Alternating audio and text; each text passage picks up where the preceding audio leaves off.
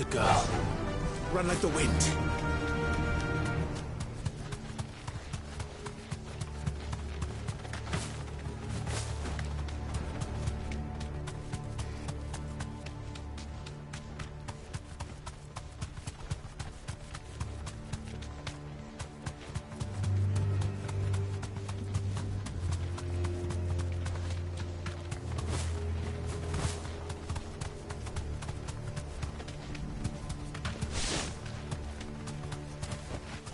Be safe.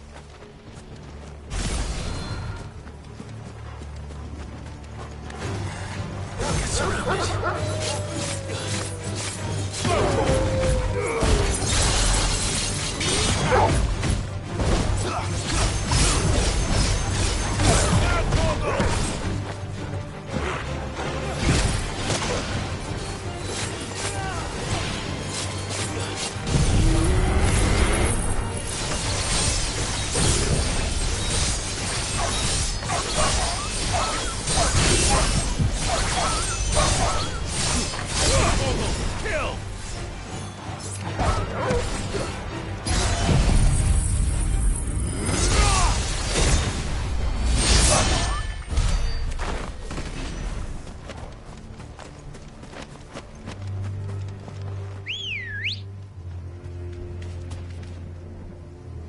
Let's go.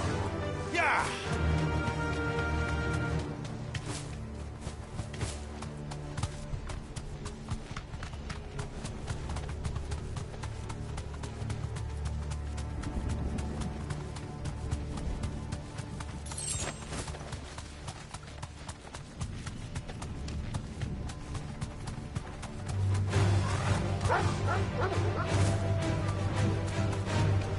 Does it bother you that we haven't heard a single human sound?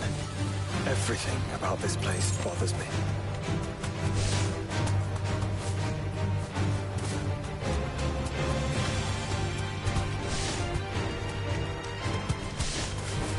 All right.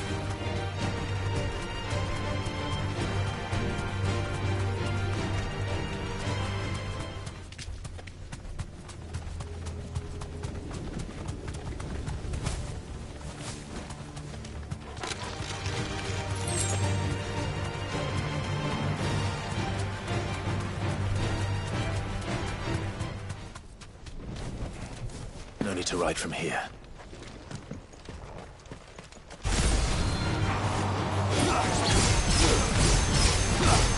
All yours, Torvald.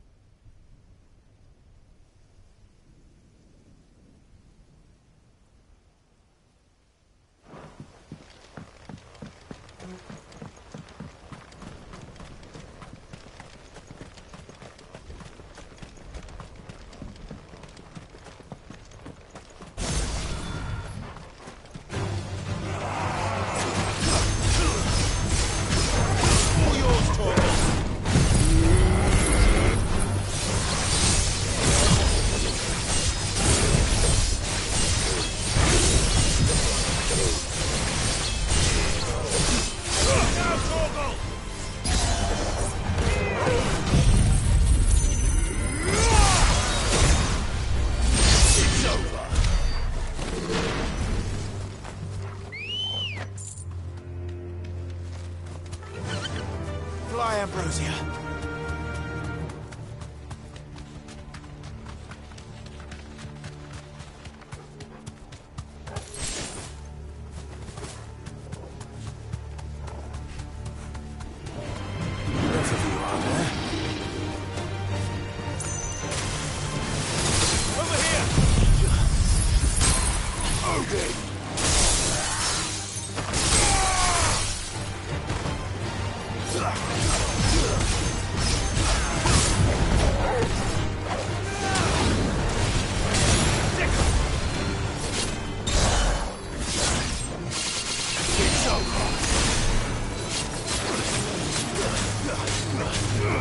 This one.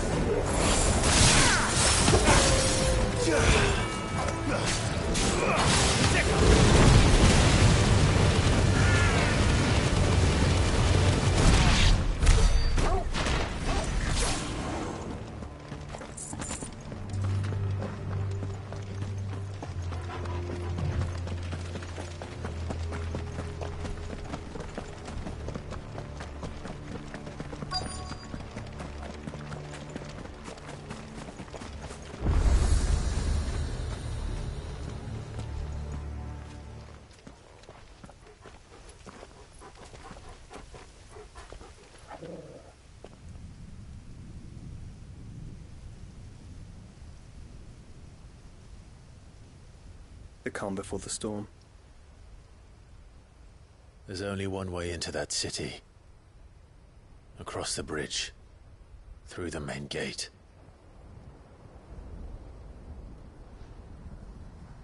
Right into the midst of whatever is left of the late King's army. Are you ready for this?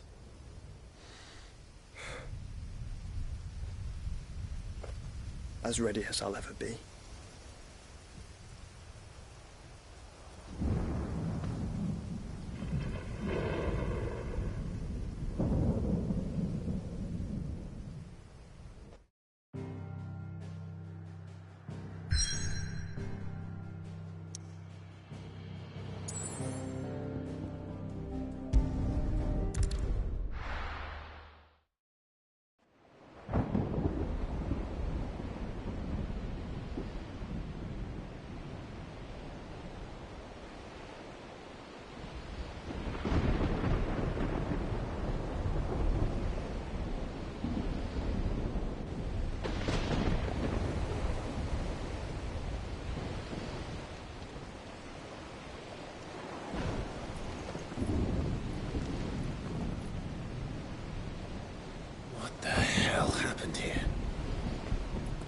I dare not think. A stroke of good fortune, perhaps?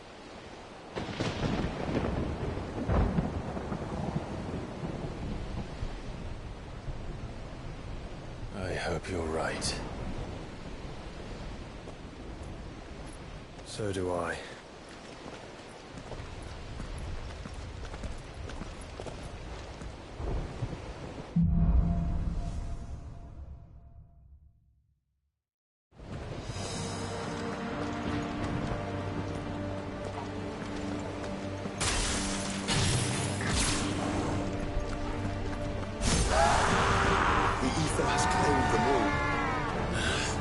Let's see who win on next.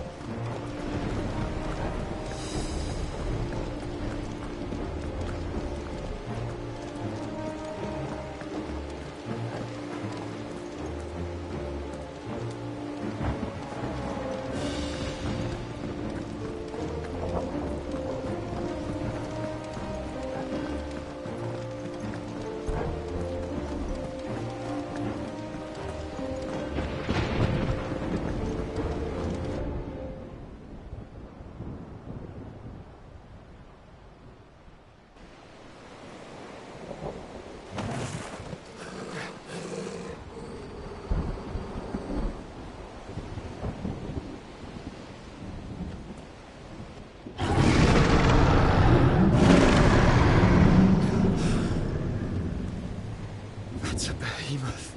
Who'd be mad enough to tame such a beast?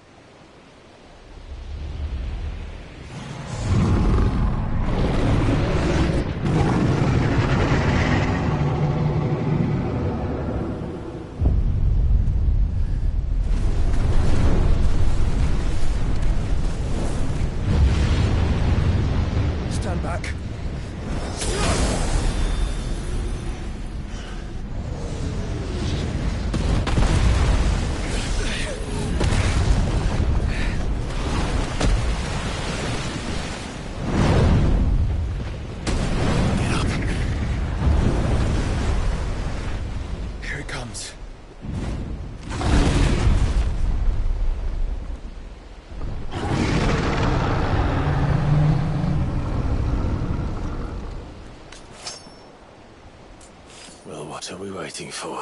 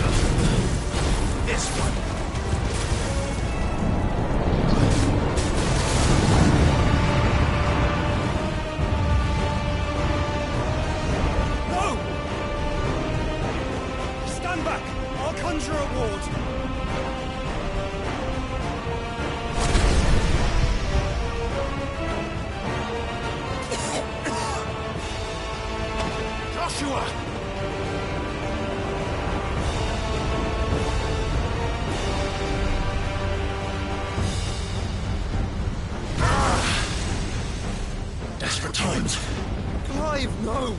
Trust me, I'm your shield, remember?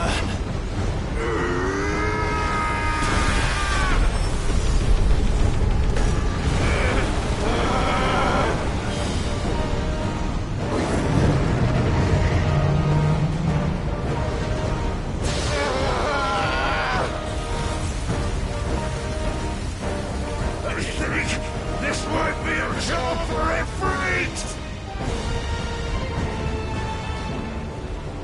Why would you turn to him, brother?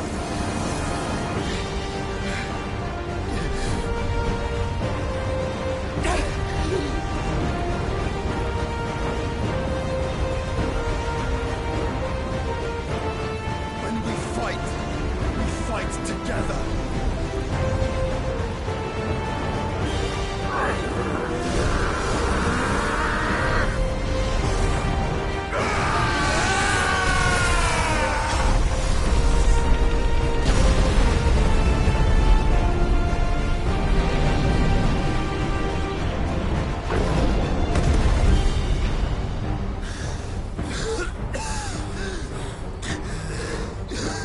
That wasn't too bad.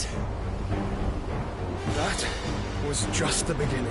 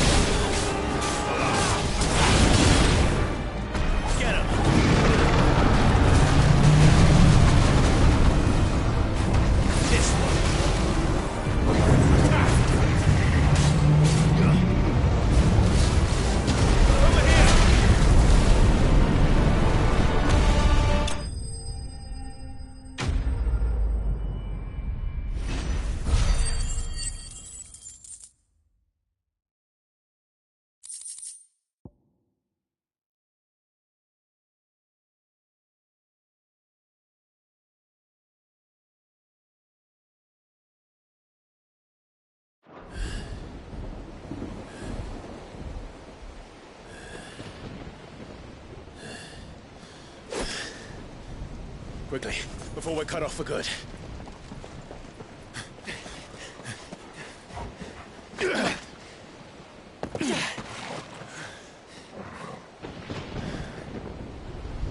If it is like the others, the entrance to the inner sanctum will be at the foot of the crystal. We're almost there.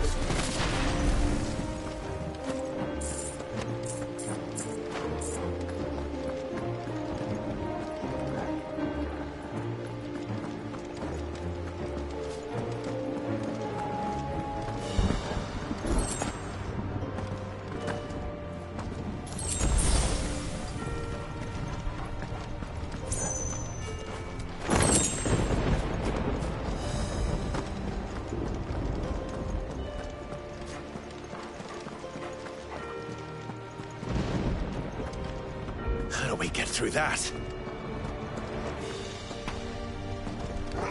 This gate here is open.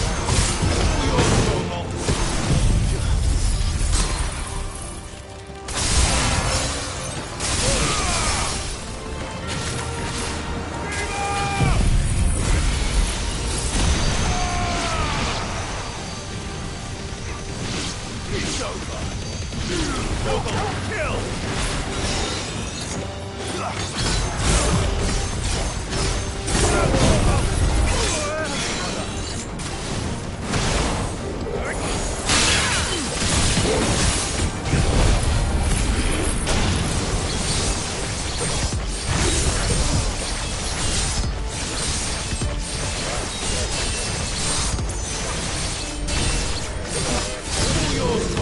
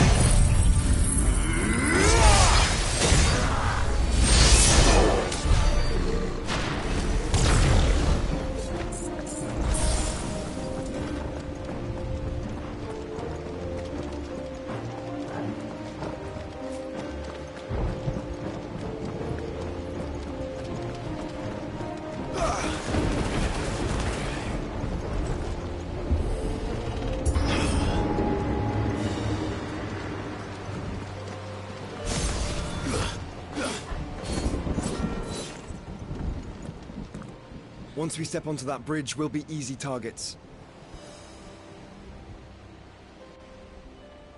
Then we better move quickly.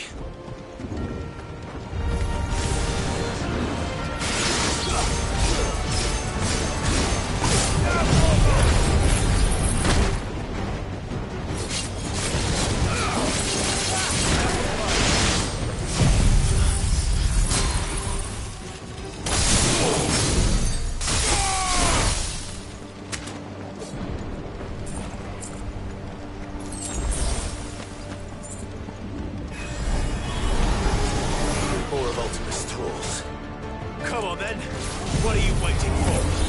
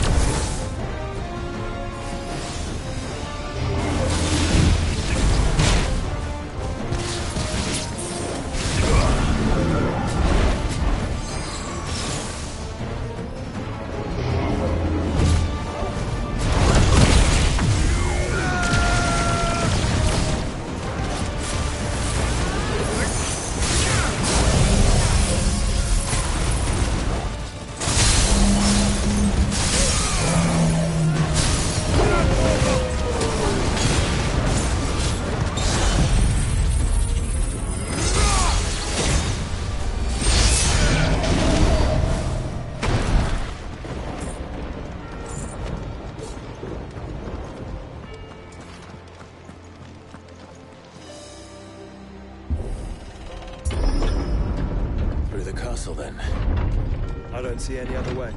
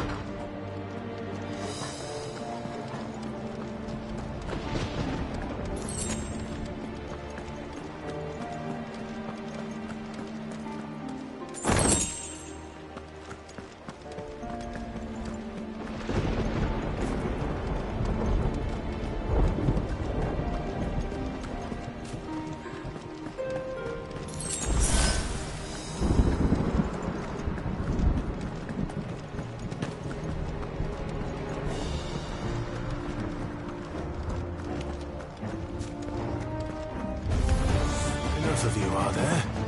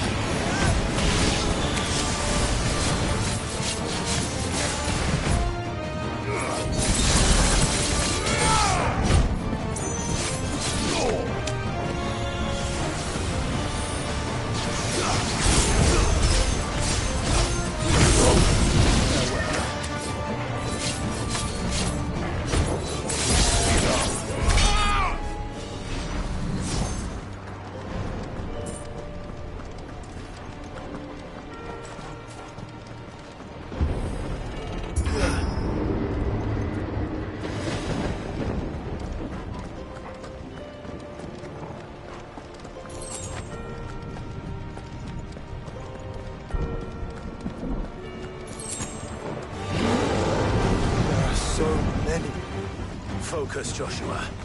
We're not done yet.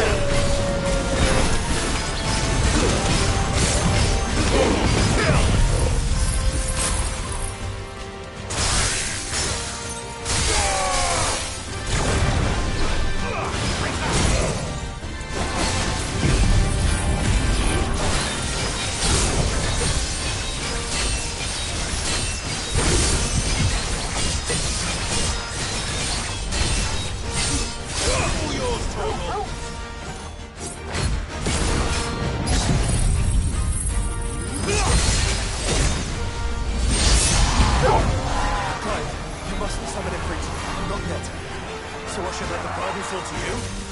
Yes, you should. Save your strength for the Mother Crystal.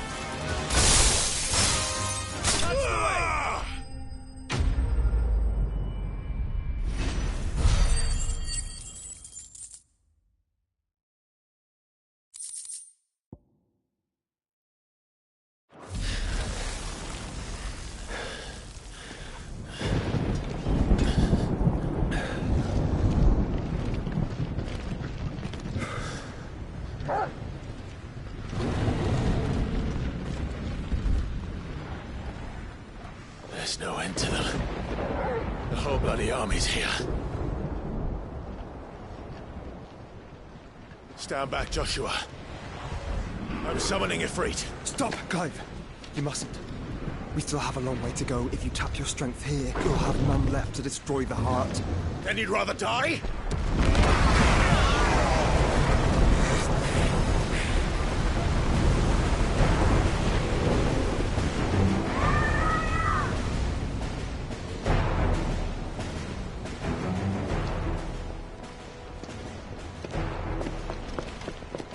Jill!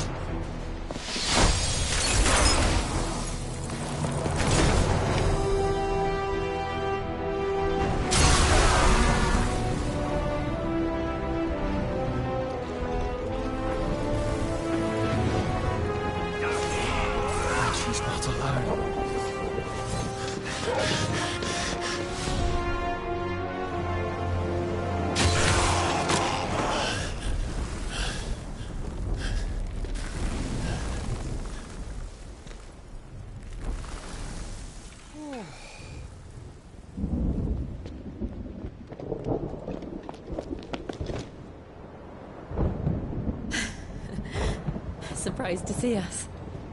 How did you? Gav. He told us exactly where you'd be. Even sniffed out a crack in the castle wall. And when we saw the heavens come crashing down, we had no choice but to believe him. It's been quite a day. To what do we owe this honor? A debt I would see repaid. Prince Dion. It's good to see you well. So, this must be Ifrit. Your uncle bade me give you a message. Listen to your heart, and guide your steel true. Your father would expect no less. That is all. Thank you. For everything, Your Highness. Dion, please. You do realize the only thing we've freed so far is this wall from its foundations, right? Now, if your lord and ladyship's quite finished... Well said, Gav. We have work to do.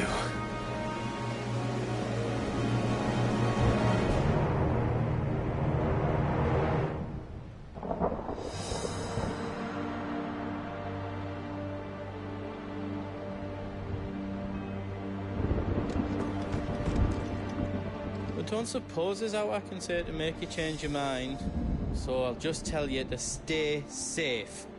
Nan won't take kindly to losing her best customer, especially after letting us carry all this stuff all the way to Ash. And we wouldn't want to anger old Nan. You mean, you'll buy some off us? Welcome to Goots's Toll.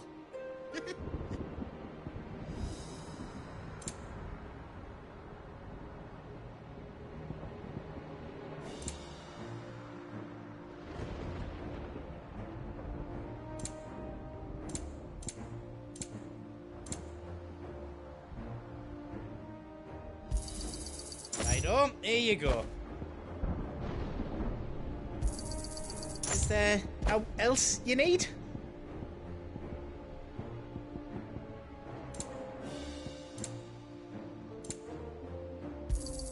Thank you. Righto, here you go. How else I can do for you?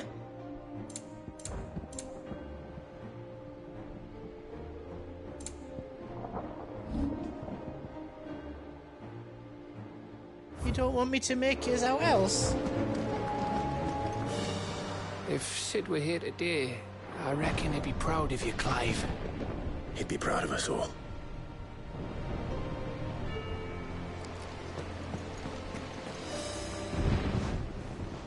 There is still much I would learn of your tale, once this day is done. Until then, all who might come between me and such knowledge shall answer to my spear. I do not envy them.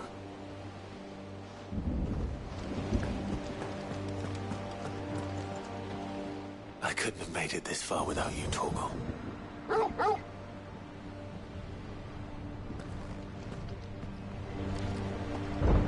Each parting brings the hope of reunion. I missed you, Clive. I missed you too.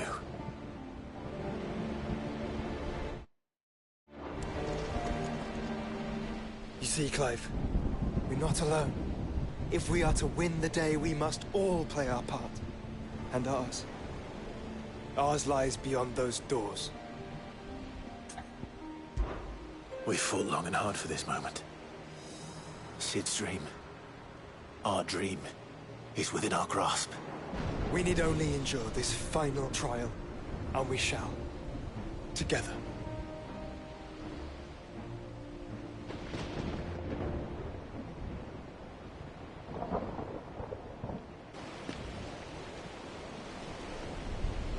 You all know what it is that awaits us beyond this gate.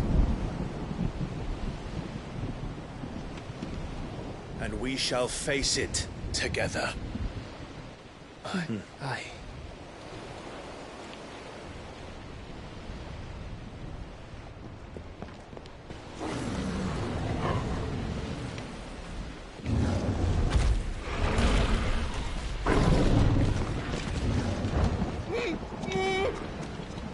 Seems our hosts would rather we remain.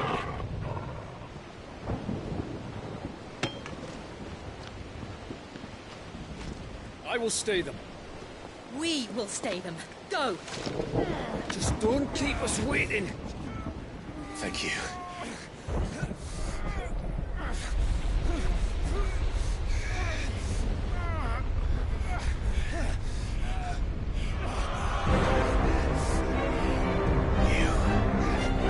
Welcome, sons of fire.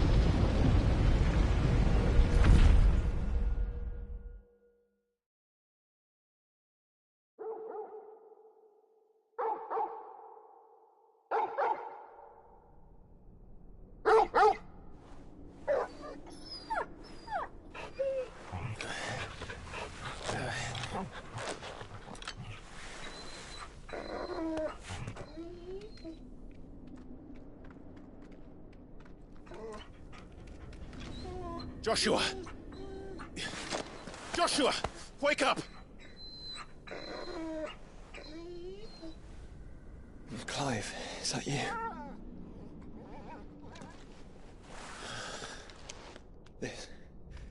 This isn't stone here.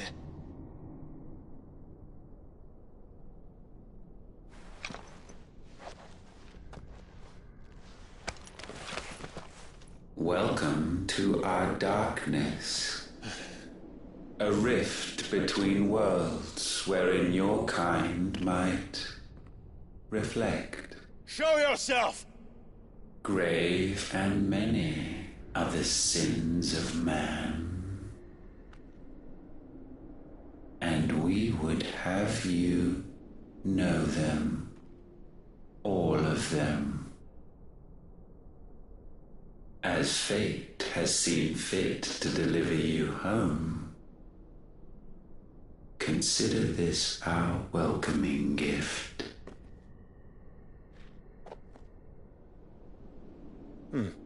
It would seem we are trapped. And the only way out is through Ultima. We find him, and we leave.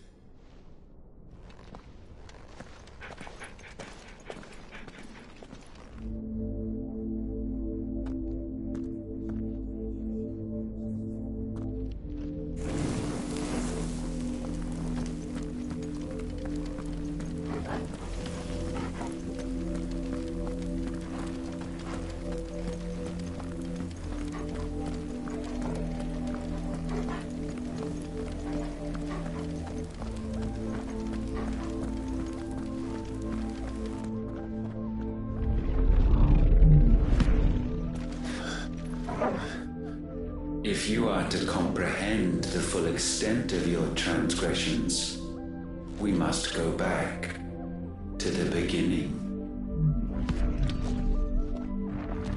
When the world was still young, we visited upon it a miracle, magic, and in its light did all life flourish.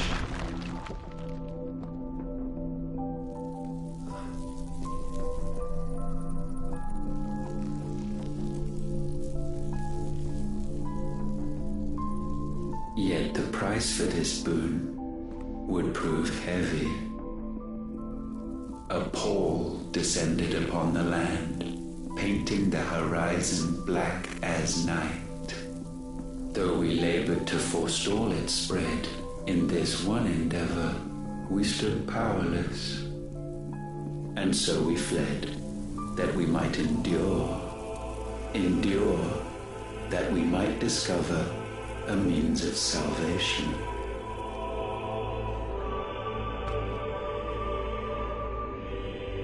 What if it was was magic that caused the blight, what of the mother crystals?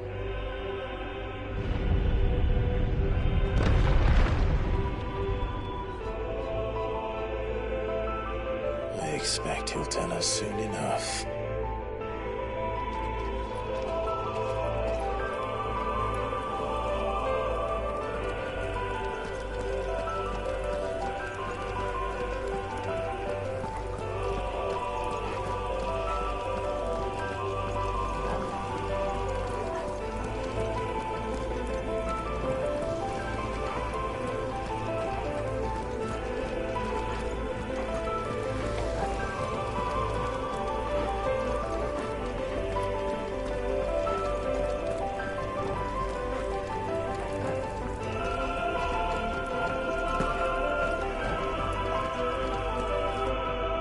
Salvation, alas, was not readily to be had. First, we would require a land unvisited by the stain of corruption. An unprecedented journey lay before us, one beyond the limits of our fleshly bodies, and so we cast them off. Thus, stripped to our very spirit, did we find our new paradise. A land as pure as driven snow, Valisthea. There would the true work begin, for the black crept yet behind us. And soon did we arrive at a solution. The illness having spread to every organ, there was but one escape from this fate: to start afresh. With a new world.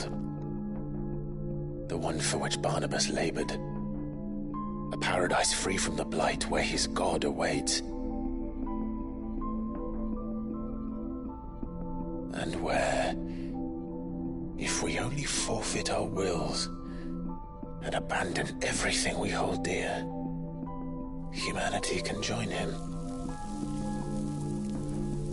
So, Ultima would have us follow in the footsteps of the king. And follow we shall. For now.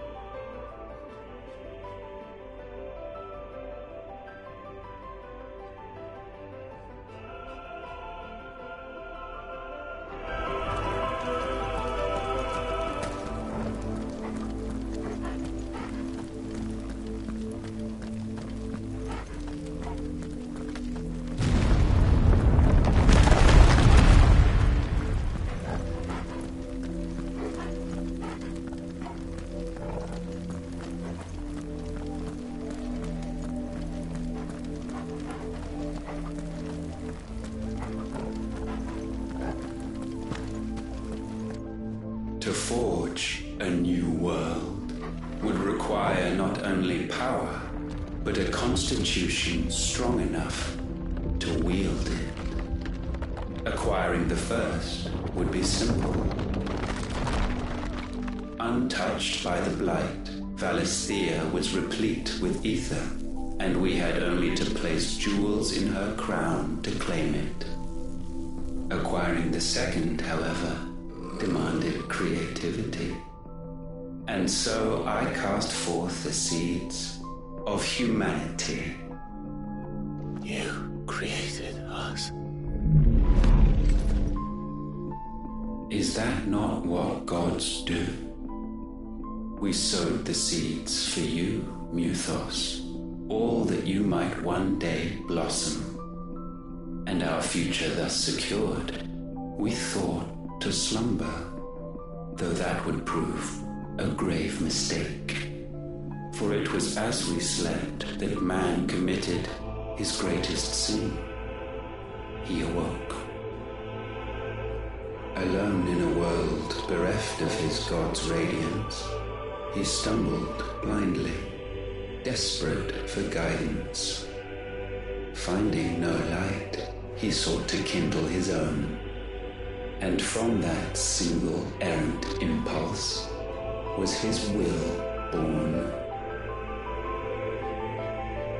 Having discovered himself at last, man turned his eyes inward and found he desired evermore that which only magic might afford. So wars were waged and brothers slain for custody over that dwindling resource, and the land, she wept tears of black.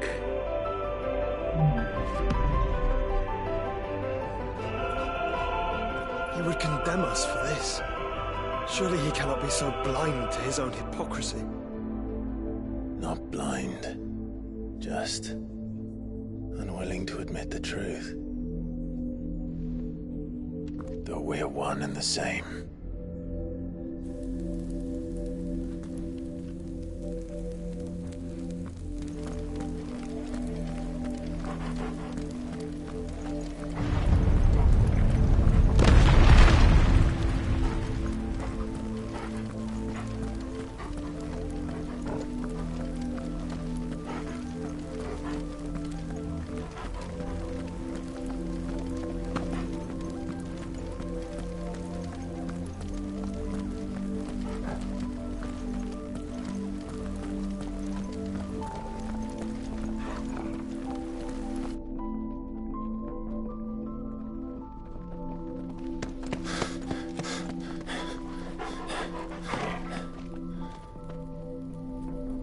Is that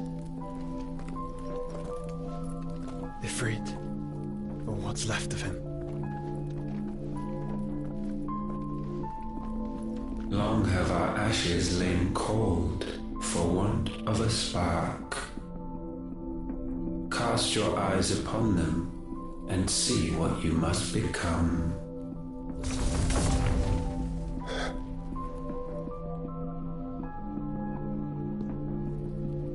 Valisthea cannot endure a second claim upon her being.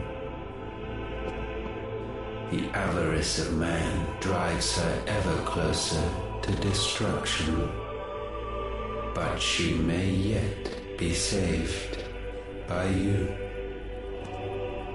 It is what you were born to do, why we nursed you and fed you as your own mother should have. And now that you are fully grown, our Muthos, it is time at last for you to serve your purpose. to right your wrongs? If our sin is wanting to survive, then you are as marked by it as we are. The fault is yours. Our wills were born because you abandoned us. And now, You would have us forfeit them. All for a place in your new paradise. Do you imagine yourselves worthy of one? Mankind has no place in our world. Is this truly so difficult to comprehend? We only ever require you, Muthos, when the time comes to bid this wretched realm farewell. None shall follow, none shall remain. What do you mean, none? This is our world. Once the land's rebirth is complete, humanity will have served its purpose. Why would we continue to suffer that which has caused us so much vexation? Because the land doesn't belong to you. It belongs to us all!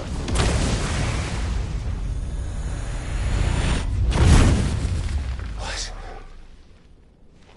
That is where you are mistaken. You own nothing but your precious will.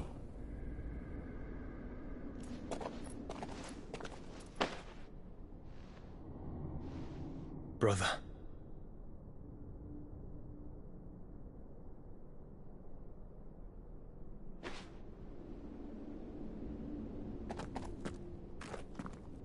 I can't do this alone. And you don't have to. I grow weary of your dissent. Now you must learn that this master will not tolerate disobedience.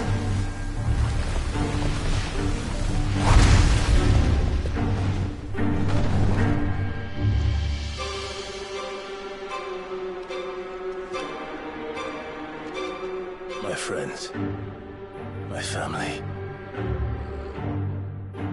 We have all suffered, all fought to survive. This world may be flawed. It may be broken. But it's all we have. And if we can't share it, I see only one other choice. You have to go.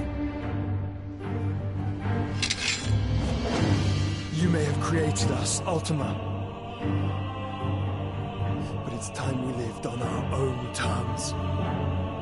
This isn't your world anymore.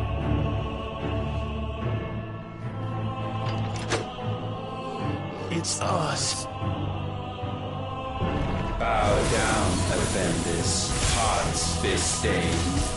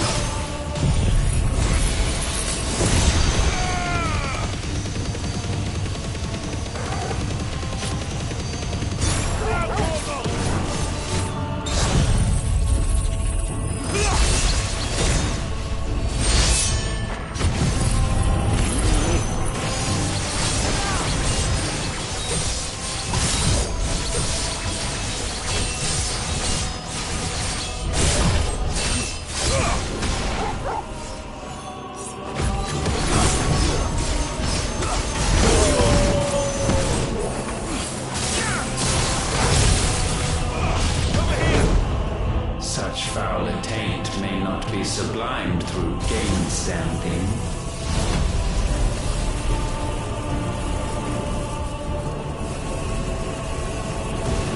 Only with heads hung low is penance paid. O wretched mortals incapable even of contrition, in fitting season shall we reap our harvest.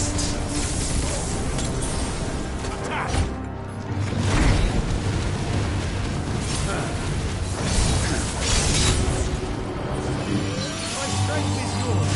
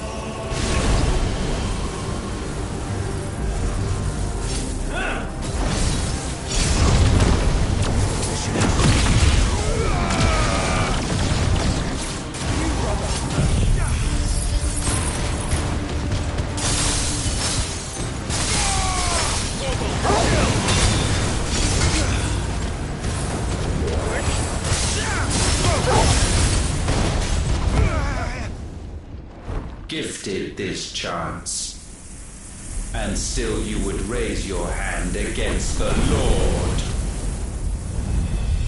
What now? The darkness bends.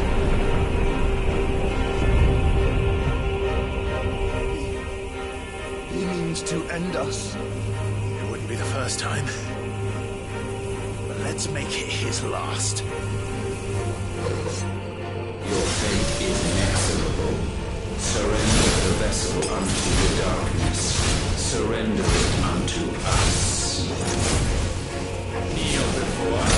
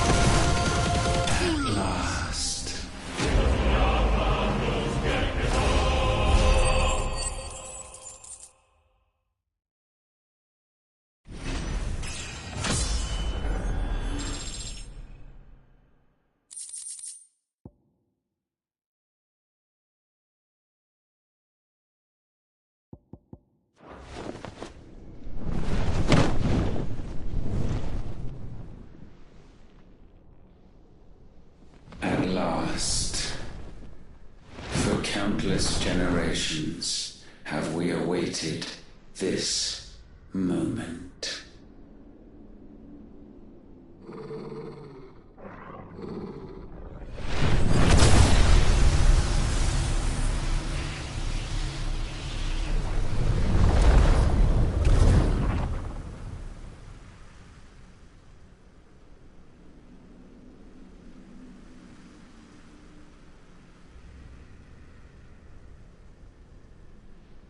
Your struggles have made you strong, yet your soul remains heavy with sin.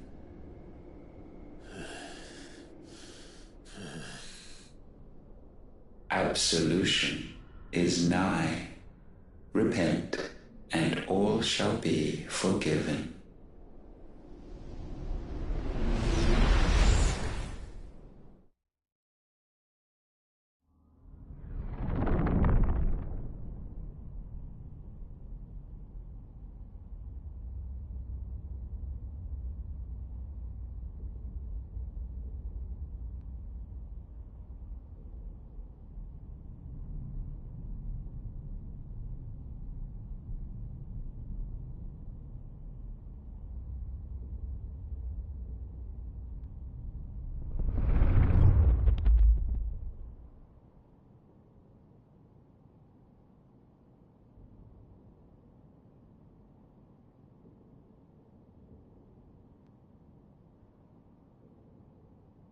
Tell me, Clive, how many lives have you saved since taking my name?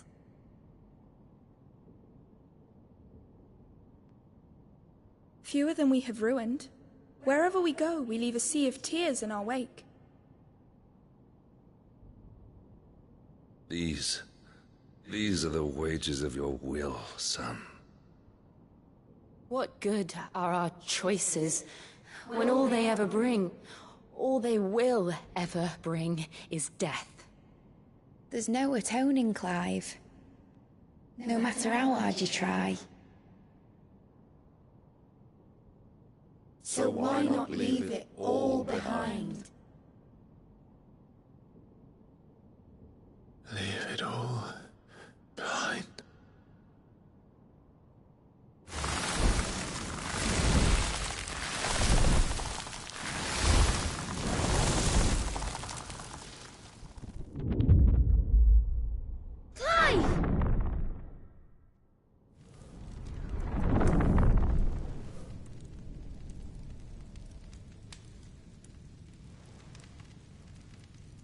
Please, won't somebody save me? Won't anybody love me? I yearn, yet still she is not mine. Have I not given enough? From will is born desire, and it is this which consumes you, rendering you incomplete. Do you not see how the world bends and warps under the weight of your hungering hearts?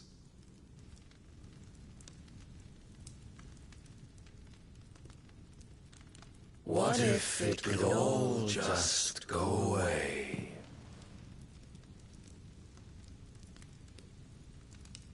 Just go away.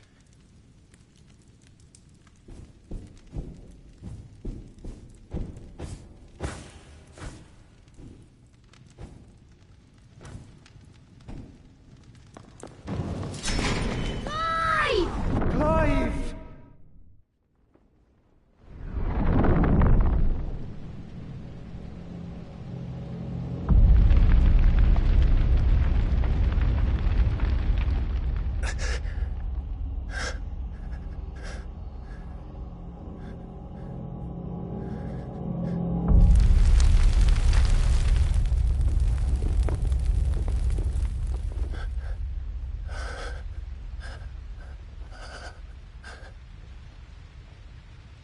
None of this is real. Wake up. It's time to go home, Clive.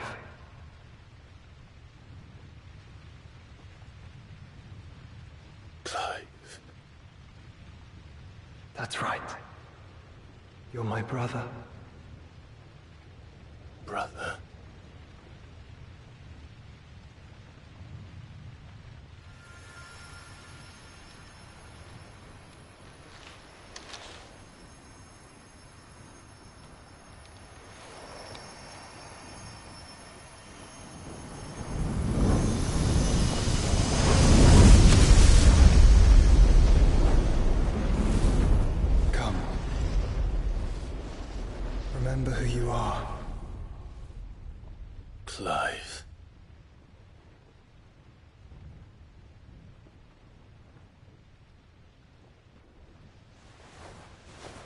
once more, lest you forget.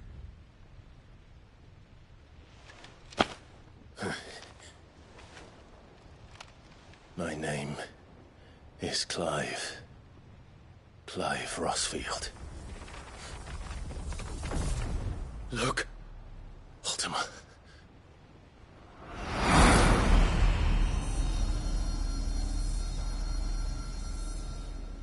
Even here, the light of the vessel's will cannot be quenched. And the Phoenix, his trespass should not have been possible. Not possible unless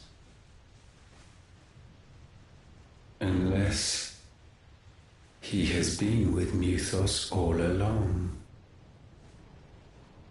The mark of the Phoenix, emblazoned upon his heart, made manifest by the power of will alone. The power of creation. Can it be? Are their wills truly so potent? Are you still talking?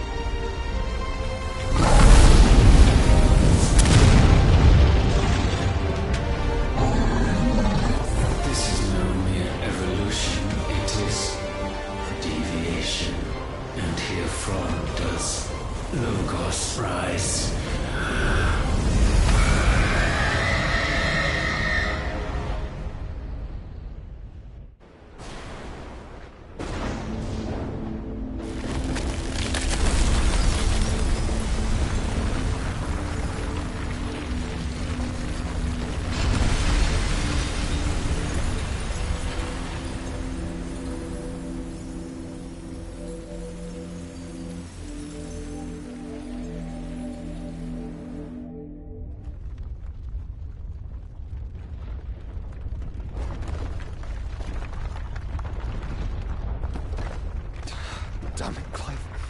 Wake up.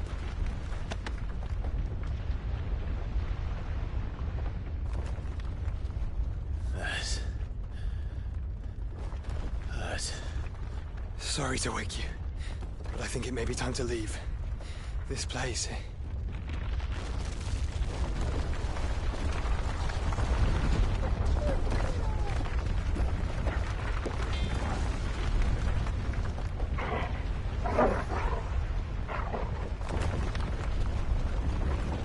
And once again does my creation stray from the path laid before it. Steeped in conceit, you fancy yourself a god. You embrace Logos. But we will put an end to this hubris. What are you talking about?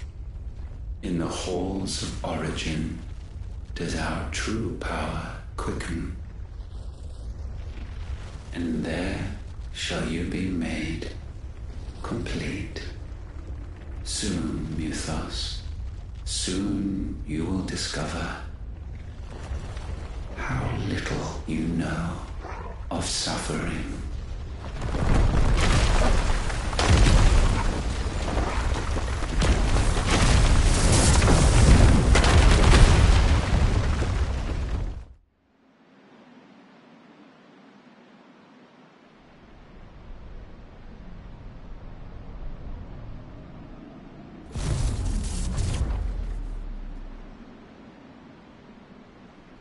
And so the crystals are no more.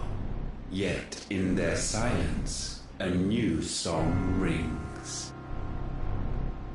Its chorus building, a crescendo as it enters its final movement, stirring those long aslumber to waking,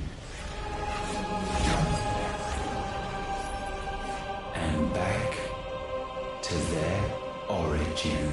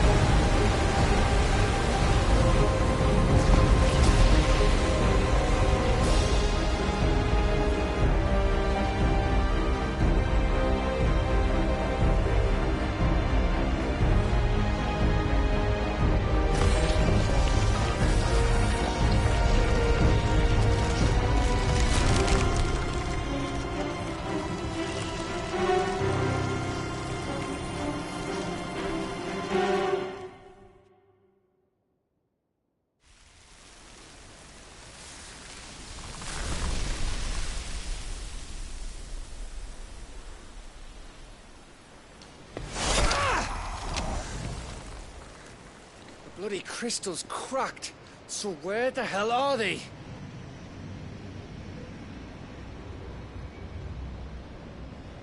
Oh, fuck me.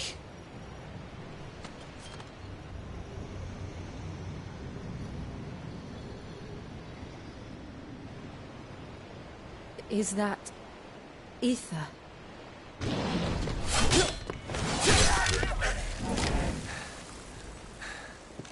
What in good Grieger's name is going on? This is wrong.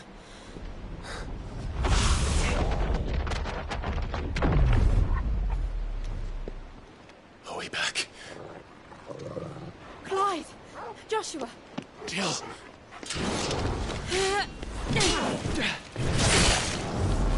Is everyone all right? We're fine. What happened? Too much to explain here. Mate! We're leaving! Now!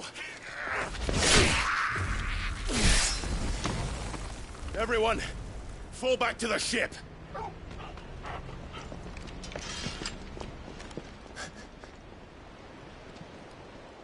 I will be with you anon. Thank you.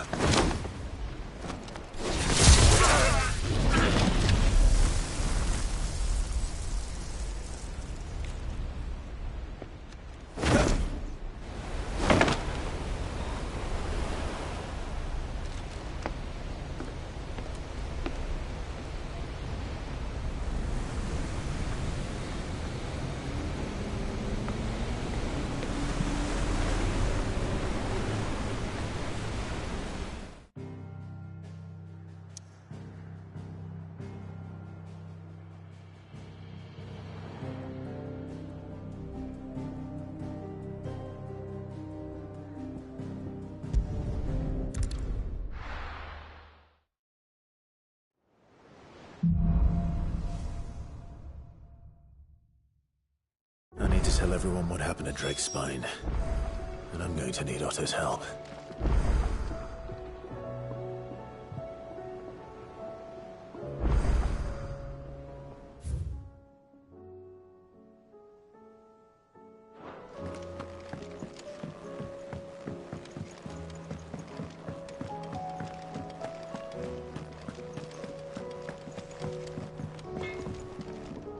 Trouble with your gear, or fretting about it? Unless that it. What do you want?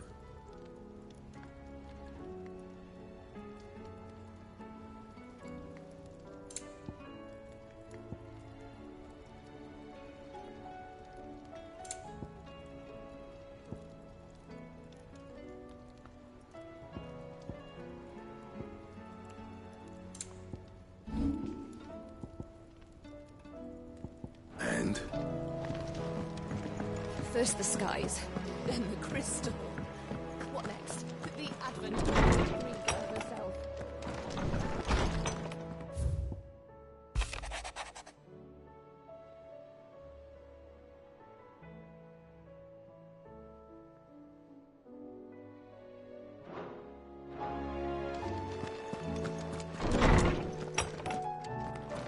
I will not forget this kindness, my lord. I shall go to Eastbourne. But as soon as the rebuilding work is complete, I promise to return.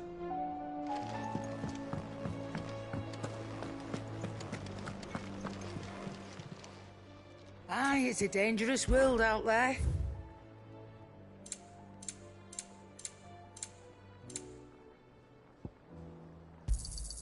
You'll not find a better price than that. You're rubbing me blind, you know.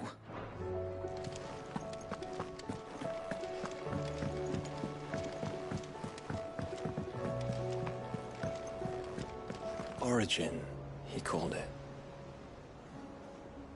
But the origin of what? Origin, he called it. Did you know that it was I who convinced His Imperial Highness to join you in Stone here? All right, it may be that he was of a mind to do so already, but it was I who told him where you'd be.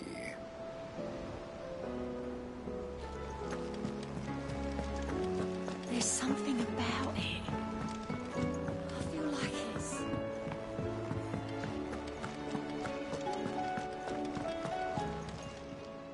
How may I help you today, Clive? Come to claim your just desserts? Come again. I may have more for you.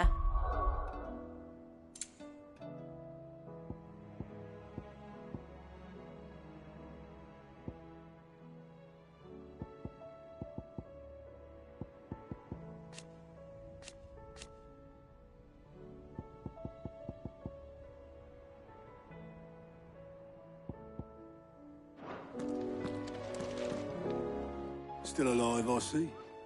Something tells me that eyesore on the horizon is your doing. How'd you manage that? It's a long story. One that I'd rather only tell once. Right. All hands on deck, then.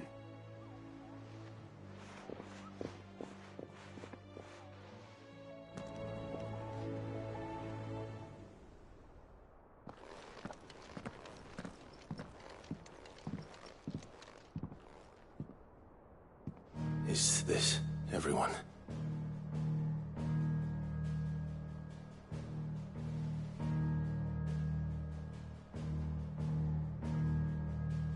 As I'm sure you've all guessed, the crystal which now commands the eastern skies was summoned by Ultima.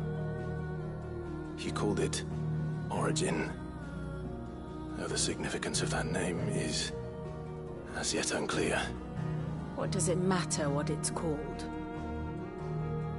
Its emergence tore Twinside asunder and wiped my homeland from the map.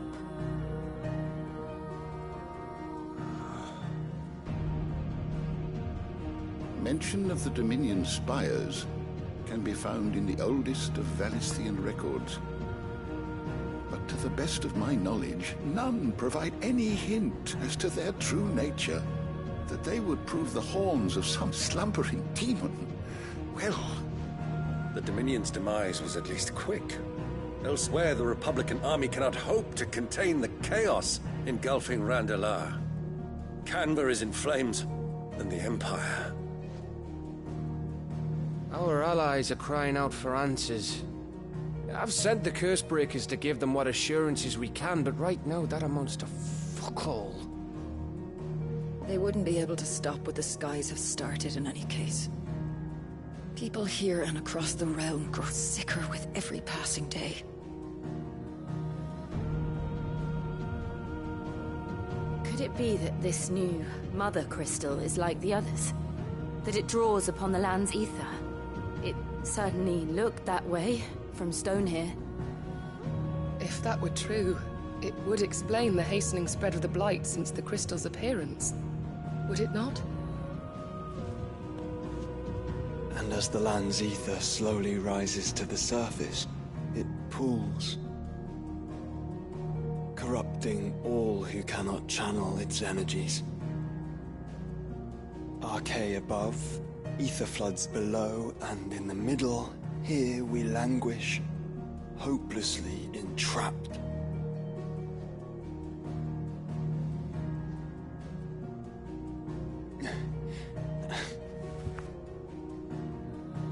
It's all right. When we faced him at Stone here, Ultima told us his true power quickens in the Halls of Origin. Needless to say, we cannot allow that to continue. If we are to stop him, we will have to find a way into the crystal. How are we going to manage that then? It's up in the sky. And fast as she is, the Enterprise can't fly.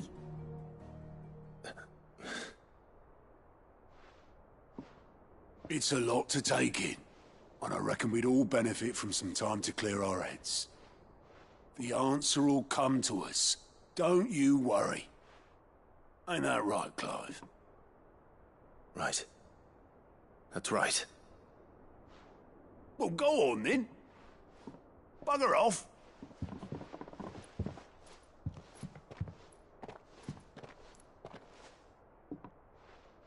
Same goes for you, Clive.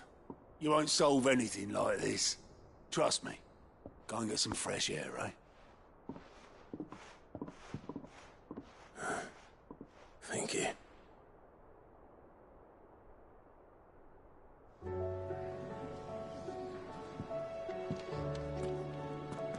Joshua seemed upset.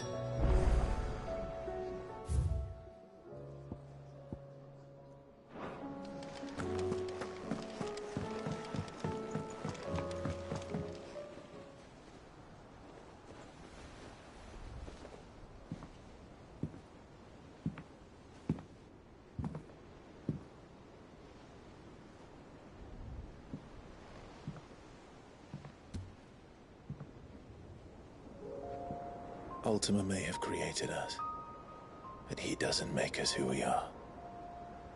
Only we can do that.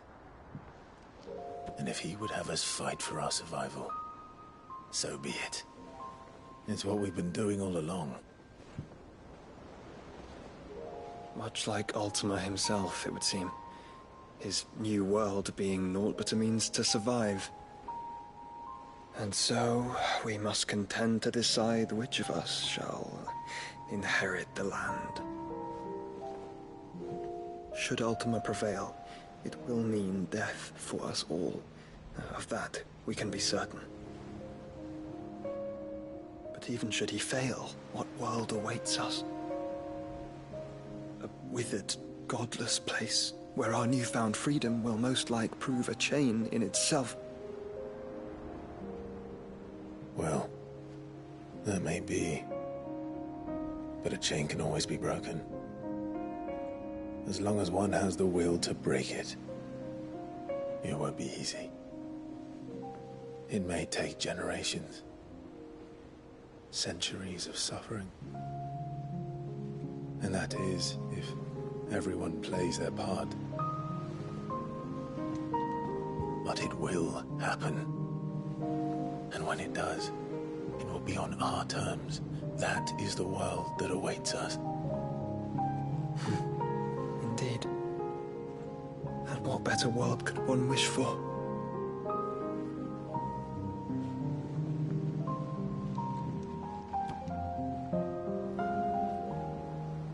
But first, we have to reach that crystal. Then it's a good thing I have wings. You can barely stand, let alone fly. And only the Founder knows what horrors await in those skies. You certain about this? Am I certain? I am the Phoenix. I will do what I must. This is our fight. Remember?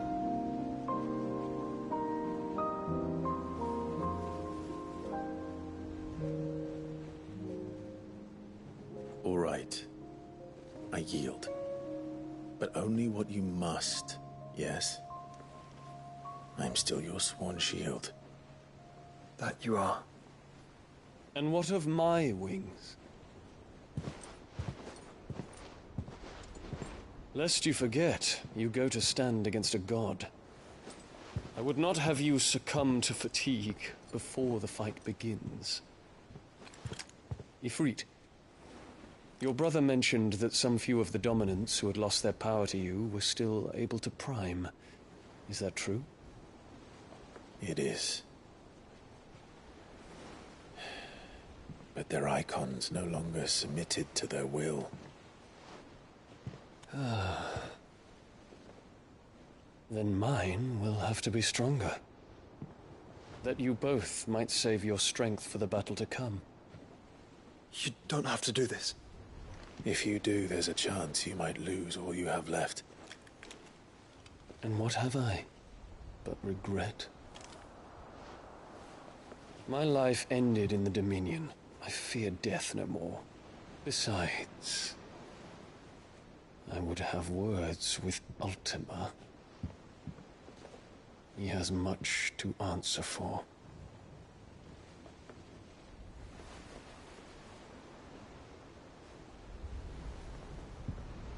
We are in your debt, Dion.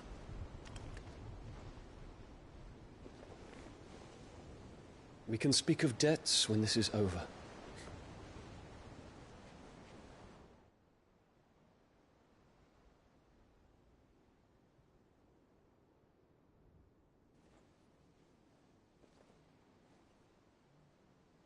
He speaks like a man who knows he's not coming back.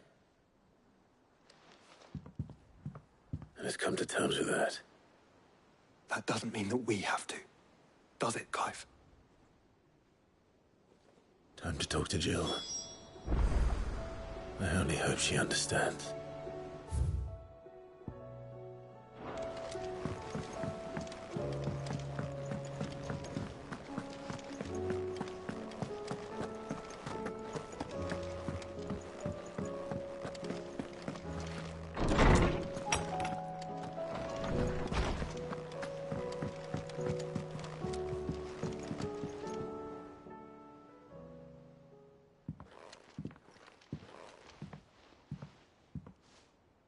Come to wish on a star. That might not be such a bad idea. This is it, Jill. You know what I have to do. Why I have to do it. There's no turning back now. This is where our journey was leading us. Where it will end, for better or worse. I could pray to Metia for you.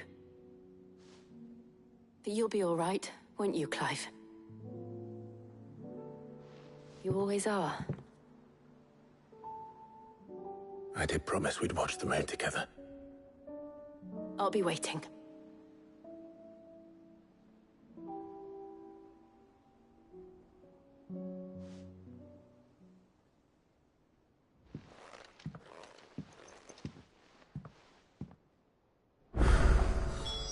It's almost time. Better make sure I haven't forgotten anything.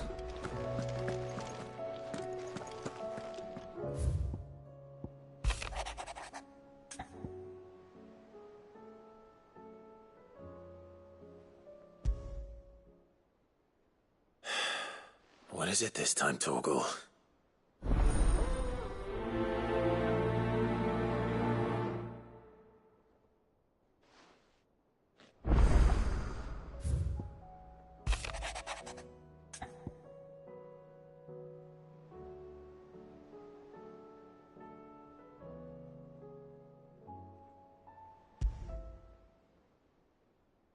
Something tells me this is no mere adventure story.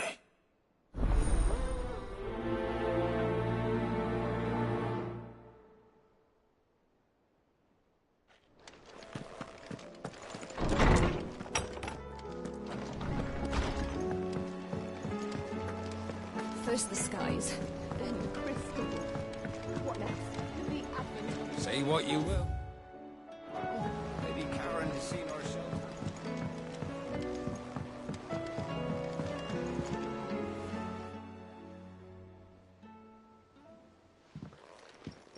Pining for something, boy. What is it? What do you see out there?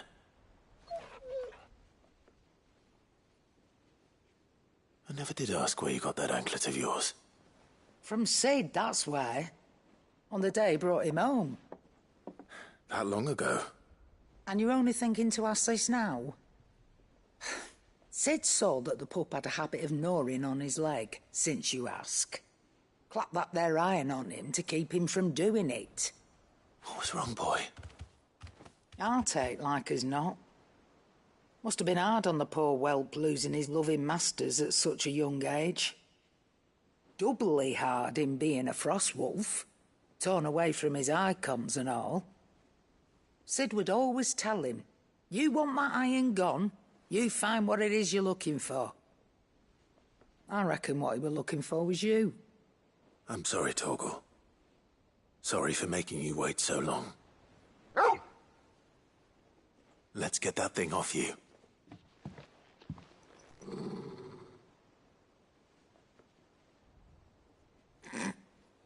Doesn't sound like he wants it off.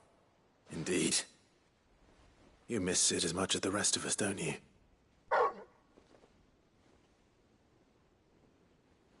You want me to go with you somewhere?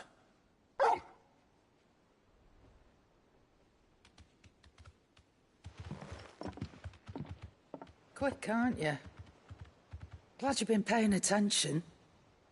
Not nearly as much as you have, Lady Karen. Aye, good thing and all. It's not like Gav would have kept him in nuts and rubbed his belly these past 10 summers. Your kindness is appreciated. You've been a good friend to him. Only because he doesn't talk back like the rest of you. Go on now.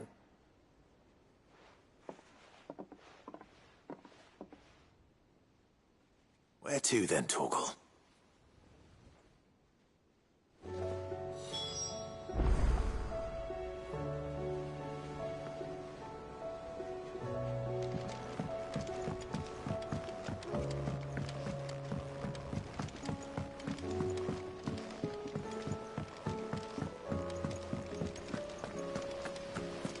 What do you think happened to...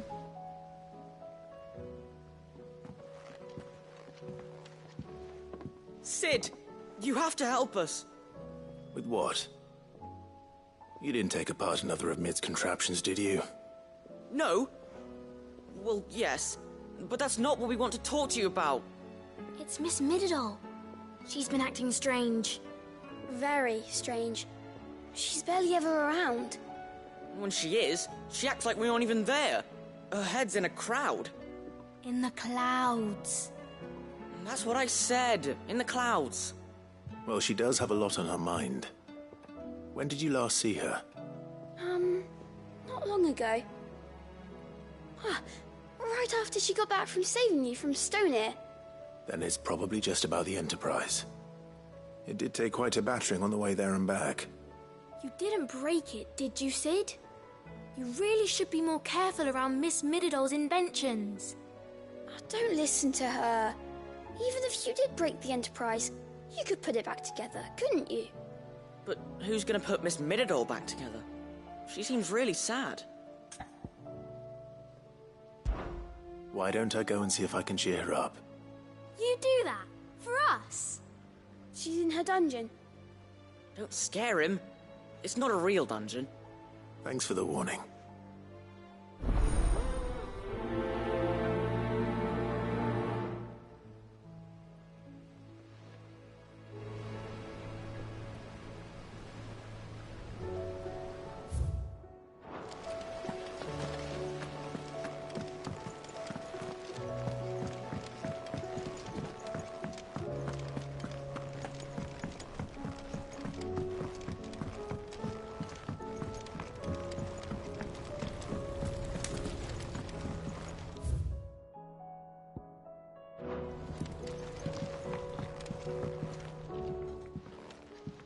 Mid, if you have a... That's it! I knew it! The answer was right here under my arse all along! If this doesn't steer to the skies, nothing will! To the skies? You aren't trying to give the Enterprise wings, are you? What else would I be doing? The children seem to think you're avoiding them. They're worried about you. Is this really so important that you need to shut yourself away from everyone? The Enterprise is already the fastest ship in the realm, and that's with the sea beneath her. But what if she weren't bound to the waves? What if she weren't bound to anything at all? It's not fair. The gods get the skies all to themselves, so I'm gonna do something about it. The Fallen had their chance, but they relied too much on magic. And see where that got them? But not me. I've discovered how to do it without. Well, almost. First, I need to make a prototype. And is that a one-woman job? Are you volunteering? I'll have you know the Enterprise is my baby. But if a godfather's offering to lend a hand, I'd be happy to take it. First, I'll need oil, and not just some old drippings from Miss Molly's spits in the Tub and Crown. Refined stuff, like they make in Ordil. Then I'll need some bone, or shell. Light, strong, preferably no longer attached to the beast. If it's beast bones you're after, I'm sure the curse breakers will know where you might find some. No, they'll know where you might find some. You're the one who offered to help, remember? I should speak with one of the curse breakers before I set off for Old Hill. See if I can't find this bone while I'm there as well. Has Midadol mentioned a new project yet? Not exactly. She seems pretty Whatever should I write next? A love story, perhaps? But with a happy ending, of course.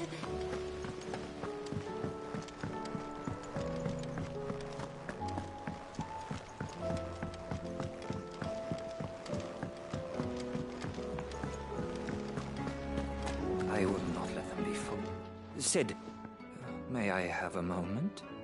Of course. It is an honor to finally speak with you. My name is Herman. I've been with the Cursebreakers for some time now, and I wish to be deployed to Ash. Any assignment will do. No. The lands across the Narrow are too dangerous. I will not send good men and women to risk their lives needlessly. Why would you want to go back? I need to retrieve something.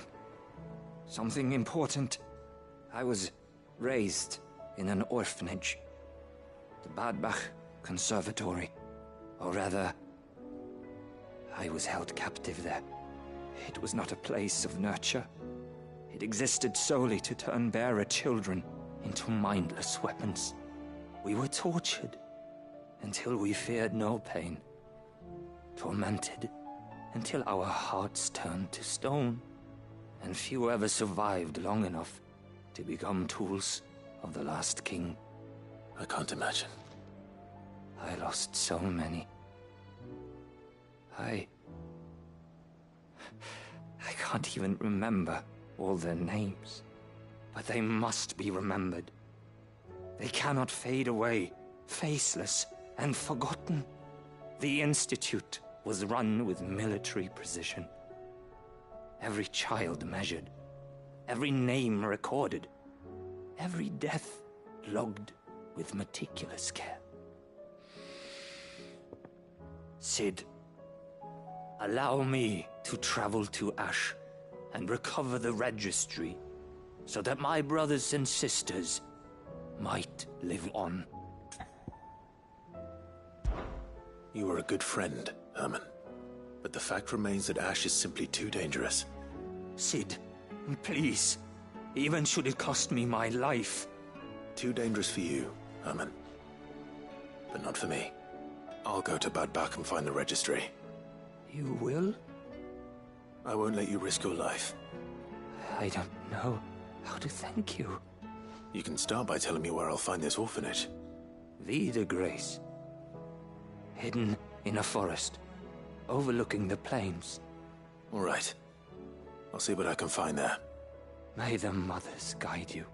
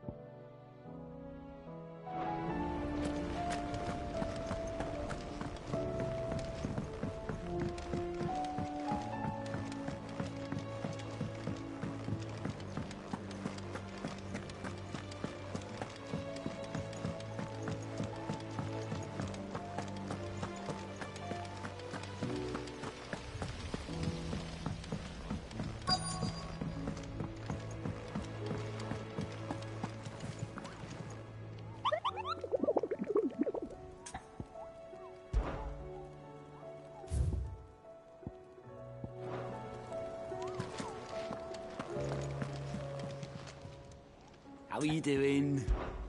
Here you go.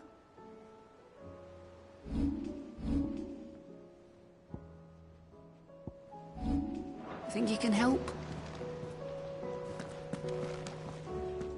All right, Sid. Come to buy us around, have you? Only if you earn it. Mid needs a piece of light but durable bone for her next project. You've encountered your share of beasts on your travels across the realm. Any ideas?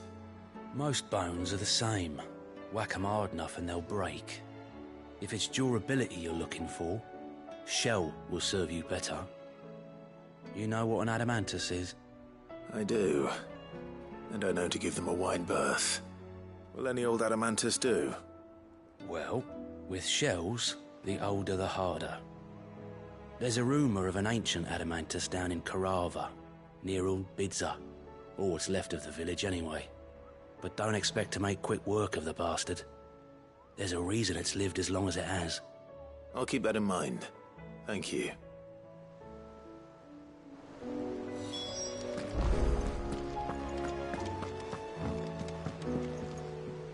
Vivian, I read your note, and I'd be happy to help you find the book you're looking for. Thank you, Clive. But tracking it down will not be easy. Are you sure? Please. You have always granted me your wisdom and insight whenever I asked. It's only right that I return the favor. Or at least attempt to. You are too kind. Alas, what I ask of you is rather more trying than delivering the odd lecture. I spoke with Harpocrates to see if he had any inkling as to where another copy might be found, but perhaps it is best that you hear the details from him. If you say so. Forgive me, Clive, for asking this of you. But this book, it set me on the path to becoming who I am today. Its importance cannot be overstated.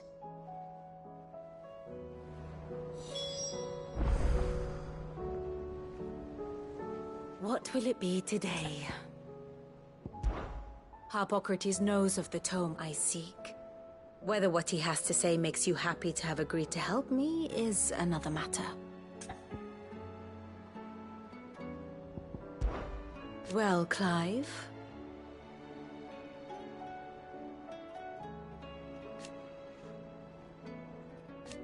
I am.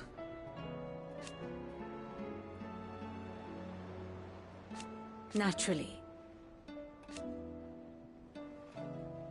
I shall...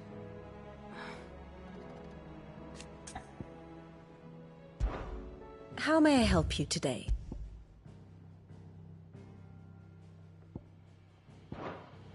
Here you are.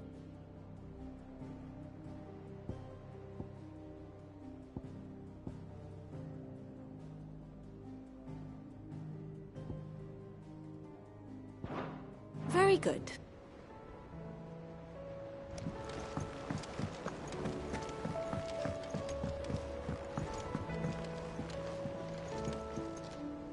Sid, I was wondering if you could help me. It depends what with. A bearer, but recently freed from his bonds, is keen to join the Curse Breakers. As you know, the work we do is not easy, which is why we test every volunteer's suitability. I was hoping you could oversee this one's evaluation. I don't mind, but why this one? Because he wants to be a scout. Our ranks are filled with men and women capable of breaking chains and putting slavers to the sword. But scouting, we're few with the nose for that, which is why we still rely so heavily on Gav. And since he accompanies you on so many of your missions, I thought you might be better placed to recognize the traits in him that we should look for in those who'd fill his boots. Sounds reasonable. So you're happy to oversee the boys' test, then? One can never have too many scouts. Truer words, Sid.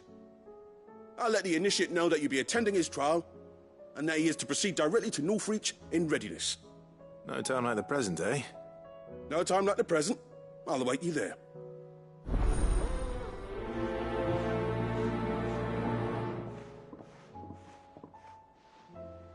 Northreach. I don't suppose they could have chosen somewhere closer. Sid, do you have a moment? By all means. It's my old master. Seems there's no escaping her. She found some way to send me a letter. And something else. Records from a Waluda prison. Seems they were keeping a lot of bearers there. How did she come by such a thing? Finding bearers always was her strong point. And it seems the cells of Balmung Dark are full of them. Foreign captives, the masterless. Bearers no one would miss. And even better for her, bearers with no one to look after them. When ether started lapping at the walls, the jailers fled. Leaving the bearers to be liberated by whoever happened to come along next. Sid, I'd like to believe that I've earned your trust by now. And while I'm well aware that you've forbidden Cursebreakers from traveling to Waloed, I can't let those bearers die in their cells. I'd rather risk shipwreck on the Shadow Coast than leave them to starve. We'll be needing the Enterprise if we're going to navigate the Narrow. Does that mean... I'm making an exception, but we travel together. And we stay no longer than we have to. Ash is an inhospitable place at the best of times. We save as many as we can, and we leave. Thank you, Sid. There was a name in the prison register. A name from my past. Chadwick. Another of my former master's protégés. A gifted soldier, and the closest thing I had to family. The thought of him held captive in that place. He must be very important to you. He was. Is. Then we find him. The entrance to the prison lies in the shadow of Ravenwit Walls, just beyond the portcullis. We should head there as quickly as we can. I only pray there are still bearers alive to save. As do I, Doris.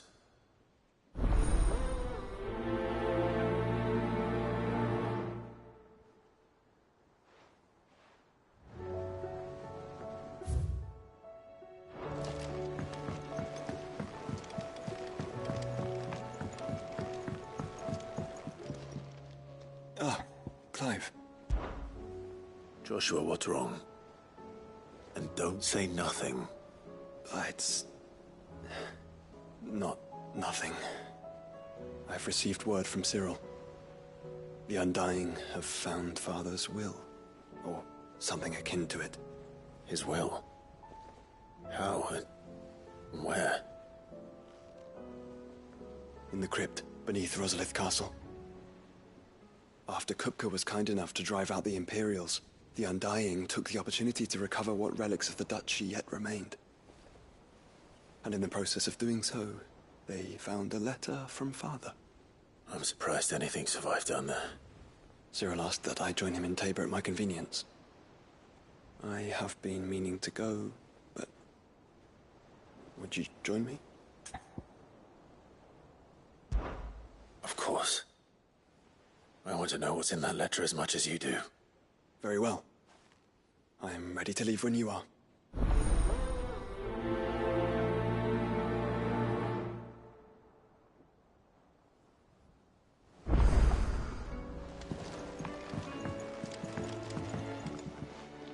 Courage, Ifrit. My decision is made.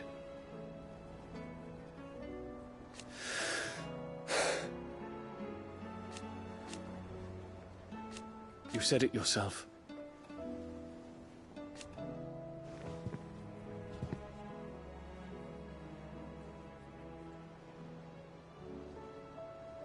He must be stopped. He must.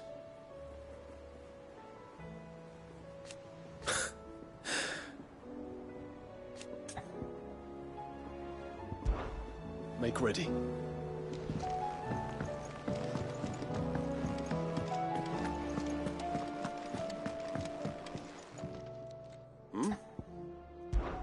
Clive, my boy!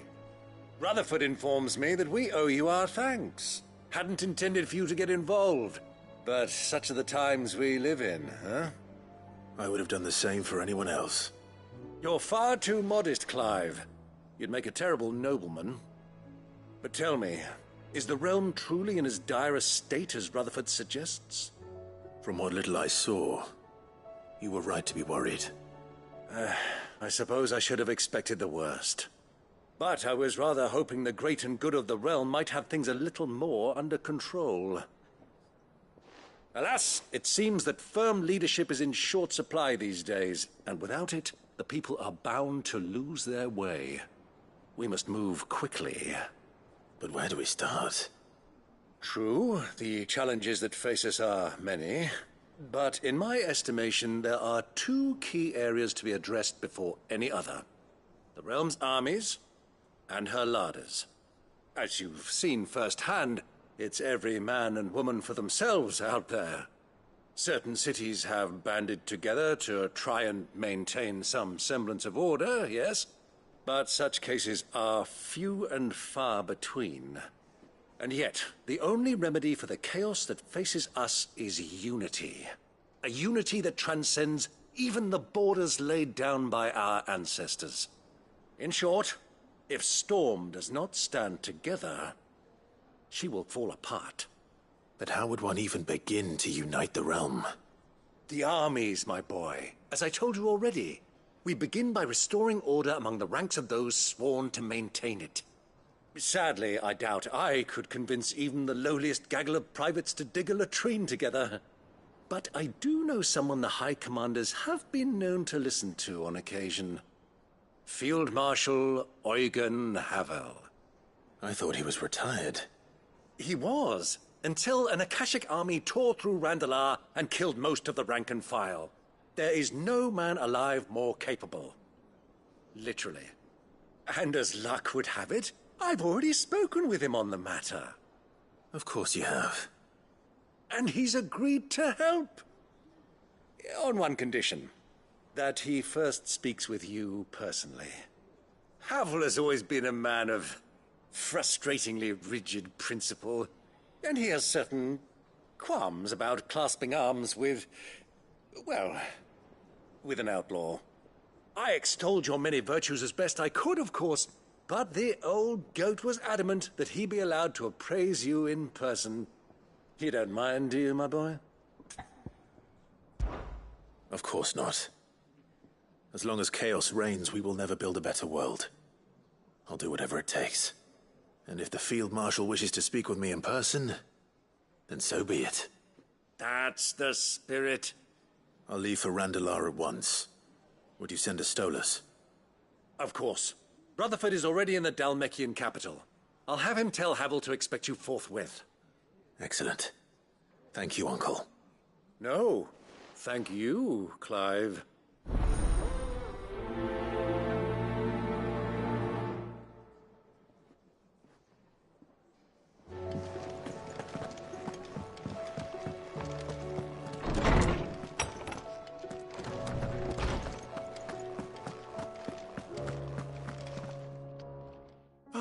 Clive, my boy. What a pleasure it is to see you. Hippocrates. There's something I need to ask you. I've been charged with locating a book called From a Distance. Then you seek a rare gem indeed. One whose name I had not thought to hear from your lips. You've been talking to Vivian. Right as always. But she didn't seem keen to tell me very much. I take it she didn't like what you had to say. And yet I gather it did naught to dissuade her. Clive, if the young professor has tasked you with obtaining a copy, I fear she asks the impossible. The executors would not allow it. The executors? Coveters of Secrets.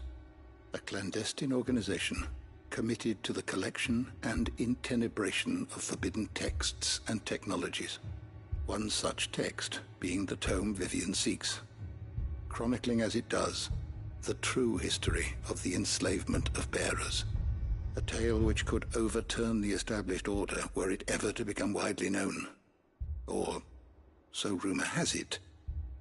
I've never actually read the thing, or even set eyes on it for that matter.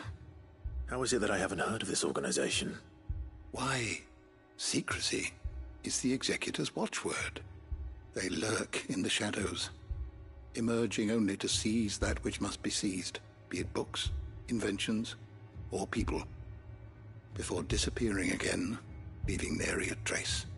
Which would explain why Vivian's copy was snatched from her grasp not long after she found it. By the hand of the executors, yes. But what drives them? Self-interest or ideology? Fine question. Sadly, all that is known of the executors can be recounted in a single breath.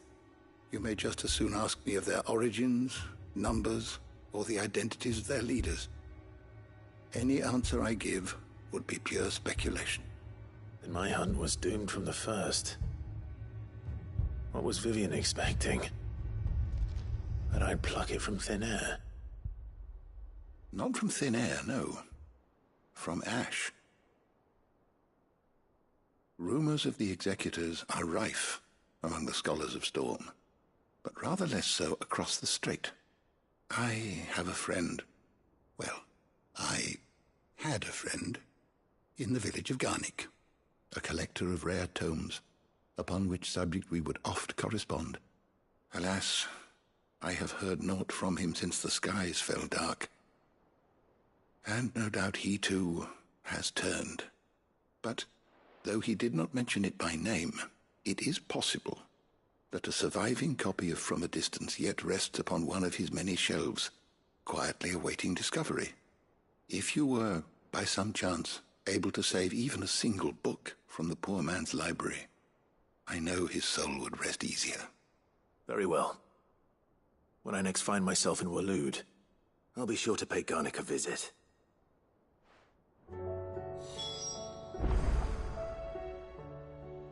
Good morrow to you, my friend. Having never visited, I cannot tell you exactly where in Garnick my friend's lodgings lie, but he did mention they were some distance from the road. I make no guarantee that you will find what you seek there, only that it is the best and perhaps the only place left to look. Ah, yes.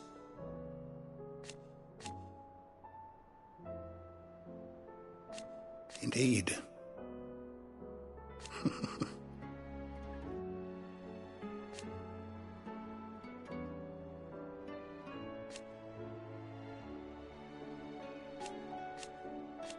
Then go. I don't believe you've read this particular chapter before. What subject shall we consider today?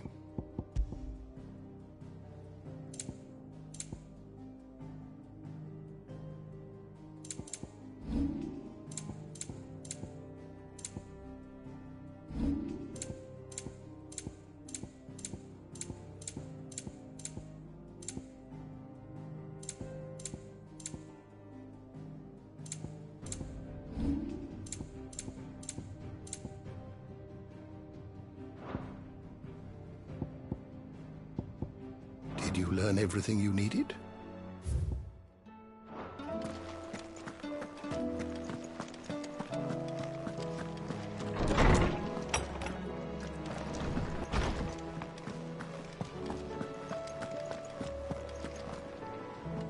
All right, Torgal.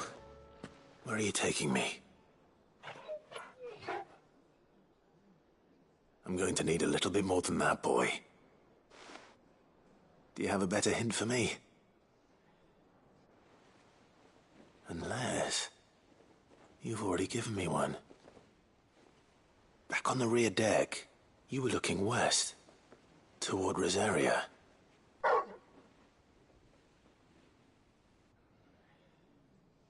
Why don't we try the rookery?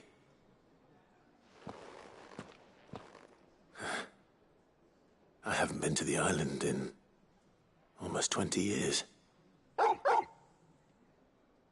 To Port Isolde, then. Fingers crossed the old mooring is still there.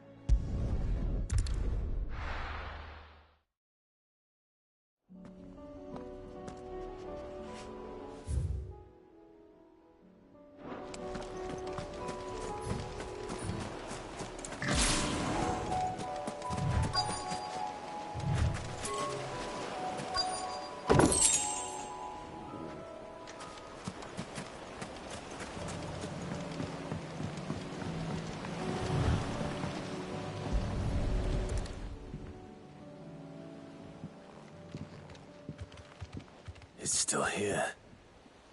After all these years. A lot smaller than I remember. And you're a lot bigger. You might have to swim, boy.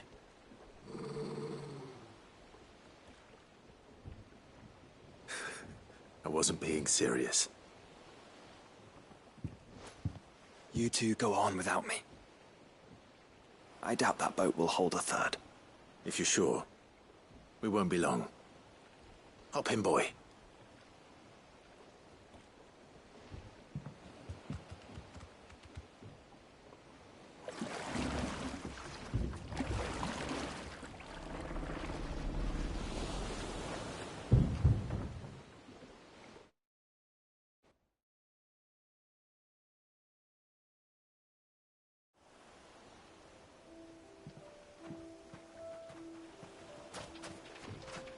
This place hasn't changed at all.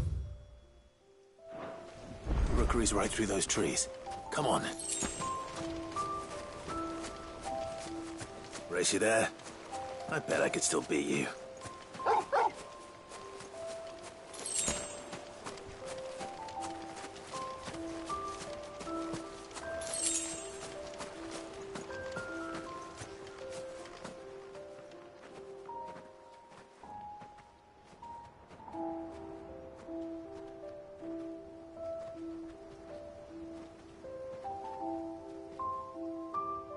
Here we are. This was our hideaway. Wasn't it, Torgal?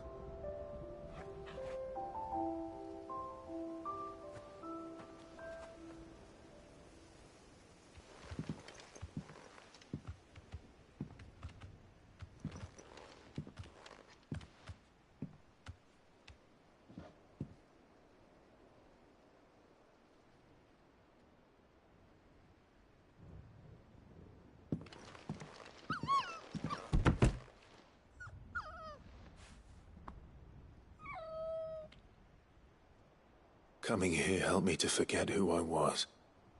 Or wasn't. Prince, shield. Son his mother could love. Had I been any one of those things? Perhaps.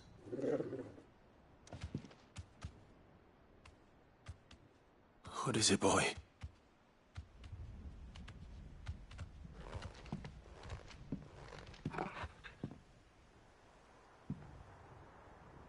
This is all from the castle. And Phoenix Gate. Did you bring these here?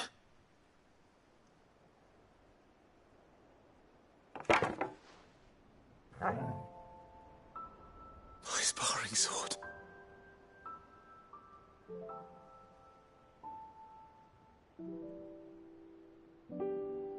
Well, well. You never stopped looking for me, did you, boy?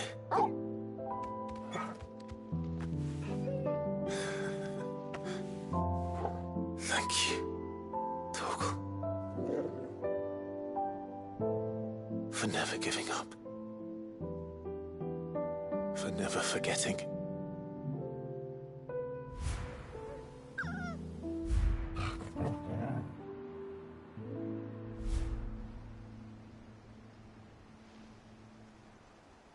Let's take this with us, shall we? So I don't forget either.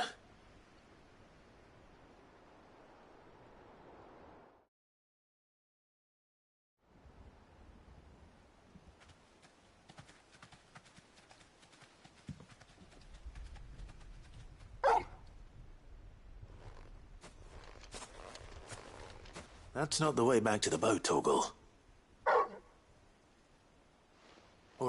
All right. I'm coming. I think I know where we're going.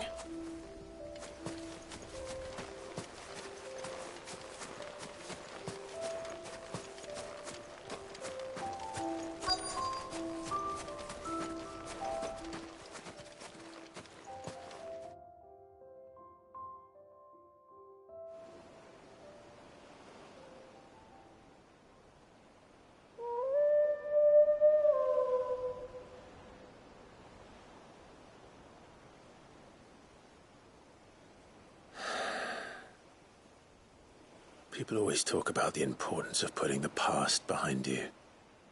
But without it, we wouldn't be who we are today. And we certainly couldn't steer our way to a better tomorrow.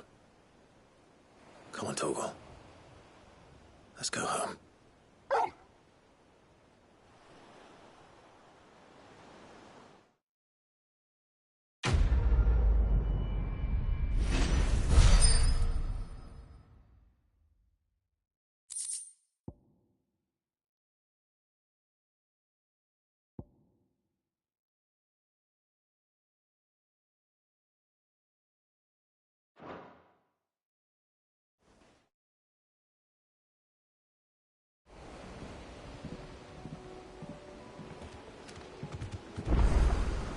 Sorry for the wait. We're ready.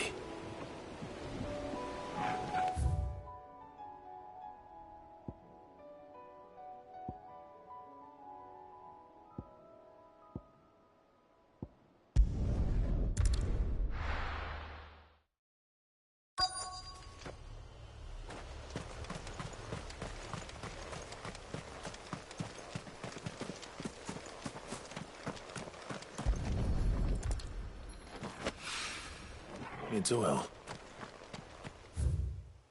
After what happened here, it's a miracle there was any left at all.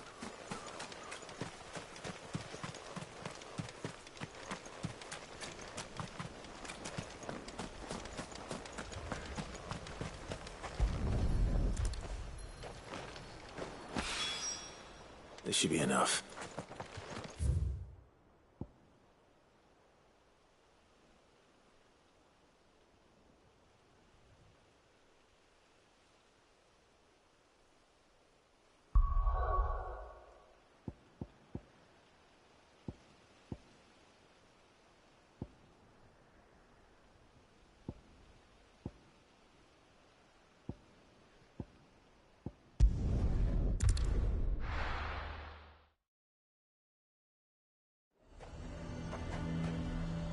Nazir might at least have mentioned where in Northreach he'd be testing this recruit.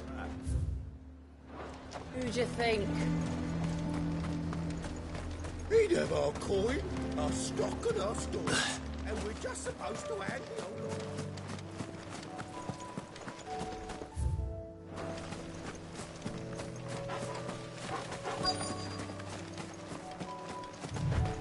I'm nervous. Is it alright to be nervous? Well met, Sid. This is the initiate. Ember, present yourself. At your service, Master. Please, just Sid. There are no masters here. Your life is your own. Oh, of course. Thank you, Sid. The sergeant says you'll be evaluating me at my trial. To become a scout, yes. You are aware of the dangers inherent in that role. I am. But I swore I'd face them. Just like the man who saved my life. And who would that be? Gav. It was him who found me and freed me. No magic, no support, just one man and his nose. Came and sniffed me out. It taught me what one man can do if he puts his mind to it.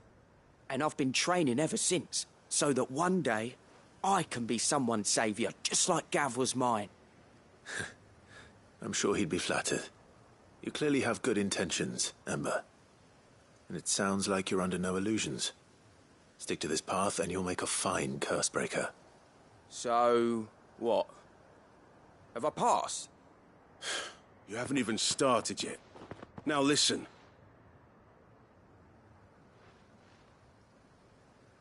Not far from here is an Imperial lookout, Eastwatch. The guards there record all their sightings in a logbook. You are to find it and bring it here. And bring it here, right.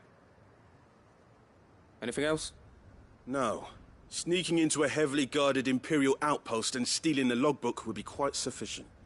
You'll need to assess the situation, determine a point of entry, create a distraction and effect an escape, all without being discovered and thrown into an Imperial oubliette.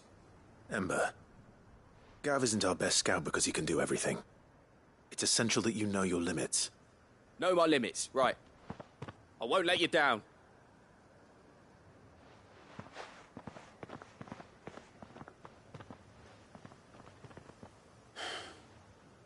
It shouldn't be as dangerous as I made out. But keep a weather eye on him all the same, would you? On my way. All right, Ember. Impress me.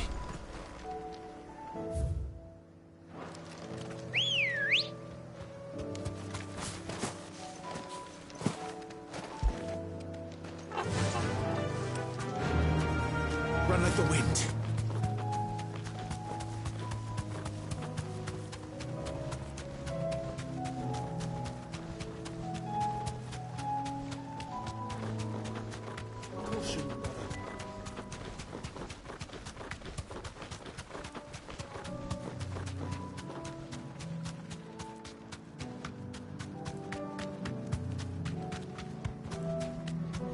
These are clean kills.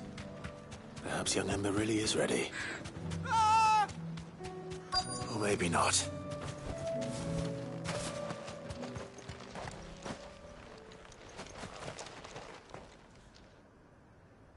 Damn it. Ember, draw your sword! I can't! Then run! If you want him, you'll have to go through me.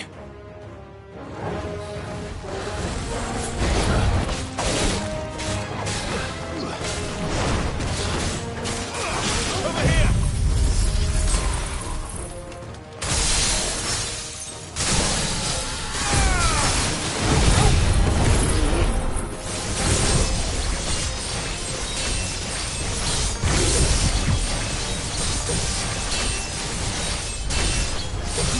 All yours, Torgal!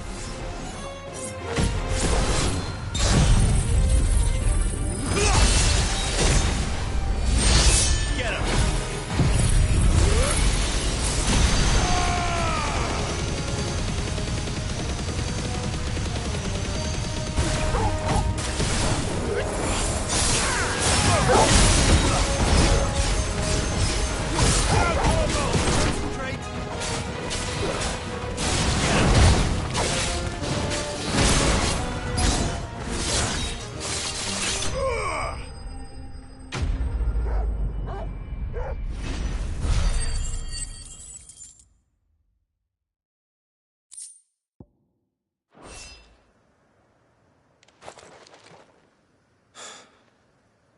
Ember, are you...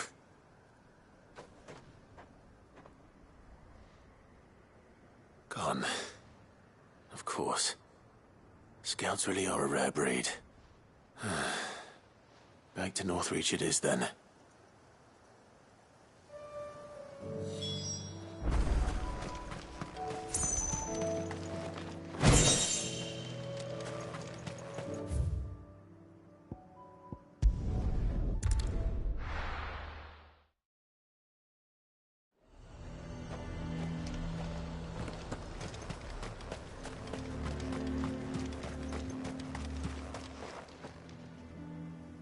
I didn't expect you back so soon.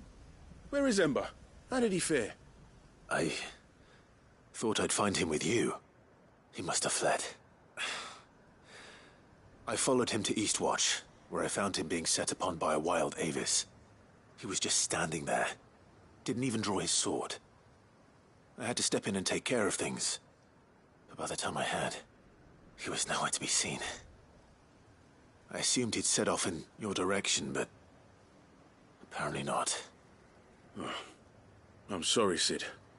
I knew the boy had a nervous streak, but he seemed like... The right man for the job? I believe this is the logbook you tasked me with retrieving. Eh? How did you... Don't you tell me you breached the tower while Sid was busy saving your skin. What? Wasn't that what you asked me to do? To bring the thing back without getting caught? He has you then, his heir. And he did it all on his own. But Sid, he did what he thought was best. And now I have to decide whether I agree. Of course. We'll await your evaluation back at the hideaway. Don't you leave my sight. Yes, Sergeant.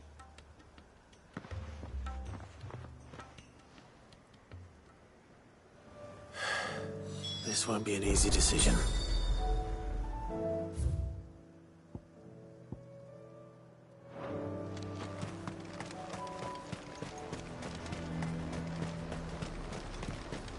A fortress? The garrison is threatening to pull their sentries from the markets if we don't cooperate. I would speak with this Duke about the... Saw the captain just now. He's wearing his uniform.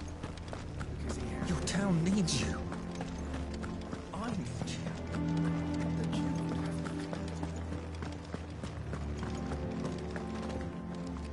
Do you have a moment, Clive? What is it? It's the Duke, unsurprisingly. His Eminence has assumed full control of the garrison and put every able-bodied man to work on the fortifications. The town was left all but unguarded, so Philippe was compelled to form a citizens' watch to fill the void. And though my dear boys have been characteristically willing to assist him in this, they want for bodies. So I was wondering if you would lend them your strength, that the people of Northreach might sleep easier, if only for a few nights. Of course. Whatever you need. Thank you, Clive. What would I do without you? Philippe told me he had men stationed at... Where can I find the mistress of this establishment? Here, my lady. To whom do I have the pleasure of speaking?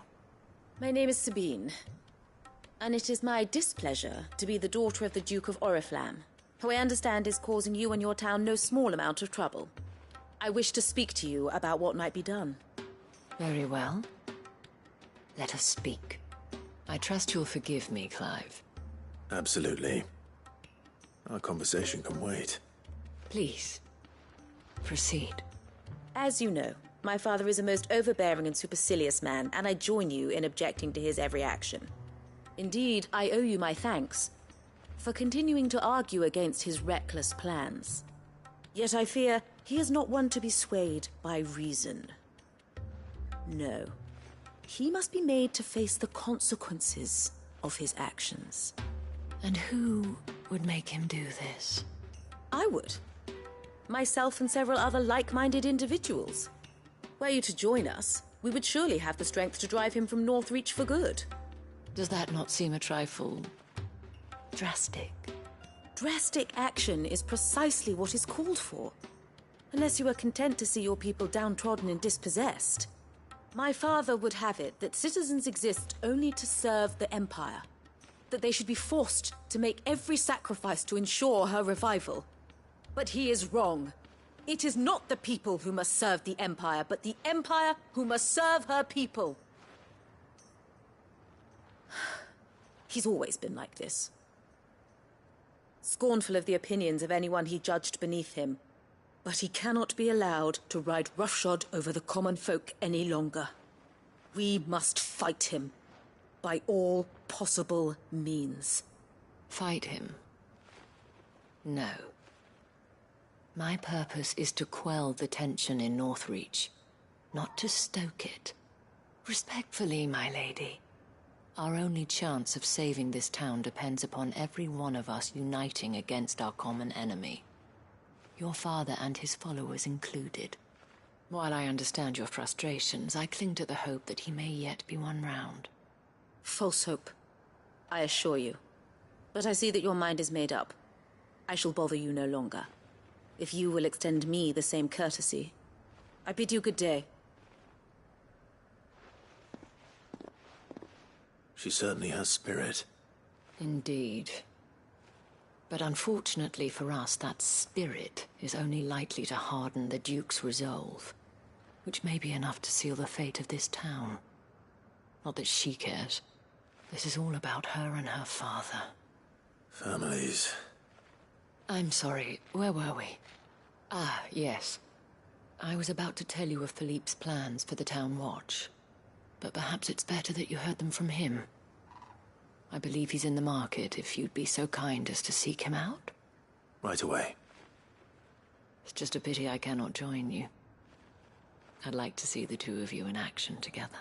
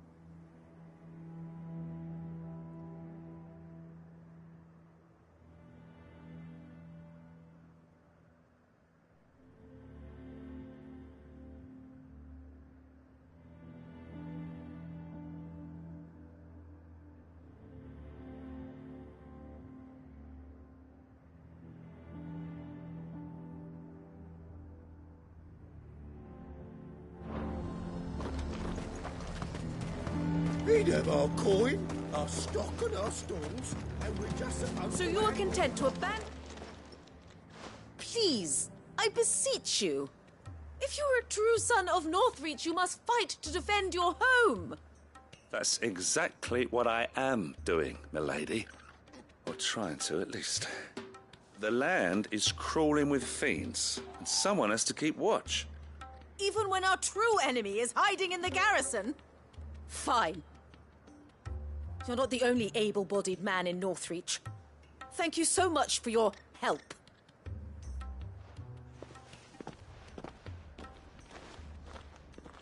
She cornered you too, then? Could hardly get a word in edgeways. Like father, like daughter, eh? She made an uninvited appearance at the Vale earlier, hoping to convince the Dame to join her in fomenting rebellion. I bet that went well.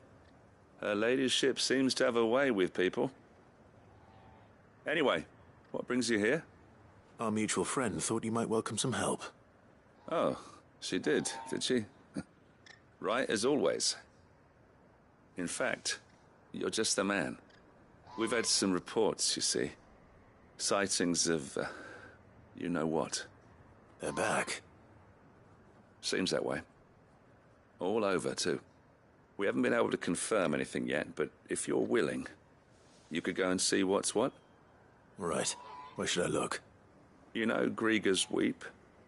One of the sightings places them somewhere on its shores.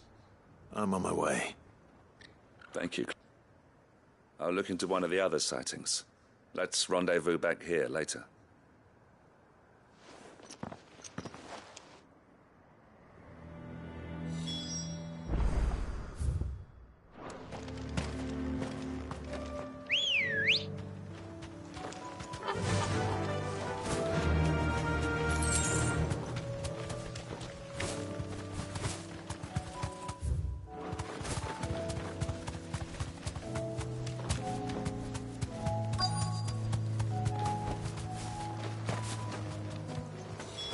Damn it.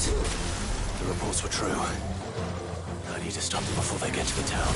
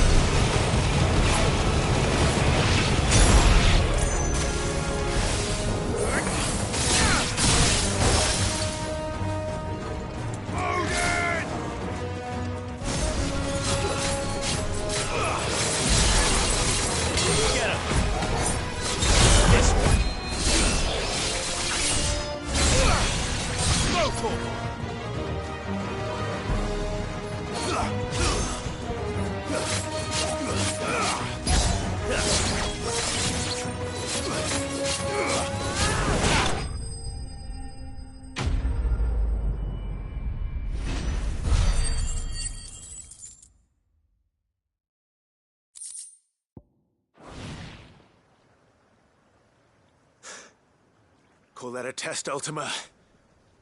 Clive, it's me. Are you all right? I am. But it seems the reports were true. The thralls have returned. I dispatched the few that I found, though. Well, that's something, I suppose. But what were they doing south of town? They all came from the north last time. We might be able to fend off an attack from one side or the other, but from both? Do you have eyes in the north? Some. I should probably go and have a look, though, just to be sure. You head back to Northreach. I want you there just in case war breaks out while I'm away. What do you mean? Her ladyship's been busy working her magic on the townspeople. Stirring up ill feeling towards her father. She'll have her marching on the barracks if we're not careful. What? This is exactly what the Dane was afraid of. I'll do what I can to calm things down. Be careful out there, all right? Don't worry, I'm not like you. One sniff of those things and I'm running back to town screaming blue murder.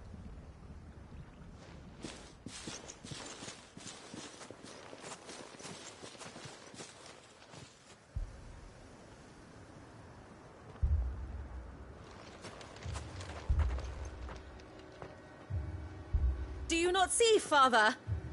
The people of Northreach have given enough, and only a fool would ask for more. Listen to me, Sabine.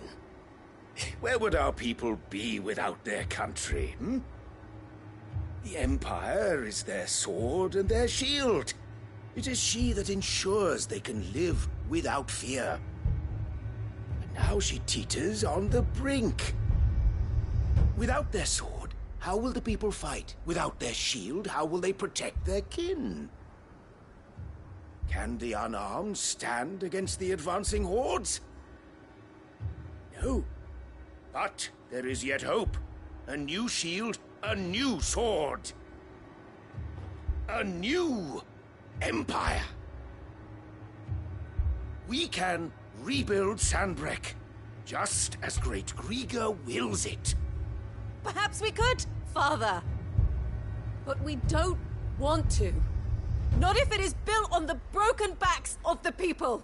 Please, let us not quarrel in the street. You must see that no good will come of this. Our fight is not with each other, but with the threat that draws ever closer to our gates. A threat that your sword has yet to rid us of, Your Eminence. You will hold your tongue, whore! You may have filled my daughter's head with your heresy, but I will not be corrupted. Corrupted? Your daughter's opinions are her own, as you would know if you had ever deigned to listen to her. At least I hope they are your opinions, and not posturing born of a family feud. Northreach deserves better than that. Northreach deserves better than you, Carla. Yes, I know who you are. The slut of Twinside who bedded a Branded.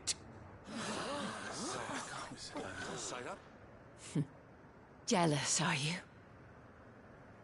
That a woman might choose a bearer over a pious man of Grieger.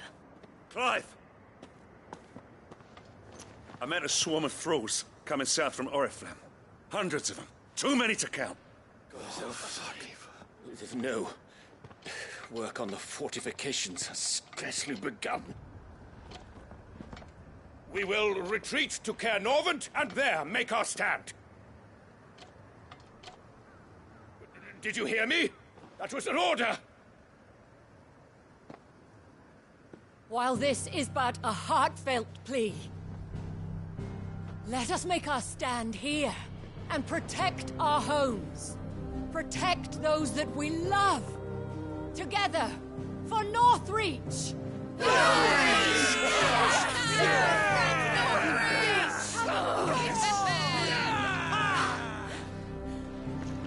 You heard the dame. What are we waiting for? Pikemen to the gates. Archers to the roofs. Quickly, come on!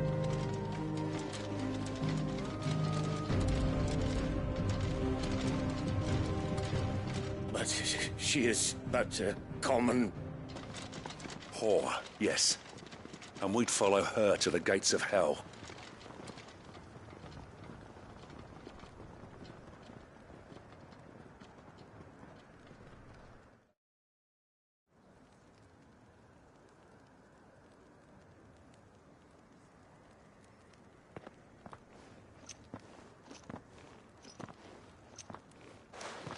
The men have their orders, and they look like following them. I got them spaced out at regular intervals. Whichever direction the thralls strike from, there'll be someone there to meet them. Thank you, Philippe. Rest assured the people will play their part. The herbalist has donated her stock of medicines to me. Should any of your men be injured, take them to the Vale. We'll see to them there. Thank you, milady. I will. I'll play my part too. You still want for numbers. Unlike the enemy. I only hope I can go some way to evening the odds. Philippe, can I leave the south in your hands? I doubt the thralls by the lake were the last of their number. Of course. I'll lead a party down that way so we don't get taken by surprise. What about you? I'll make my way up the road to Oriflamme. I fought a few of these things.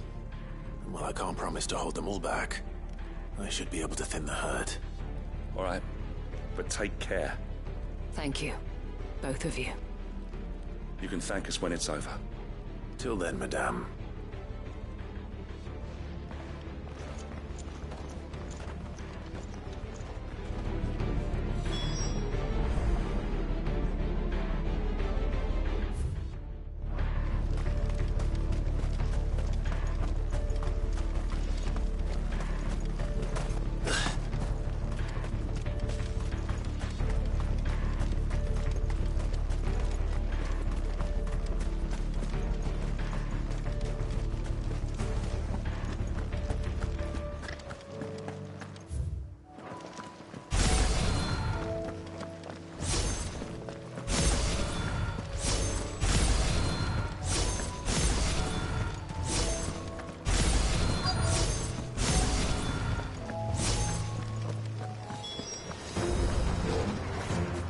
So many of them. Not for long.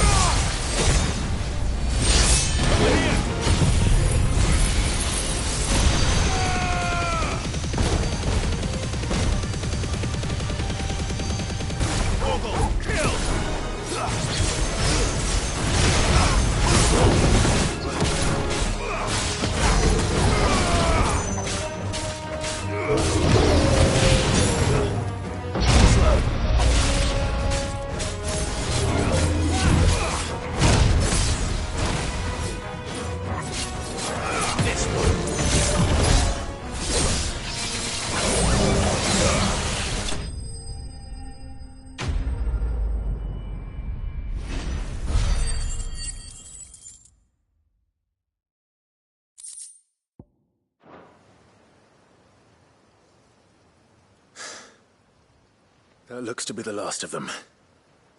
I wonder how the others fared. Better hurry back to town. Come on, Torgal.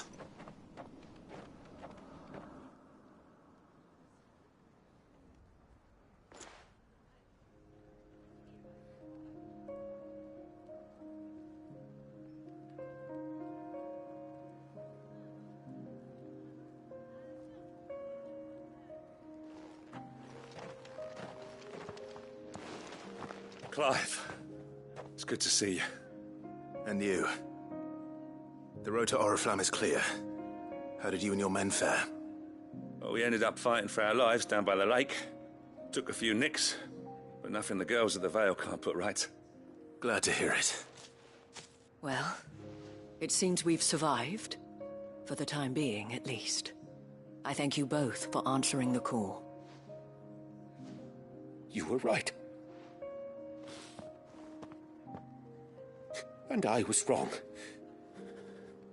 About everything. I had thought that the only way to unite the people was under the banner of Empire. That without a strong hand to guide them, they would drift apart. To be borne hither and yon by the eddying currents of fate. But you brought them together. Not by force, nor by the exercise of goddess-given authority, but by simply being one of them. By knowing what they feel, because you feel it yourself. Our purpose was ever the same, Your Eminence. You were merely distracted by a loftier vision of empire and glory, while our eyes beheld matters closer to home. You have the right of it again. As did you, Sabine. His radiance said it himself. Sanbreque is naught without her citizens. I forgot that. And I am sorry. I'm sorry too, Father. I should never have taken things so far. I only wanted you to understand how the people felt. How I felt. But my anger got the better of me. Do not blame yourself, my dear. This was my doing. I should have listened to you. To all of you. Your Eminence, your ladyship, I do not doubt that you came here with the best of intentions. But I believe the same could be said of us all. We all want safety, security, prosperity. Not just for Northreach, but for the entire realm. And we may yet achieve it. If only we work together. Will you join us in this? Yes. We shall. Thank you, Your Eminence. Now that that is settled, I must go and see to the wounded. The Vale's doors are always open to any soldier in need of relief. And today there are more than ever before.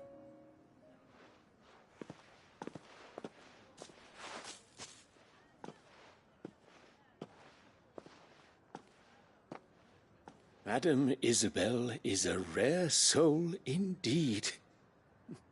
In these dark times, I see that it is not men like me who should lead the realm, but women like her. You're right. If only I'd listened to her when I had the chance. Forgive me for saying so, milady, but you still do. The dame said it herself. We can turn things around. We just have to work together. And that goes for you, too. You're one of us now. One of you? Well said, Captain. Let this be a new beginning. Not only for Sanbreque, but for us. Well, since there's nothing more to be done here, I should see if Isabel needs any help moving the wounded.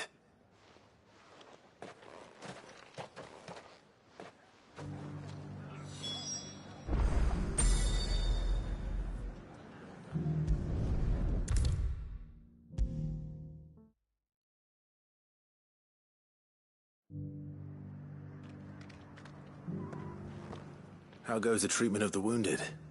I'd be happy to man one end of a stretcher if it would help. You've helped quite enough for one day, Clive. Thank you. Don't mention it. Oh, but I must. After all you've done for this town, it is the very least you deserve. Tell me, if Northreach had fallen, what would you have done? A woman of your means could find a home anywhere in the realm, but I sense you would rather have died here. It's a long story. For you, madame, I have all the time in the world.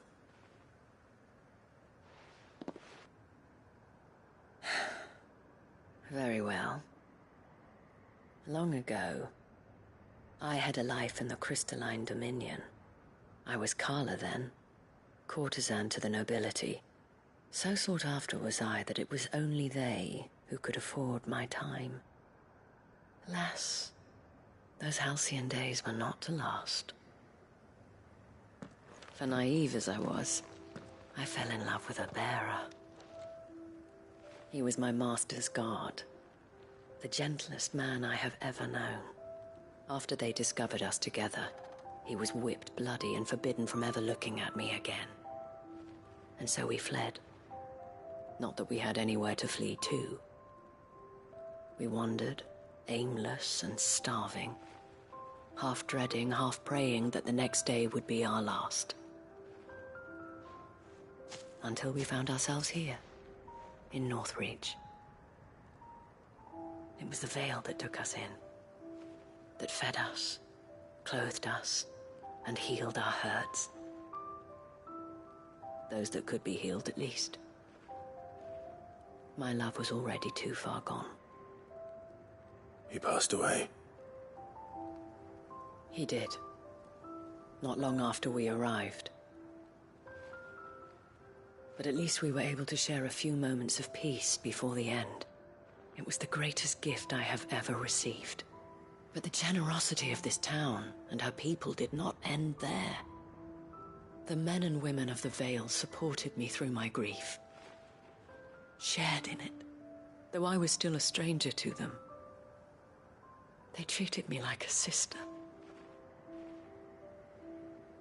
And so I swore that I would always do the same. That I would return the kindness that Northreach showed me. That I would repay my debt to the Vale.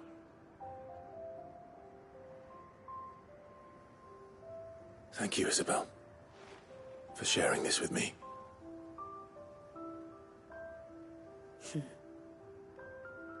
You're a lot like him, you know. Perhaps that is why I have such a soft spot for you. Never stop fighting, Clive. And I shan't either. I know that it will not be easy to keep Northreach together. But our efforts will be rewarded. Just look at us now. The people, the soldiers, even the Duke of Oriflamme and his daughter, all united in defense of this town that we have come to call our home. And what of you? Can we count on your support too? Always.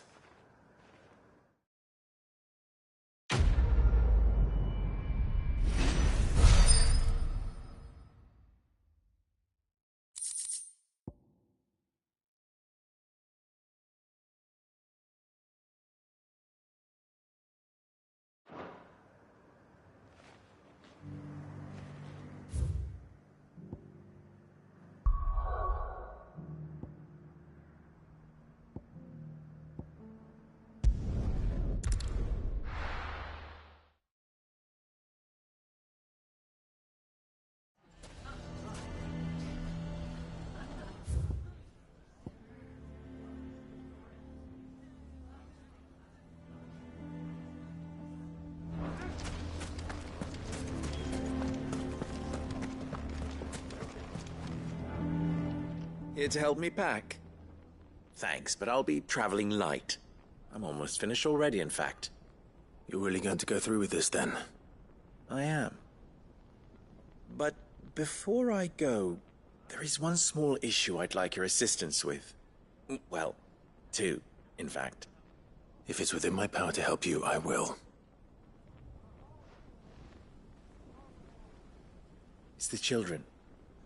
I refuse to let them share in my disgrace. And if I leave them here, they surely will. Our friendship would see them ostracized forever. But I can't take them with me either. I can think of only one place where they are certain to be safe, and provided for, and loved. The Hideaway. Of course. The children would be more than welcome. Thank you, Clive. I will not forget this. Lubor, are you still here? What is it, Ferda? You look pale. There's been a flood in the Velcroy, a damn big one. The League of Outlaws encampment was completely submerged in ether. What? Every last one of the bastards has turned, and they're headed this way. Bandits are one thing, but Akashic bandits are quite another. The town guard won't stand a chance against them. We need to evacuate. There's no time to lose. Ferda, gather the men. The Akashic may strike at any moment. We must make ready to cover the townspeople's escape. Well, what are you waiting for? Yes, my lord. Clive, change of plan. The children stay with me for now. I need you to find Conrad and Natalie. Tell them to prepare for a full and immediate evacuation. Understood. I'll do what I can to convince everyone else. Wish me luck.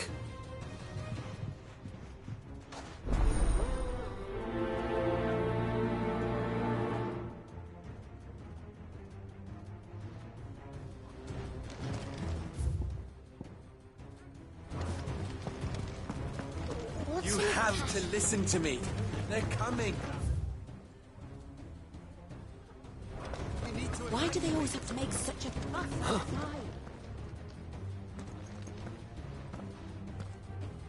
Ah, it's you. What do you want, Lord Underhill? To pass on an important message. There's been an ether flood out in the Velcroy. The camp where the so-called League of Outlaws were gathering has been swallowed. They're no longer just bandits. They're Akashic now, and they could be here at any moment. You need to begin preparing for a full-scale evacuation right away. Oh, do we? And who was it who gave you this disturbing news, might I ask? Lubor, perhaps? The man spreading the same poison out in the square as we speak. You may believe his lies, my lord, but we know better. But why would he lie about something like this? Some twisted attempt at revenge, perhaps. If he had not been unmasked, he may well have been elected our leader. A great honor for one of his kind. One he might well feel aggrieved at having been denied. Lord Underhill, forgive me, but it has become all too evident where your sympathies lie. Lubor cannot be trusted, and neither, therefore, can you. You may not trust me, but for the sake of your people, ask yourselves if there is any chance that this is true. There isn't. You can be certain of that. Now be off with you. You're making a mistake. Come, Clive. If our words will not move them, then we must find another way to help save the town. You're right. Let's speak to Lord Ferda.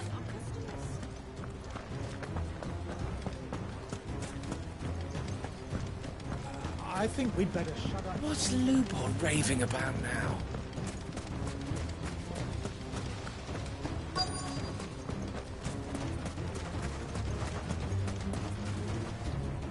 Lord Ferda. Sid, what's wrong? I went to warn Conrad and Natalie about the Akashic, but they wouldn't listen. They've convinced themselves that nothing Lubor says can be trusted. The bloody fools. Which means the town guard can't be counted on for support. But I can. If there's anything I can do to help you defend Dalamil, you only have to ask. I appreciate it. Sid! Ferda! I've been looking for you everywhere. Victor? I thought you'd left. I couldn't abandon a friend in need. And Lubor is in need at this very moment. Come quickly.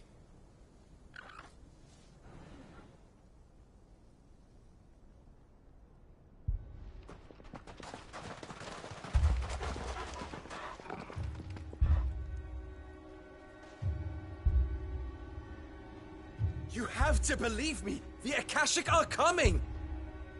They don't eat, they don't sleep, they don't tire, and they don't care who they kill.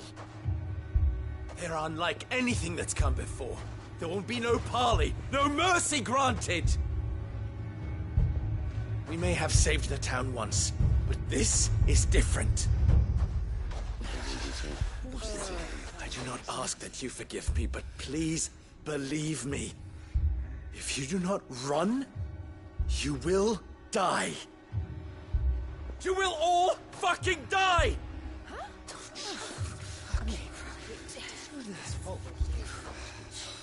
You'd like that, wouldn't you, bearer? Yeah, with us out of the way, your kind will be free to claim Dalamil for yourselves. You should run! Run, bearer! Yeah, run! Run! Far, far away! Run! Just go on! Yeah. Yes! Go! Come on, then. Go on! Go! Just go. Lubor, wait. Someone's coming. Come on! Stop! You're hurting him!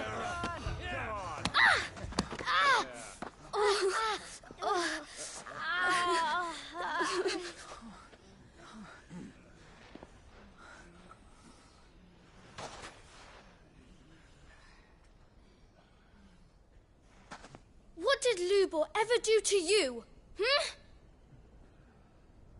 He solves all your stupid problems, and he keeps all of you safe. You know there's nothing he wouldn't do for this town. Who was it who made that cleaver you use every day, Conrad? And what about your counting table, Natalie? Who fixed that? Whose men make sure the streets are clean so all your boots don't get dirty? Who spends all day, every day making sure things run smoothly round here? And none of you ever say thank you. Ever. But did Lubor ever complain? Well, does he ever stop smiling?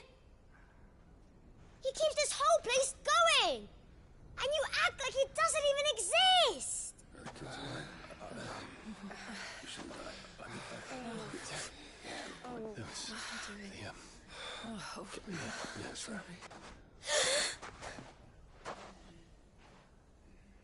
Lubor, we've heard enough.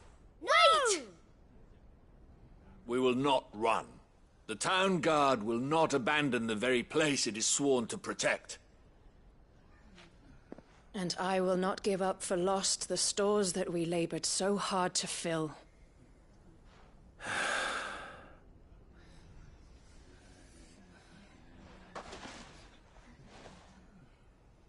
So tell us, how do you propose we deal with these Akashic of yours?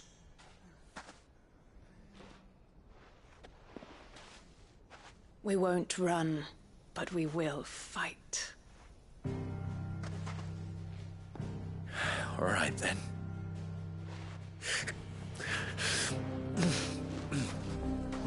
Fine.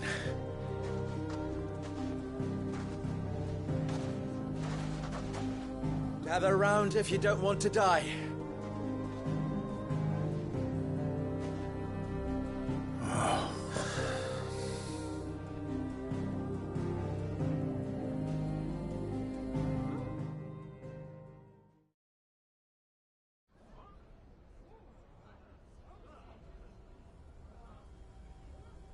Allow me to explain the situation.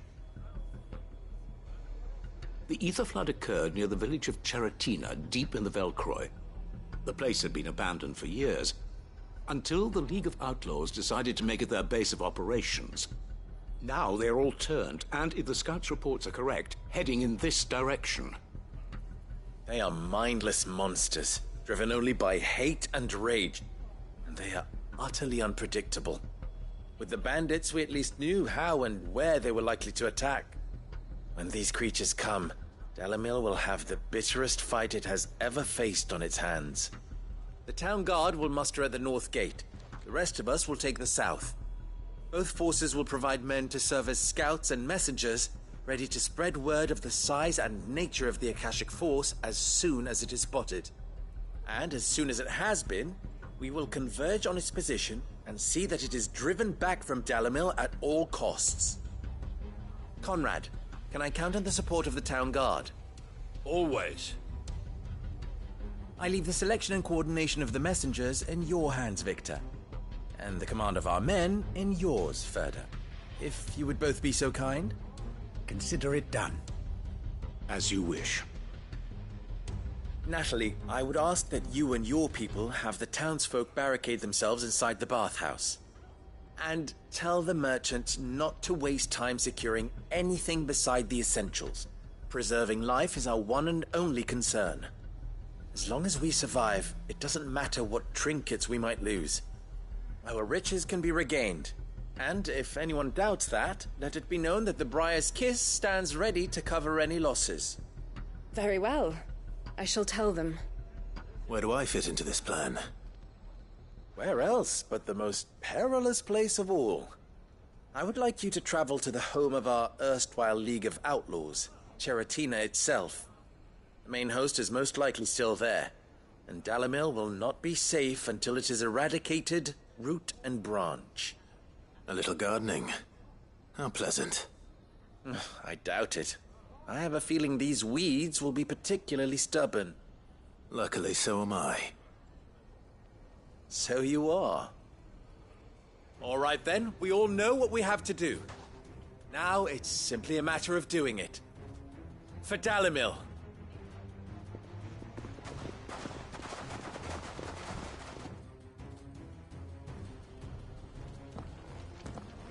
Looks like everyone's ready. I'd better not keep them waiting.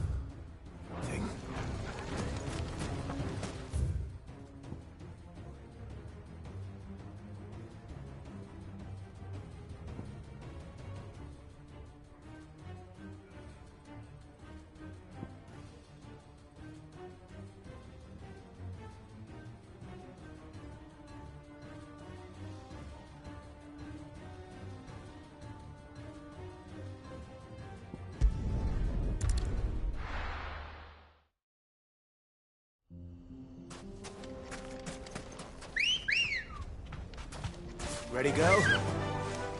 Fly, Ambrosia. There it is. The flood. But what's waiting for us inside?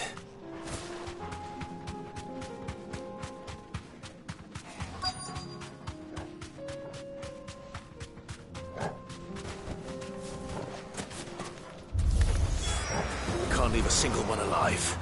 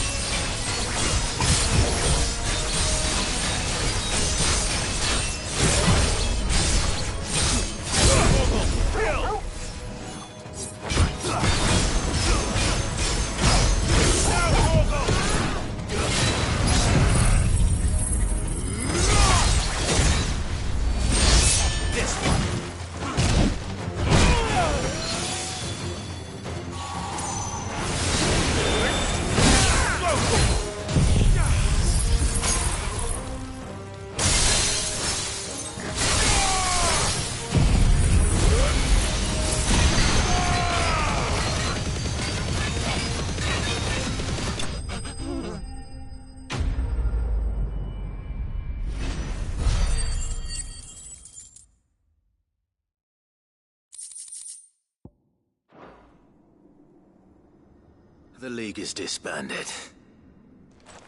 I should get back to Dalimil and see how the others fared.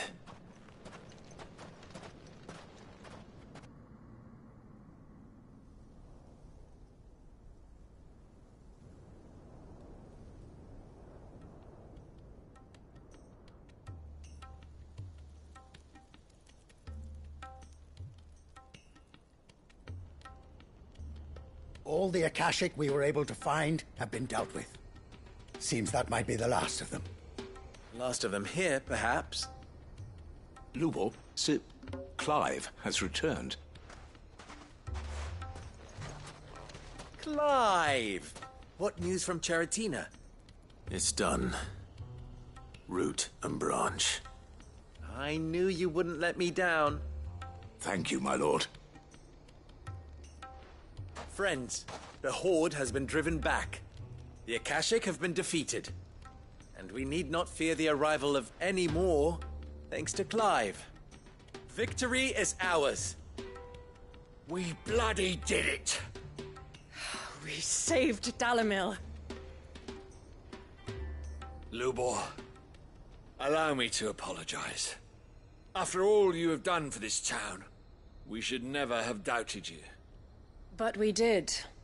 And for that we are truly sorry. We only hope that you can forgive us. We need you, Lubor. Dalimil needs you. So, if you would still like to be considered for the position of mayor, you have our backing. You do remember that I'm a bearer, don't you? We do. But that is not a stain on your character. It is a stain on ours. We thought only of what we perceived bearers to be, not what you truly are. The man who saved Dalimil twice over. I see. But I will only accept your proposal on 2 conditions. Name them. Firstly, that you will both do everything in your power to rally your people to my cause.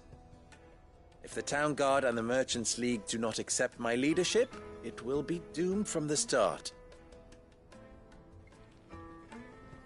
Unity is the key to defending Dalimil, and I do not doubt that we shall need to call on our combined strength again.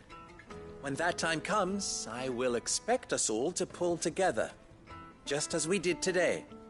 Of course. You have our word. And secondly,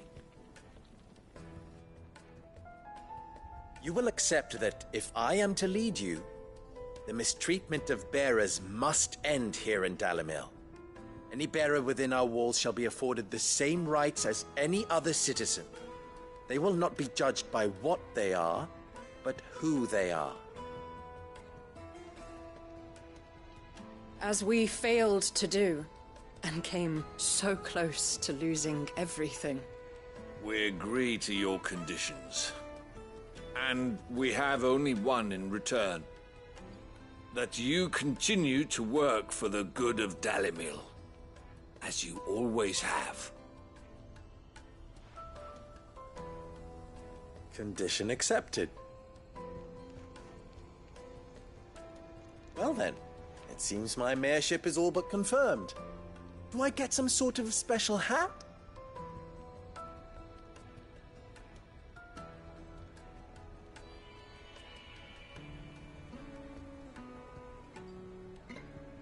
How fickle fate can be. Not so long ago, I had resigned myself to leaving Dalimil in disgrace. And now, I find myself her leader. Here. For everything.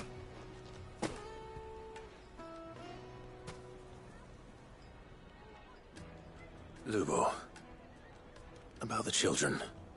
Fear not. You are, of course, relieved of your responsibility. I would sooner face another horde of Akashic than see them brought up as outlaws. I'll make sure they're safe here. I don't doubt that you will. And not just the children, but everyone in Dalimil. I'll do my best. Can't have all your hard work going to waste.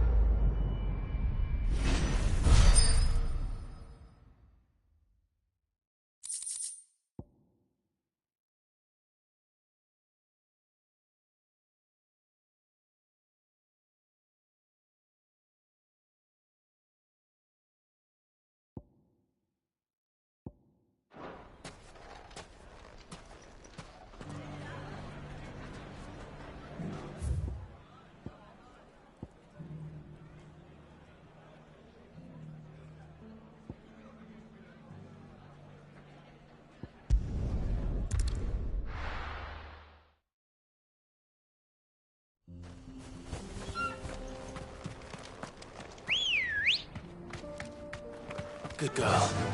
Run like the wind.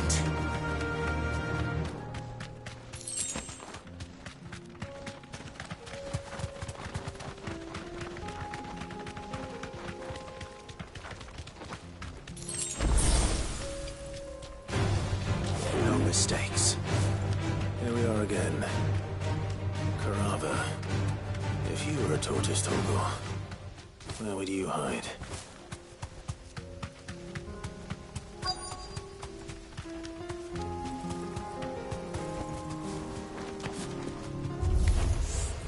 Looks like we found him.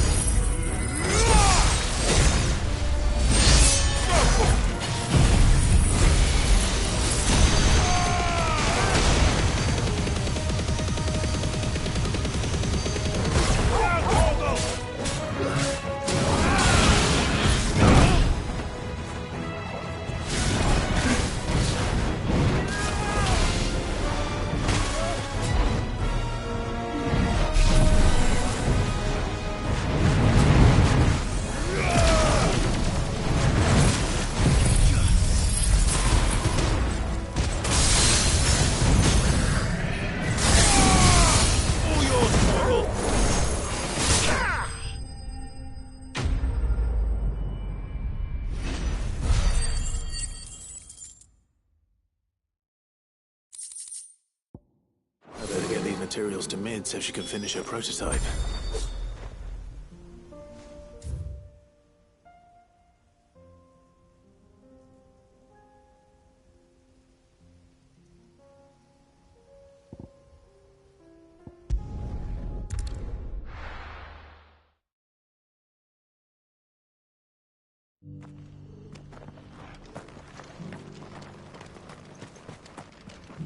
Are you buying or selling? Anything else?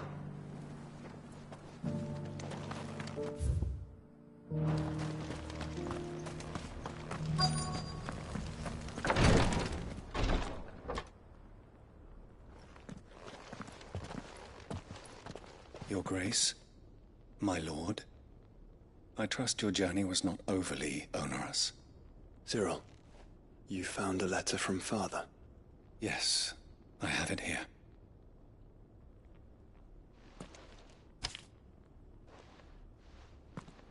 If you would do us the honor, my lord.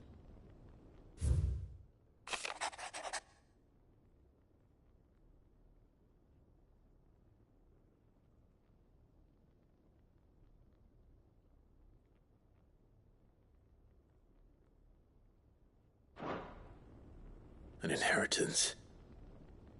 It would seem the late Archduke penned this missive shortly before his passing. The day before we left for Phoenix Gate. What are these plans he spoke of? His plans for the duchy, Your Grace. Your father entrusted them to my predecessor, the former bearer of the Burning Quill, who entrusted them in turn to me. The complete emancipation of bearers is their stated aim. But your father's dream did not end there. His Grace also spoke of building hospices to care for those stricken by the curse, and the founding of a new university to further the development of non-magical technologies. With the blight spreading ever more widely across the twins, Archduke Elwyn saw this as the only means of securing Rosaria's survival. He wished to see men and bearers treated as equals. To see centuries of common wisdom overturned. Small wonder he did not think it achievable within his lifetime. But he thought it achievable nonetheless. Had he not, he would never have written this message. Nor would he have entrusted his vision to his most faithful aides. Those who would have stood with you, shielded you from the machinations of the less benevolent personages at court. It's a pity only they are still with us. 'Tis true that those most loyal to your father were the first to suffer the Duchess's wrath. But one at least remains, and she has come bearing gifts. What do you mean? Mayhap it is better that she explain, my lord. After all, the duties entrusted to me by my predecessor extended only to recovering His Grace's will and arranging a meeting with the one who might execute it, or a part of it, at least. And where is this woman? She awaits you in the archive, Your Grace. Thank you, Cyril. Shall we then?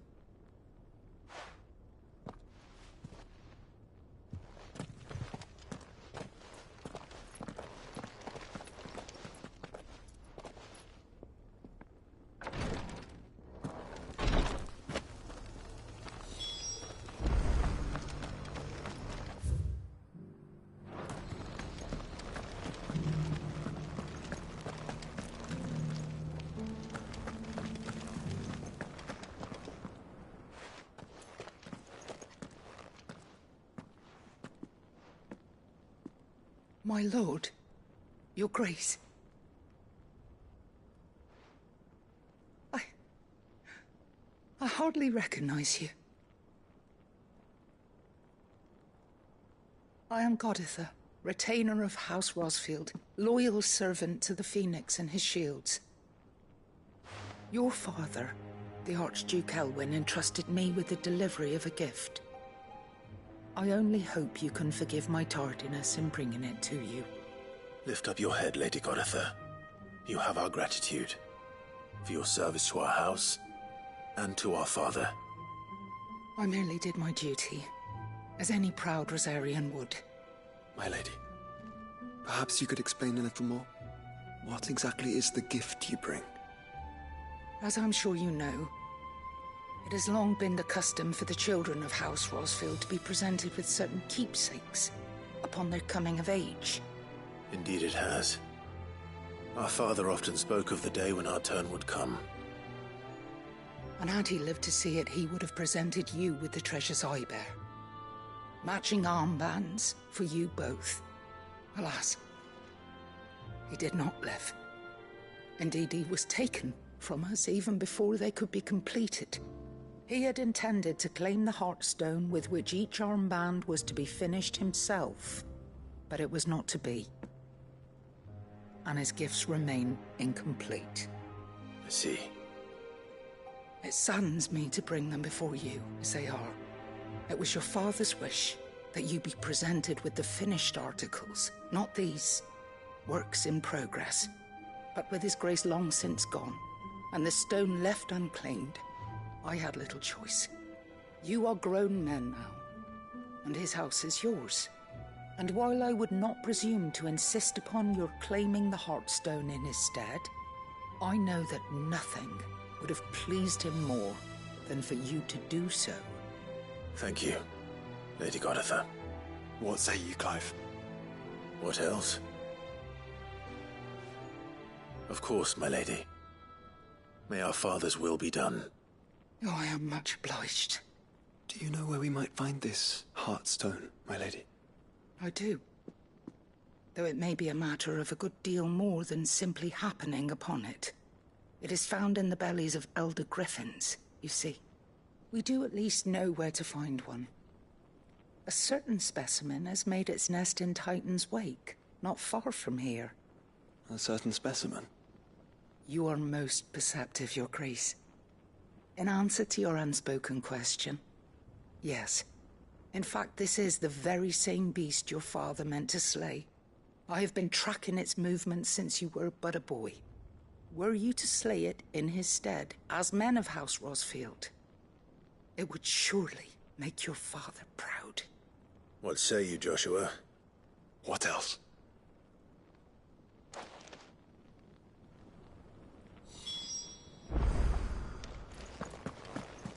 Titan's Wake is to the south of here. But we must not be hasty. The good lady has been disappointed once already.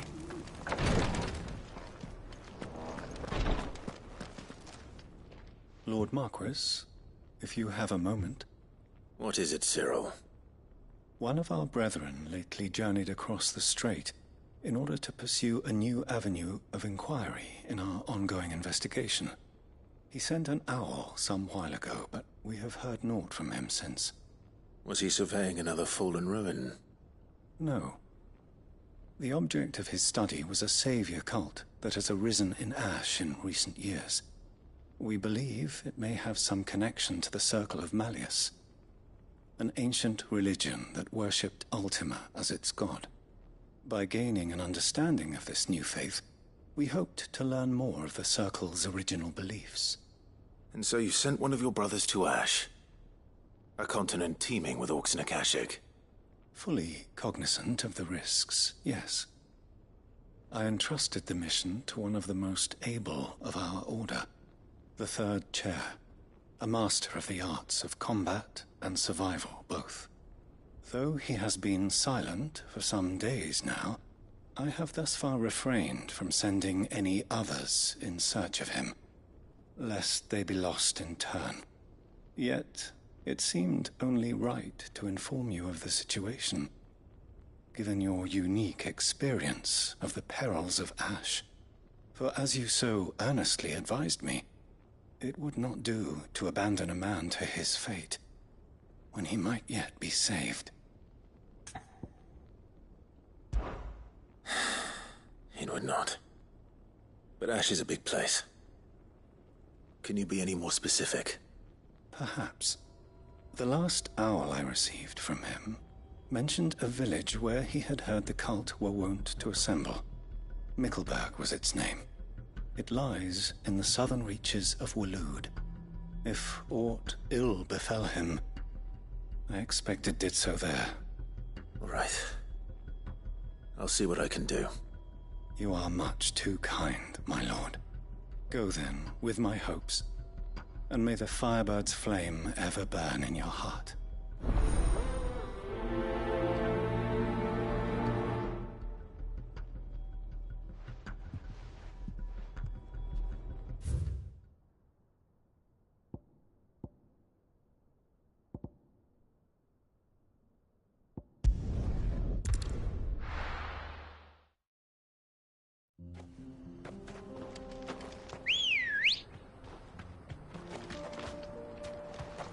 Let's go. Yeah!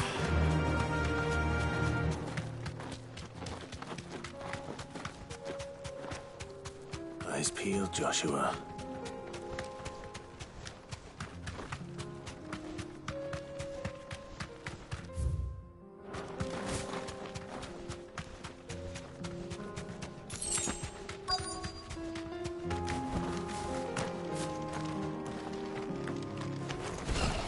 There it is. The House Rossfield.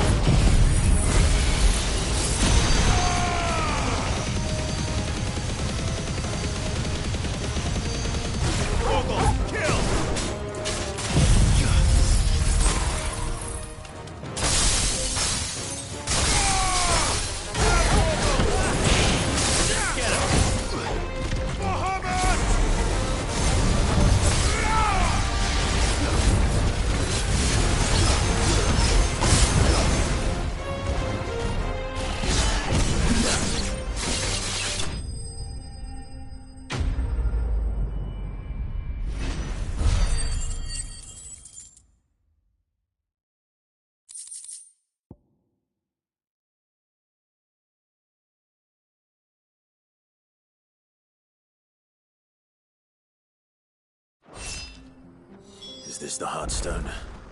I expect Lady Godotha will know.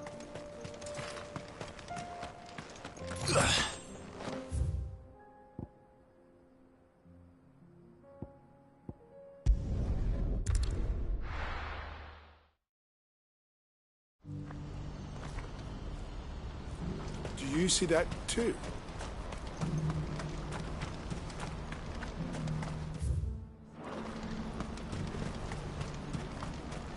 Papa? What is it? Oh, please. I'm scared.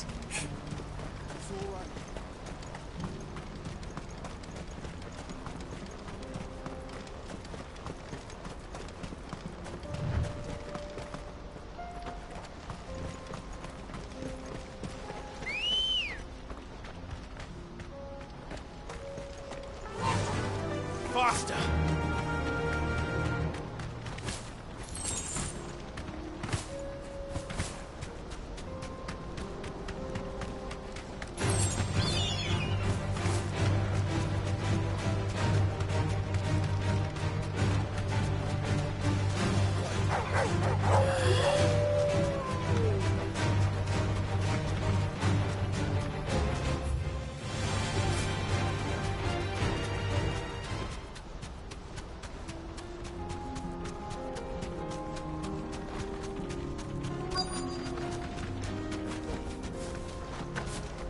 Can't be Rutherford, can it?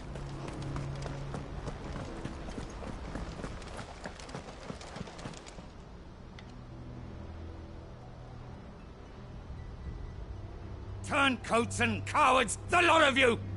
If it's a fight you want, it's a fight you shall have! Allow me.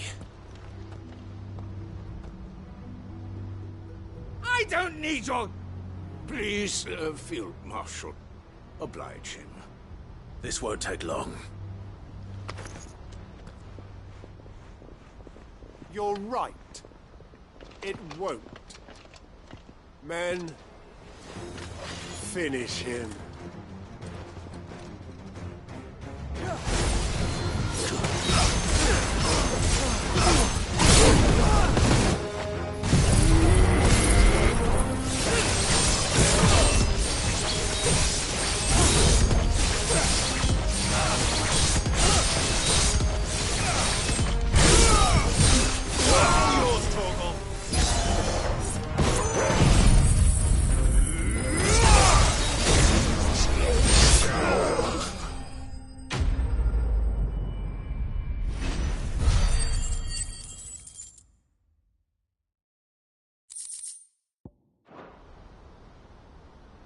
A little longer than I'd have liked.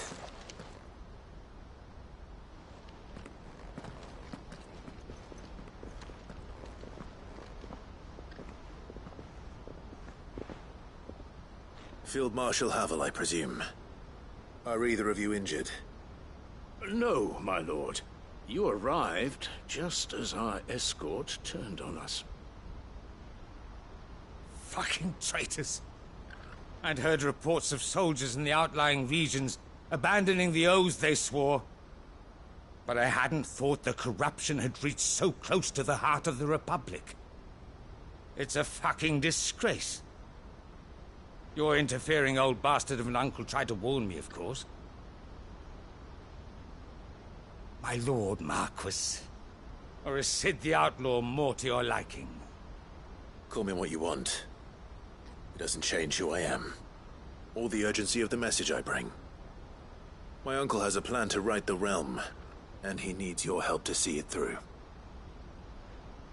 Before I agree to anything, I'd have you answer one question. What do you stand to gain from all this? I won't deny that I might benefit from further chaos. But I seek a new beginning for all of us. And while the choices I've made may not always have been the right ones, I know I made them for the right reasons. For so long, so many of us have been told how we could live, how we could die, when it should have been our decision all along. Now we have a chance to put things right. But in order to take it, we must stand together. Even if it be beside those with whom we don't see eye to eye.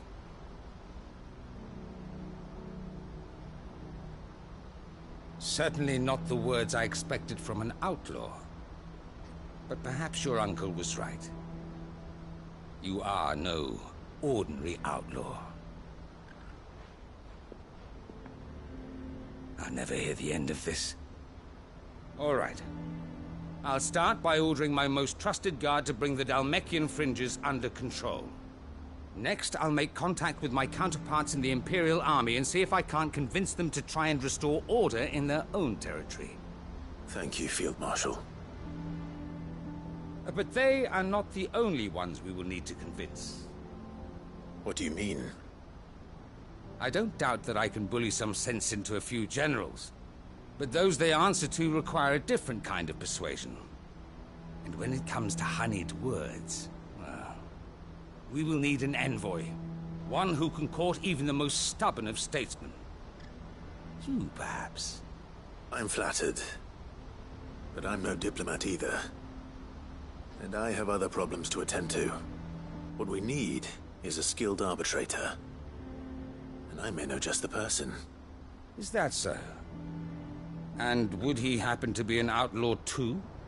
Of a different kind, perhaps. Well, beggars can't be choosers. I suppose we'll all have to find a little of the outlaw in ourselves if we're to make it through this. Very well. Send your man to me right away.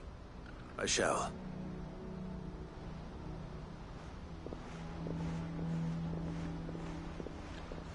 My Lord Marquis. Your Lord Uncle bade me escort the Field Marshal to his manor in Port Isolde. And I will see that my associate joins you there. Very good, my lord.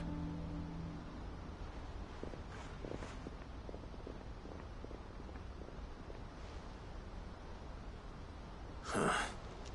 An envoy. I'm not sure I'm the man to talk. I can barely convince my brother to take his medicine. No. This is a job for someone with experience. Someone like Quentin. I hope I can convince him at least.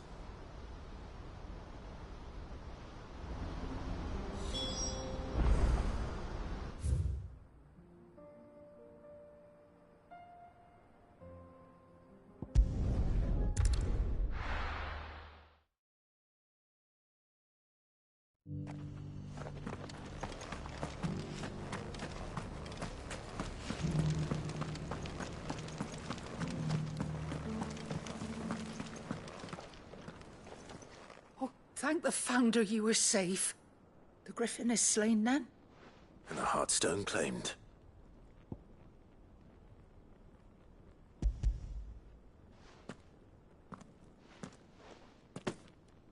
Yes. This radiant luster, like frozen flame, is just as your father described it. Thank you, my lord. Your Grace. Your father would be so proud. Lady Goditha, the lapidary is ready. Thank you, Cyril. I will be with him shortly. If you would excuse me, I shall have the stone cut and set forthwith.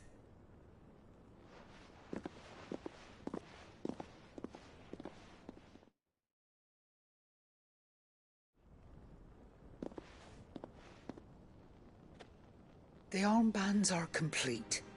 Pray, take them. They are yours, after all.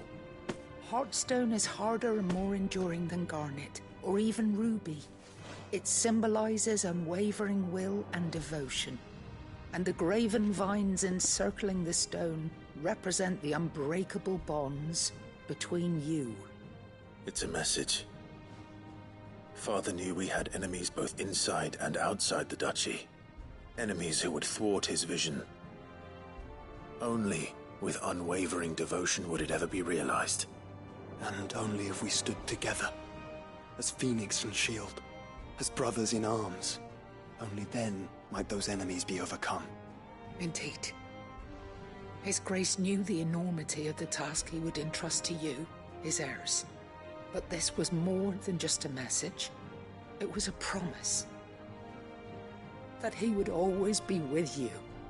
Thank you, Lady Goditha, for remaining the steadfast custodian of our father's will. Forgive me, my lady, but there is something I don't quite understand. The Undying told me that after Father died, Mother claimed all of the ducal treasures for her own.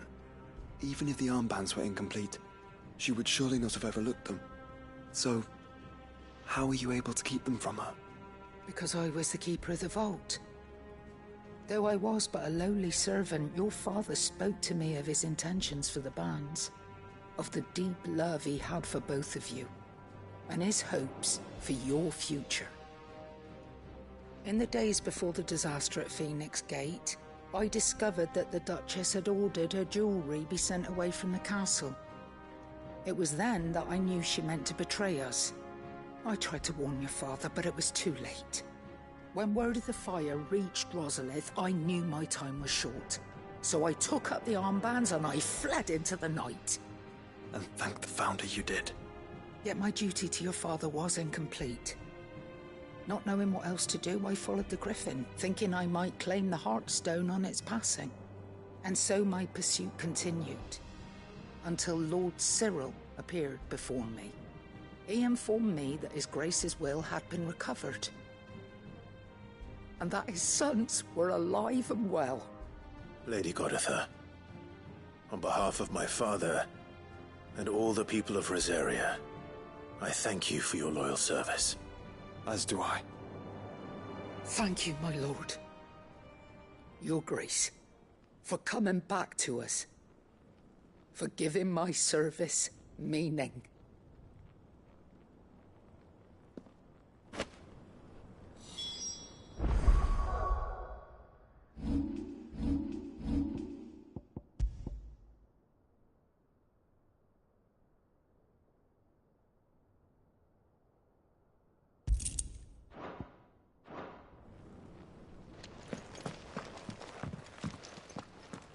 The bands suit you well.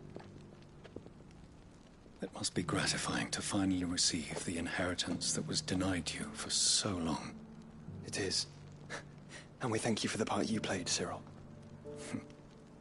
If you would permit me to play my part a little longer, might I suggest that you make your way to your father's memorial atop Hawk's Cry Cliff?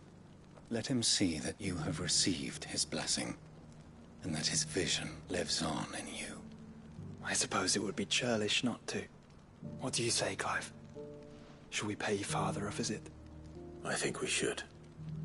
I was hoping to be able to offer him my thanks before we left for Origin. Your father's helm is enshrined there. It has been since the day we recovered it from Phoenix Gate. I prithee claim it. For it too is a part of your inheritance, and I do not doubt that your father would prefer it in your hands than perched upon some lonely rock. Thank you, Cyril.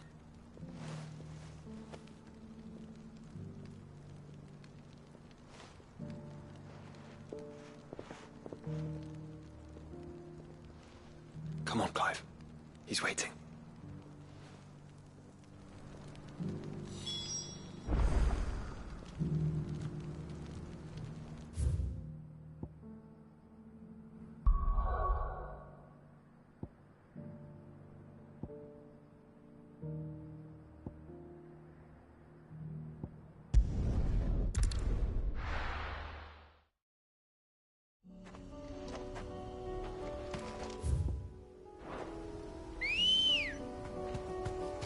Good girl.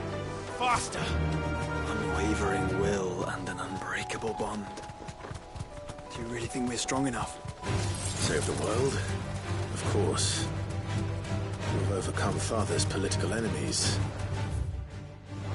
That I'm less certain. Especially knowing what we know now. What Mother was truly capable of. Perhaps these bands would have helped. Knowing he was with us would have made all the difference. It's just back there.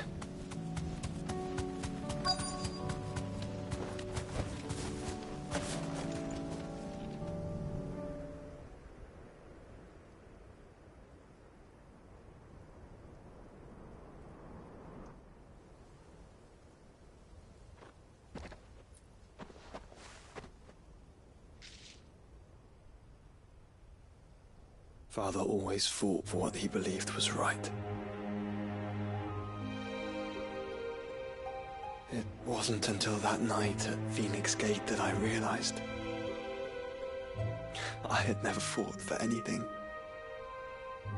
I always had someone else to do the fighting for me.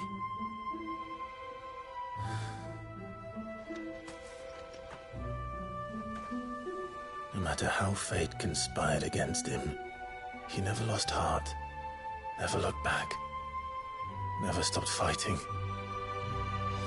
To me, he was the greatest of men.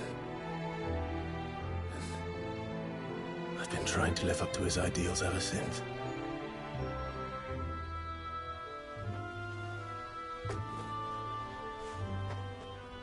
We all have, Clive. We all have. And we'll keep trying. Because that's what he would have wanted. What he would have done himself. Even if it meant standing against the very gods in the heavens. I shall be borrowing this, Father, if I may. That you might watch over us. As we follow in your footsteps.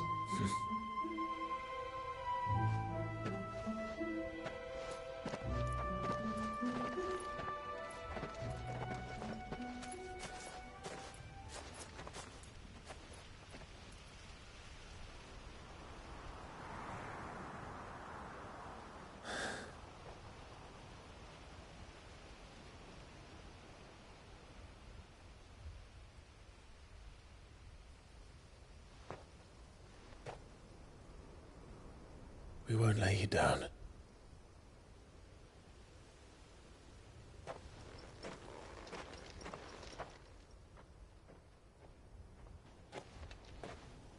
Onward, then?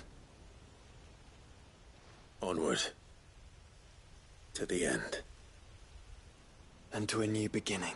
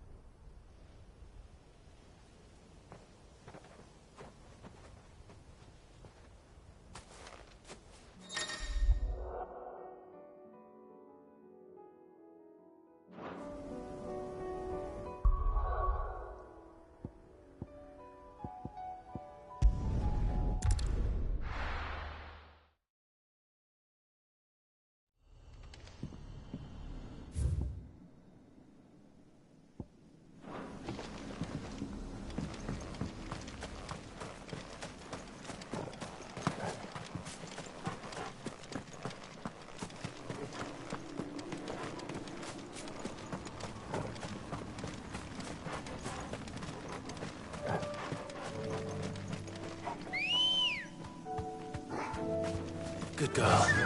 Yeah!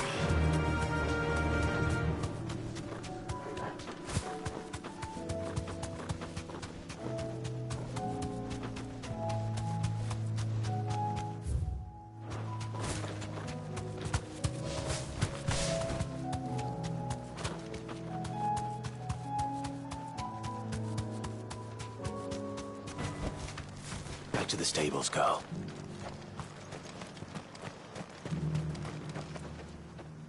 Quentin, I have a proposal for you. Do you now? Something tells me you'll be asking more of me than a cask of Gotand gold. Go on, then. Propose.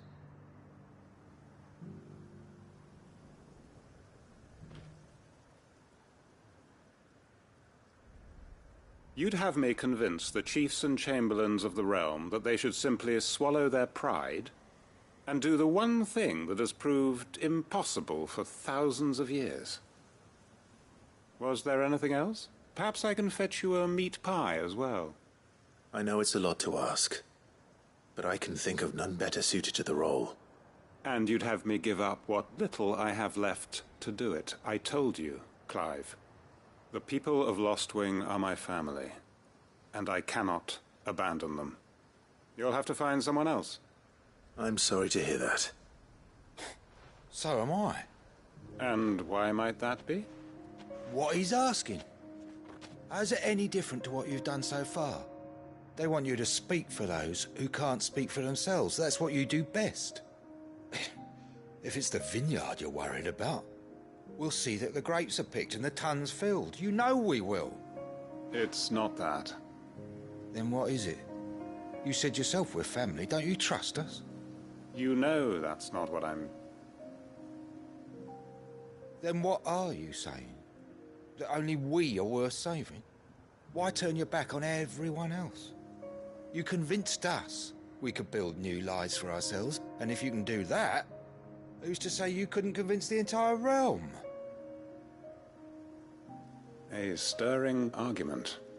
I fear that any rejoinder I make might fall somewhat flat by comparison. So you'll join us? Where do you need me? Field Marshal Havel will want to speak with you in person. He's currently in Port Isolde. I can arrange for a party of Cursebreakers to accompany you there. That would be very much appreciated. I hear the roads are far from safe these days. Hopefully not for long. My uncle will want to know that his plan is taking shape.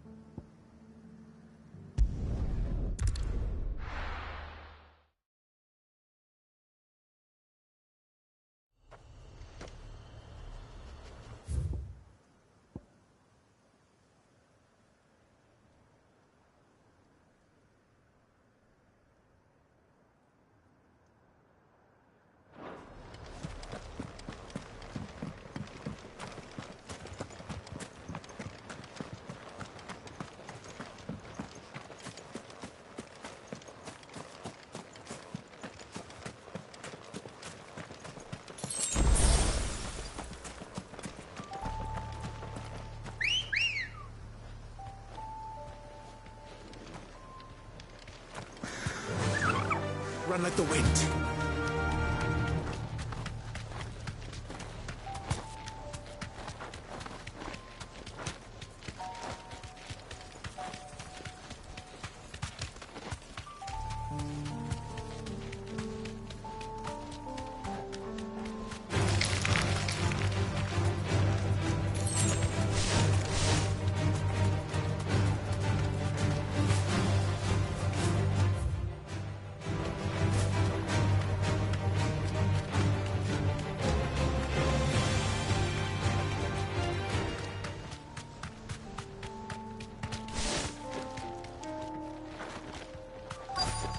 This be Nickelberg. You deserve a rest.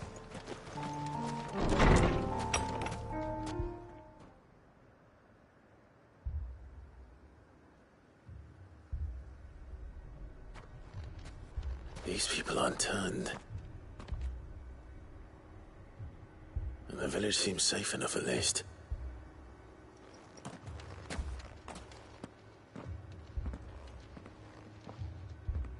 What is going on here? Ah. Did you, too, heed the call? Heed the call? No, I came here looking for someone. To be honest, I wasn't sure I'd find him here. Let alone all of you. Is that so? What are you doing here? Is this where you live? It is my home. The others, they heeded the call. You keep saying that. What do you mean? They came here to perform the rite, just as King Barnabas instructed. This village is their altar, where they shall cast their shawls upon the gentle waters and give themselves to the Lord. Give themselves? Oh, Lord, cleanse us of our sins. Let us be reborn in your loving arms. Free us from the torment of this mortal realm. They want to be saved. Forgive me, but did another foreigner like me come here? He was probably wearing a cowl. You mean the traveler from Stone? Yes. He's staying at my house, toward the rear of the village. Thank you. If you don't mind, I'll go and greet him. They seek the same salvation Barnabas did. At least the third chair still lives. Let's go and find him.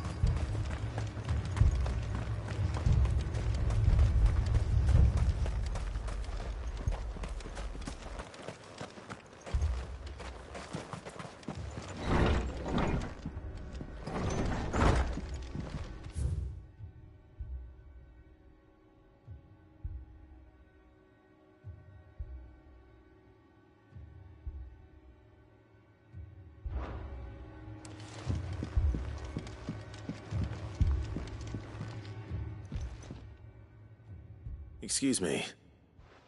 Are you with the Undying? I am. And so it would appear, are you? Lord Rosfield, if I am not mistaken. That's right. And you must be the third chair. I am. Cyril was worried for your safety. He sent me to find you. Then I must apologize. I did not mean to trouble the bearer of the burning quill. Much less you, my Lord Marquis. He said that you had failed to report. Is there a reason for that? I came here to study the followers of this new faith. But the more I learned of them, the more my own faith began to falter. You have seen them at their prayers, have you not? They devote themselves to the veneration of their Lord with a fervor I have never seen before. Praying night and day that they might be rid of their wicked wills and reborn in their Saviour's light. Not that they might be granted respite from their worldly woes, but so that they might continue to serve him. Serve him with all of their beings. I, too, swore to devote my life to the service of my Lord and Master, but this... 'tis different. It is more. And so I would see it through to the end. See these people safe, that they might achieve their dream. That they might do their duty to their Lord. Even if it should keep me from doing my duty to mine. You do understand what their dream is, don't you? I do, my lord. They would cast aside their wills and become Akashic. I know that it may be hard to believe, but to these people, that is the very essence of salvation. Forgive me, my lord, but I must remain here. If you are to return to Master Cyril, I would consider it a great... Did you hear that, my lord? Something is happening. I'll go and find out what. Stay here.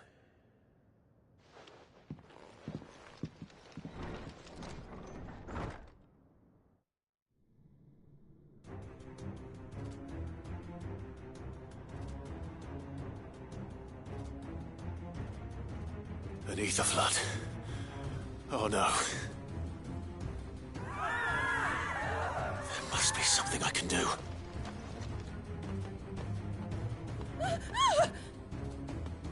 Echoes as well. Found her. Ready, brother? Ready.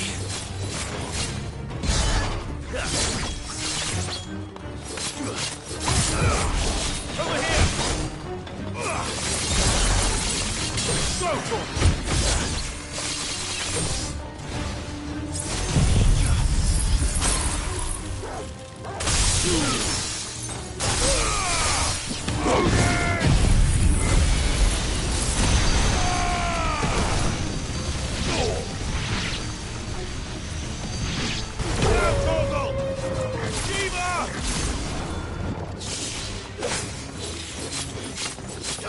Get him!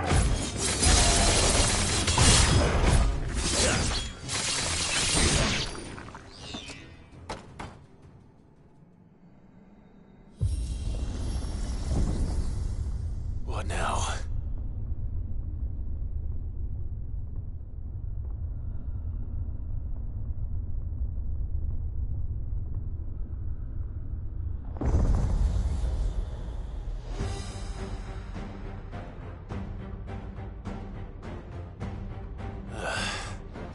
We meet again. I've killed your kind before.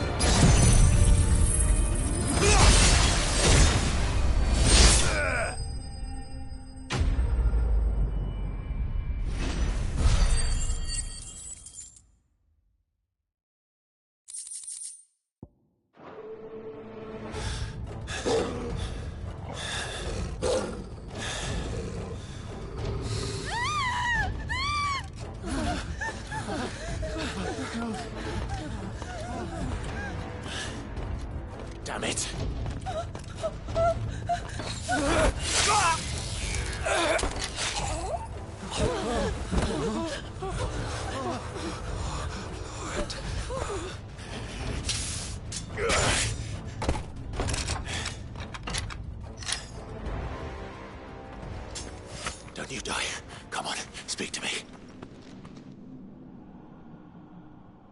I had to save them, that they might have a chance to find true salvation. By devoting themselves to the service of their Lord. Just as I did, when the Undying plucked me from the gutter and gave me a cause to believe in. A duty to serve was everything to me, and I would not deny them that fulfillment, even if they must become a Kashyyyk in order to achieve it. Forgive me, my Lord Marquis. I did not mean to trouble you with this. My findings. Could you deliver them to Master Cyril for me? Of course. Your duty will be done.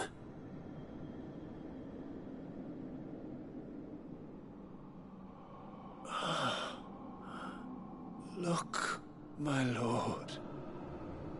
They are saved.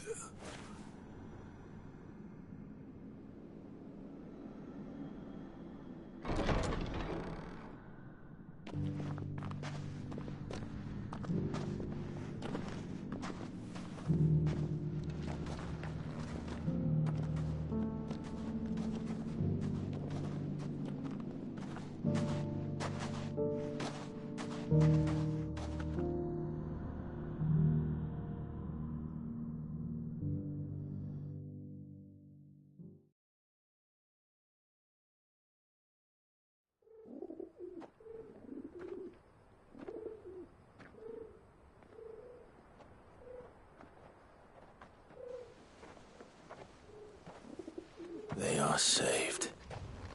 Founder. I should get this report to Cyril.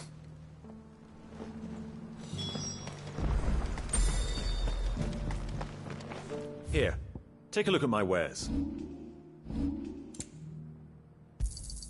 A fine choice. Of course.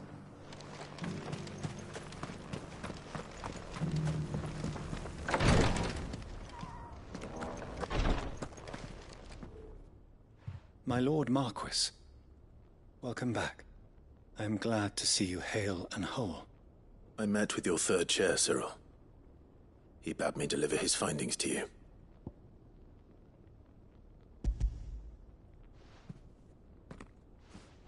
Thank you, my lord. He remained in Ash? He died protecting the villagers from an echo. I buried him in Mickelberg. I'm sorry that I couldn't save him. If you could not save him, no one could. The villagers, they were believers in this savior cult. They prayed to their god that they might be unburdened of their wills. Then an ether flood came, and their wish was granted. Your brother sacrificed himself that they might live, even knowing that that life was death by another name. Then he perished defending liberty. A hero's end. For the right to choose how one dies is no less sacred than the right to choose how one lives. Sid would agree. He wanted to build a world where people could die on their own terms. A noble ambition. To die for one's cause is the most perfect expression of one's faith. It matters not how misguided others might judge one's decision to be. Only that the decision is one's own. We live according to the teachings of our order. We believe in them, we protect them, and yes, we die for them. For better or worse, that is our creed.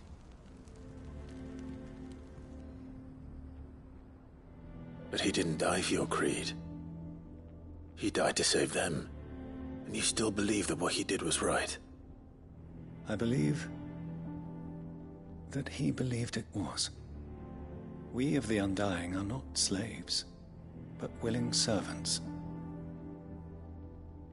And this was his will, the ultimate expression of it. All right. I'd like to know this man's name, Cyril. To know the names of all the Undying who've fallen in the line of duty. They died serving my house. It's only right that I remember them. That is my duty. Of course. I shall fetch the Book of Martyrs at once. My lord, it has been, and shall ever be, the greatest honor of my life to serve House Rosfield. Though our duties may differ, yours is no less important. I pray with all my heart for your success. And were they here, I have no doubt but that every one of my fallen brothers and sisters would feel the same.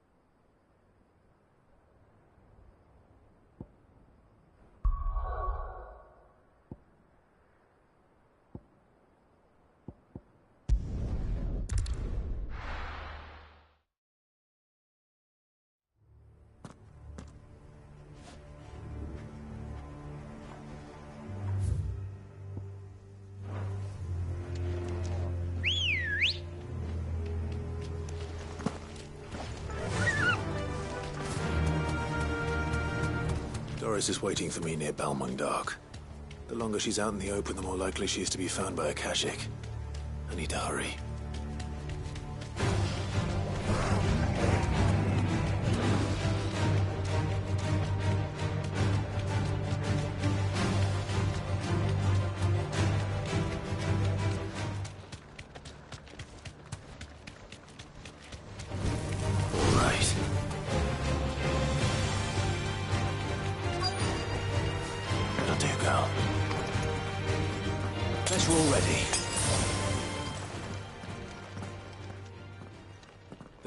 I take it.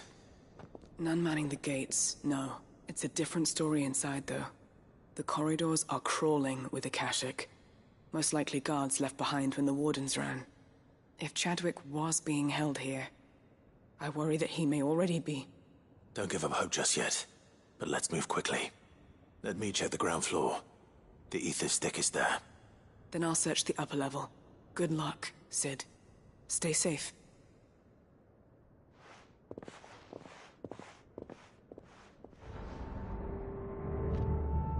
Just how bad are the floods inside the walls? Bad enough to turn a bearer? I hope not. We're risking a lot just being here. Better keep my eyes open for signs of life.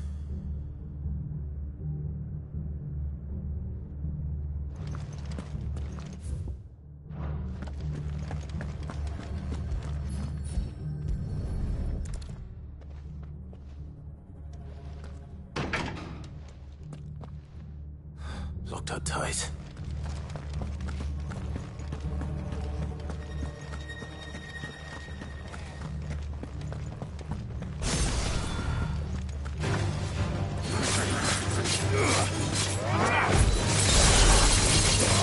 This one.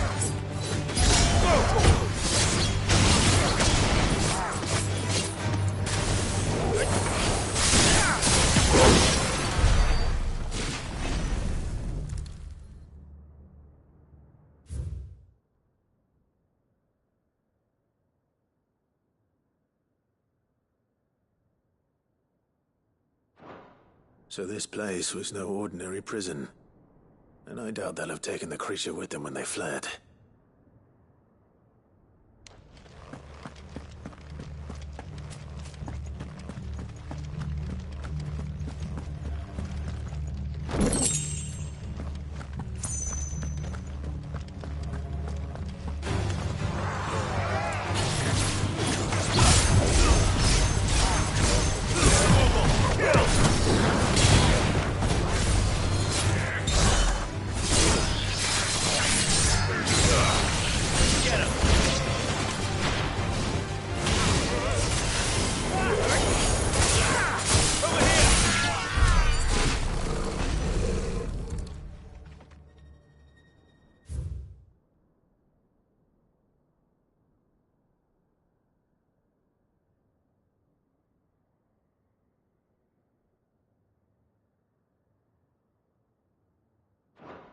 Minimal loss of Waluda lives.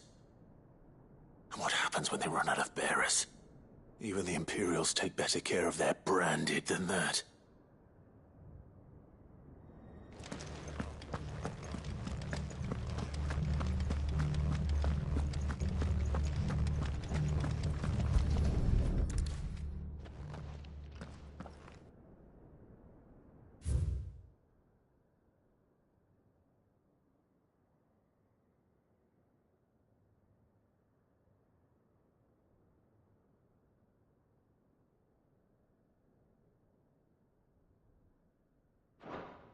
They were feeding bearers to it.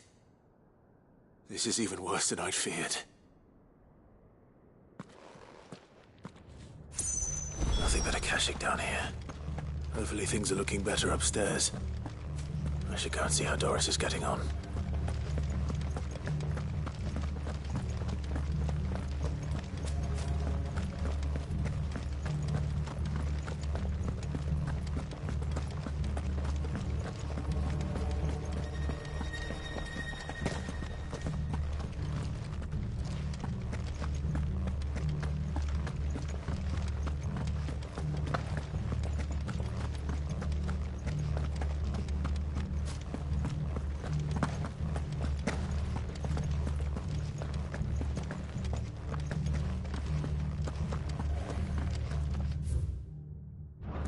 Caution, brother.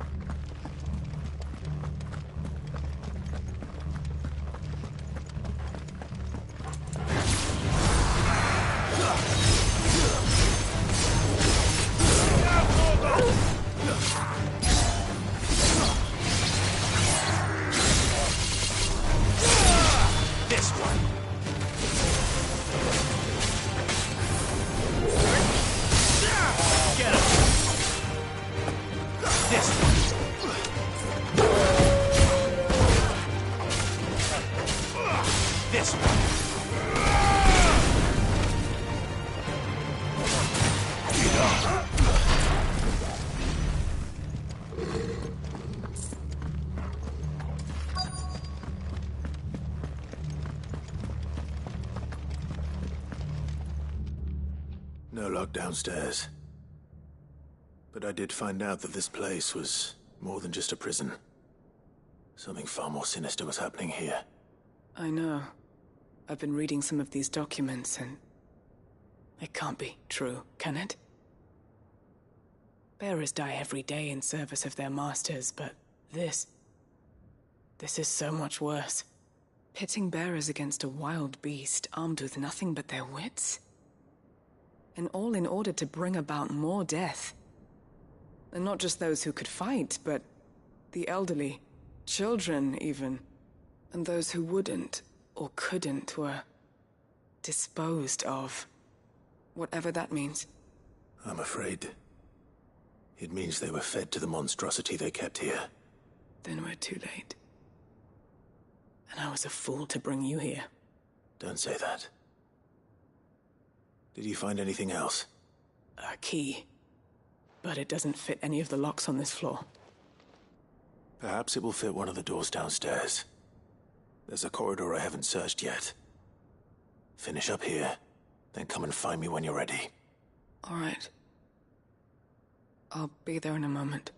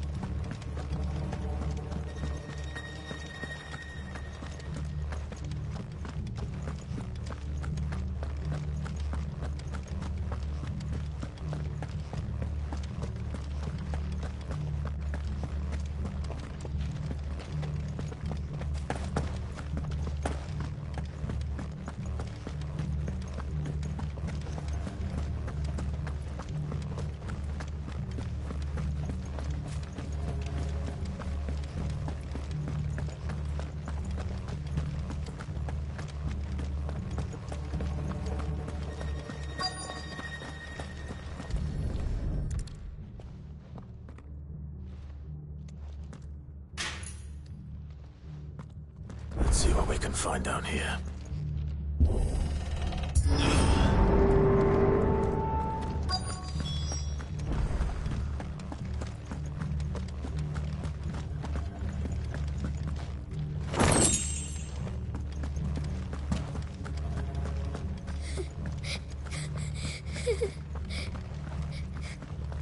A survivor. She sounds close.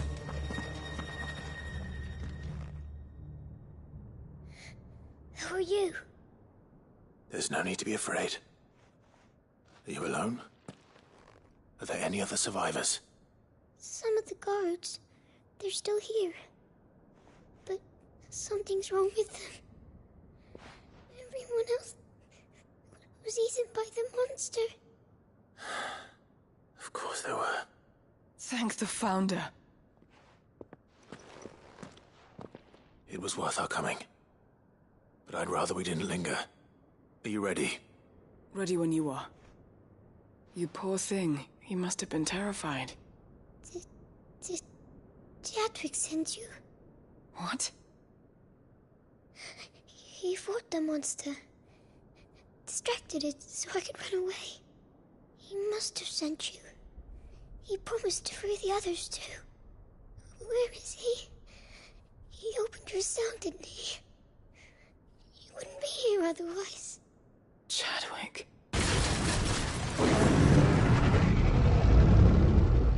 Was that? The monster's back! Chadwick, help! We have to get out of here. Doris, keep the girl safe. All right. You put that bearer-eating bastard in the ground. It's out there waiting for me. I can't let it live. Not if it's got a taste for bearers.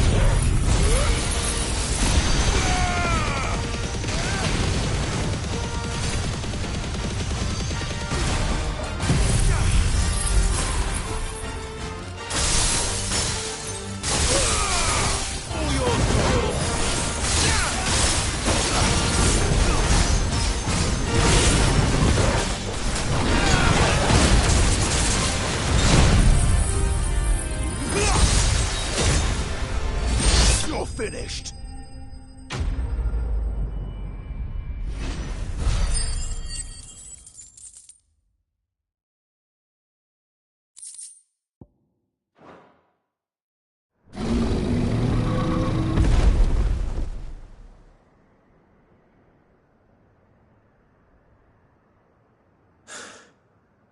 Finally. Sid, are you hurt?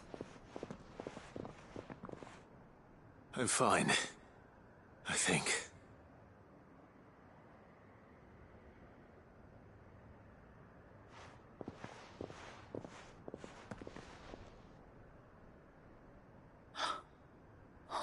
No.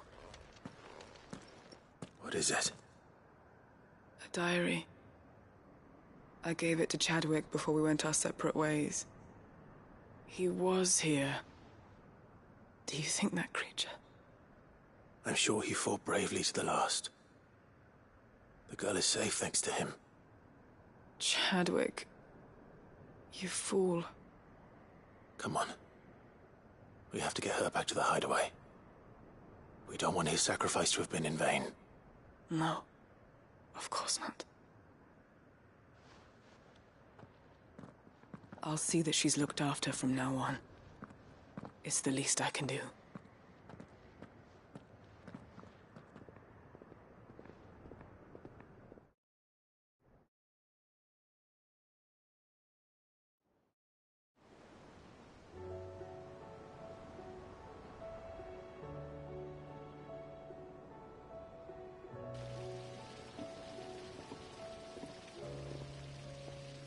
From what I hear, you've barely left the girl's side in days. I hope she's recovering from her ordeal. She is. Slowly but surely. She's far tougher than she looks. I thank the flames we found her.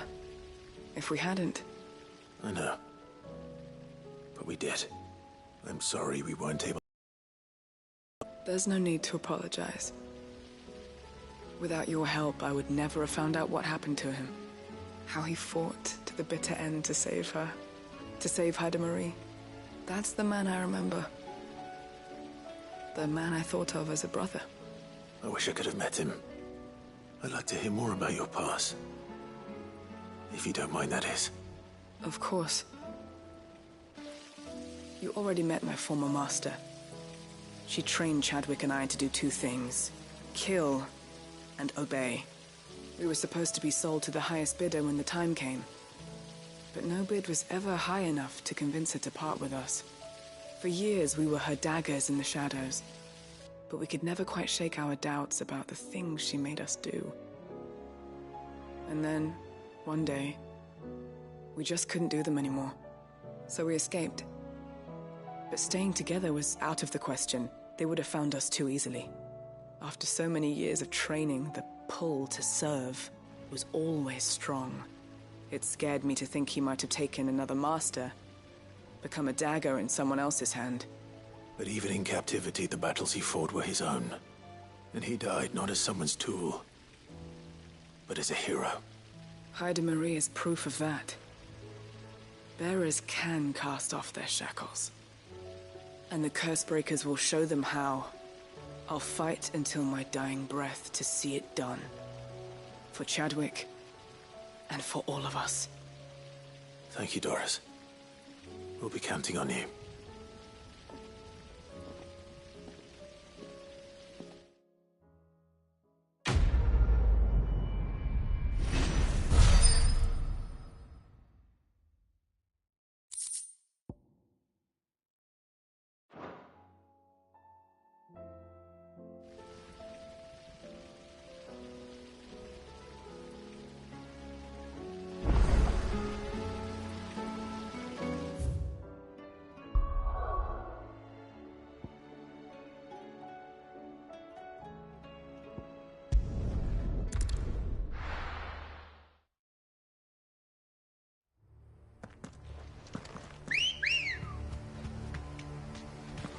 Let's go.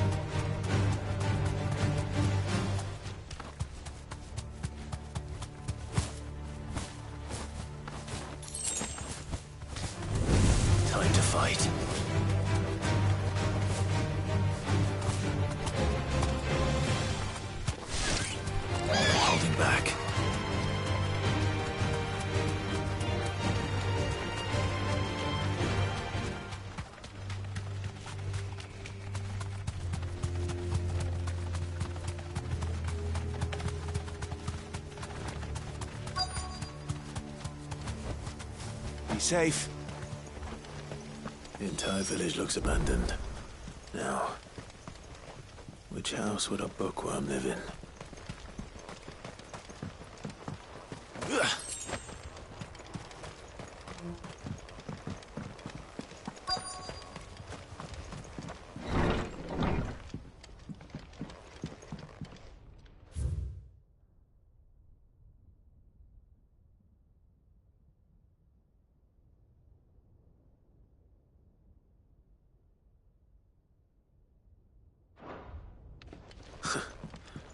His interests were certainly varied.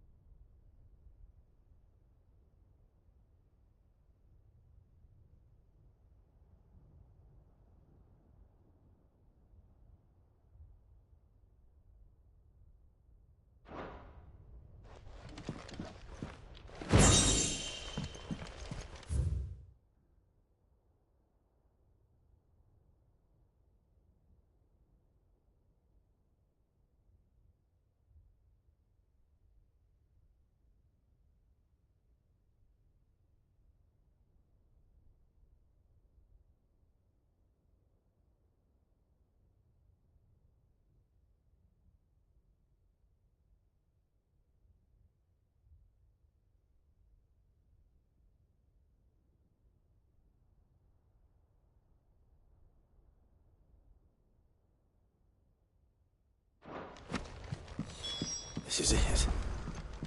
But if what it says is true, I need to get this back to the hideaway.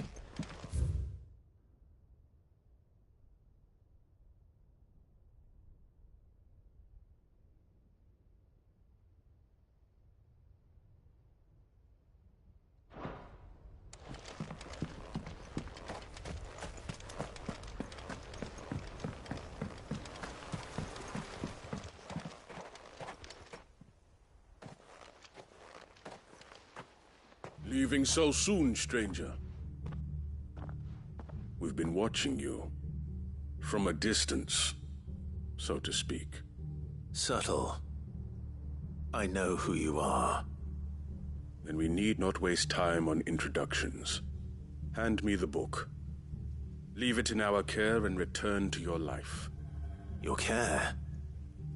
Do you mean to burn it, or bury it? That is not my decision to make. But by one means or another, its contents shall be removed from the common record. Then I'll have to politely refuse. I won't let you erase our history. Then we find ourselves at an impasse. Very well. The book can just as easily be pried from your dead hand.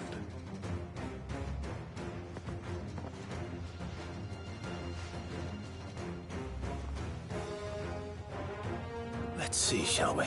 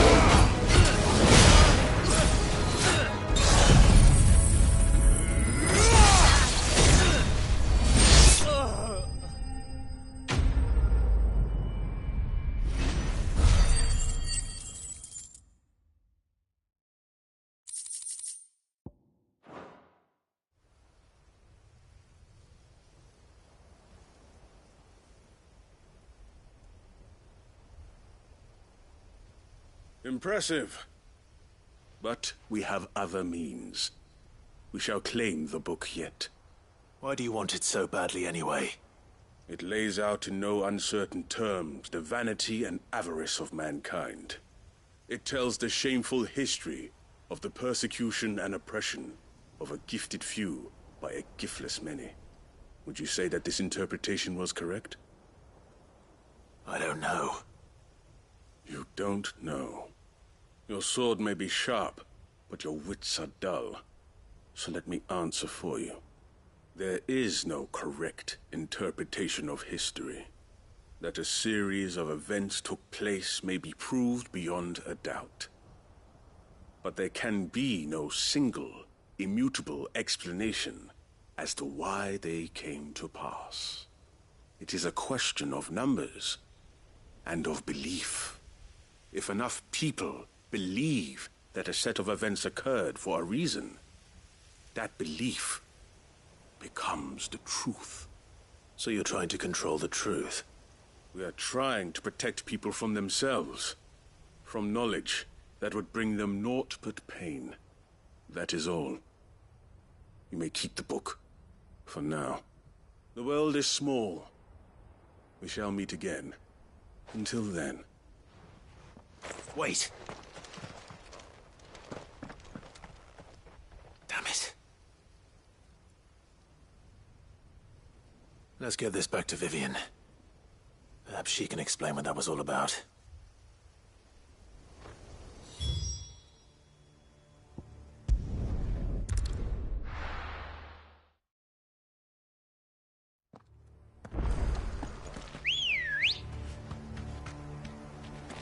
Come on. Run like the wind.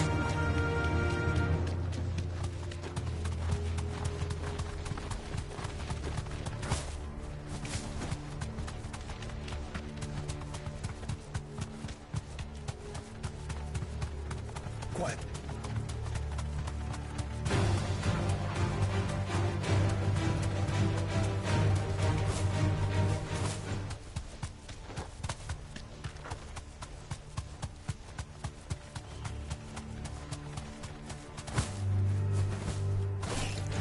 This won't be easy.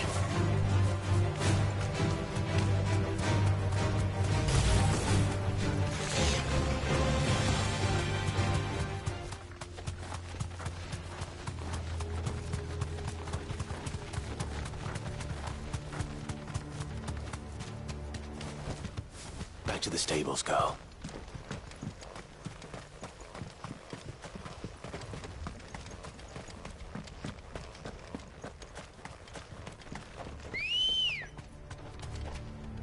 Ready, girl? Yeah!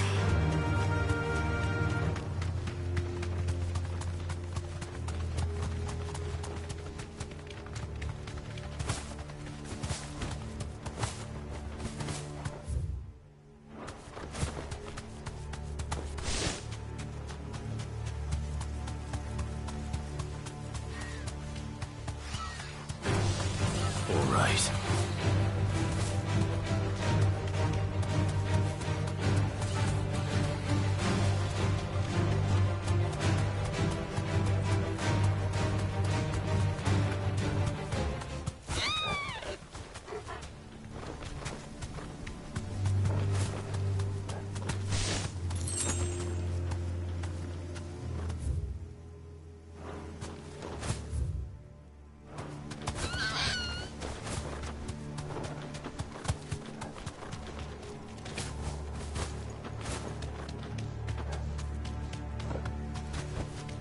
I can walk from here.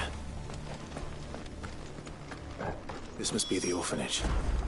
Hopefully the registry is still here.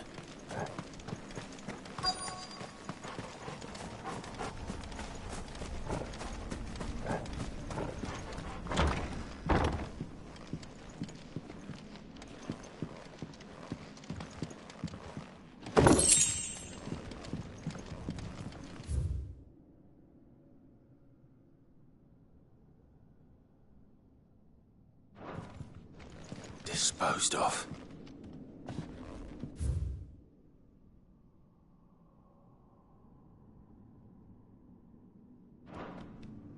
Conditioning. This is nothing short of torture. Herman wasn't exaggerating. It's a wonder he survived this place. I need to find that registry.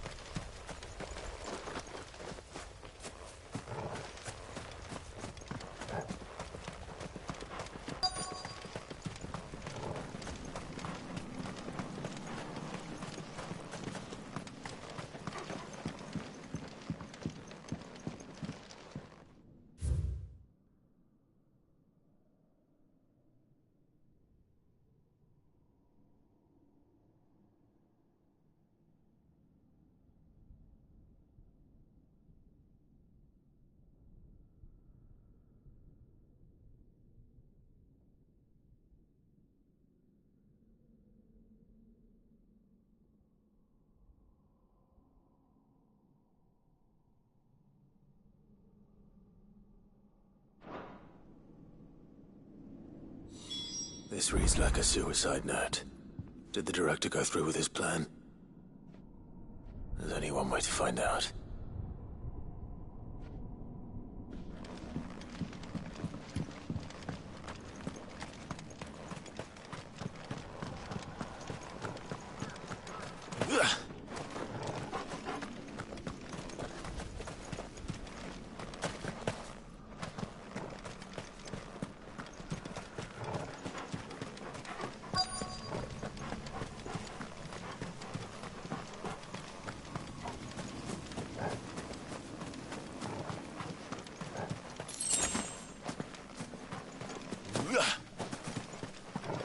Forked white tree. This must must be the place.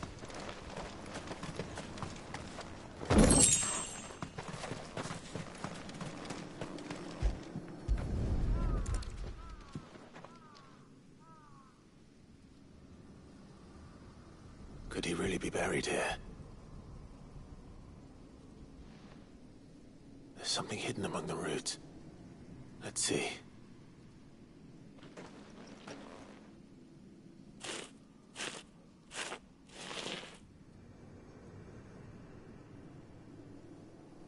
This must be the registry.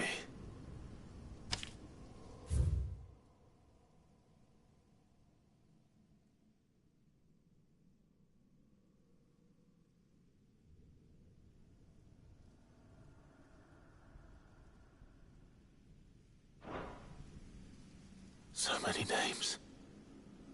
This place was a slaughterhouse. And where is the architect of all this misery?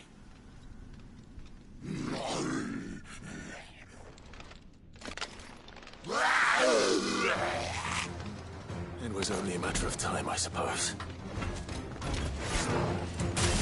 This place is cursed.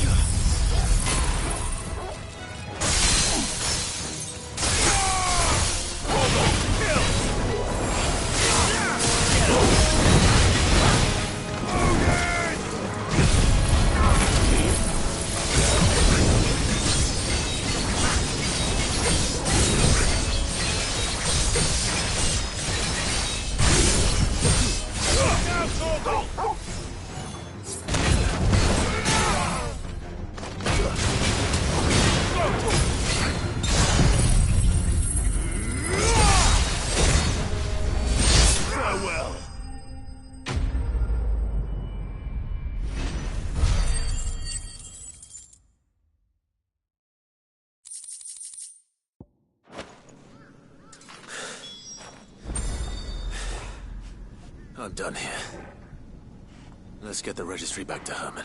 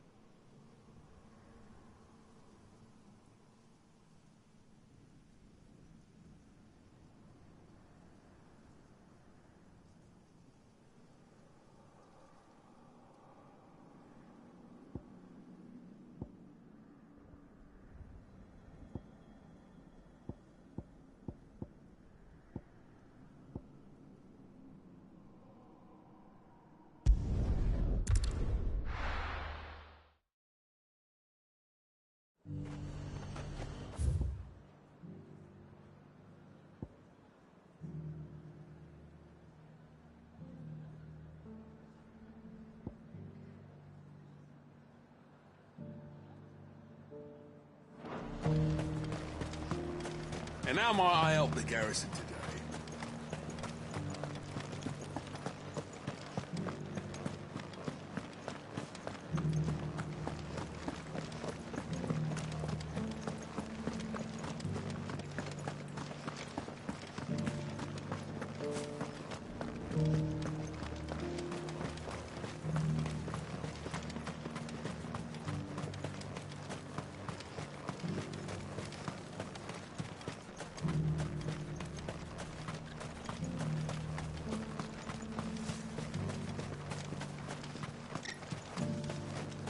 Do be careful.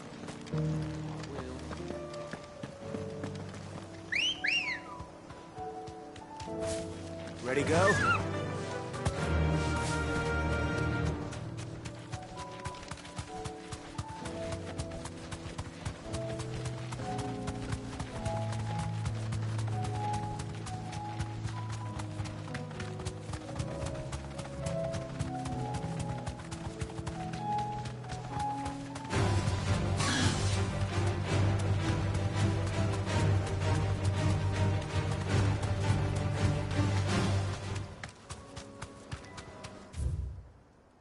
Run like the wind.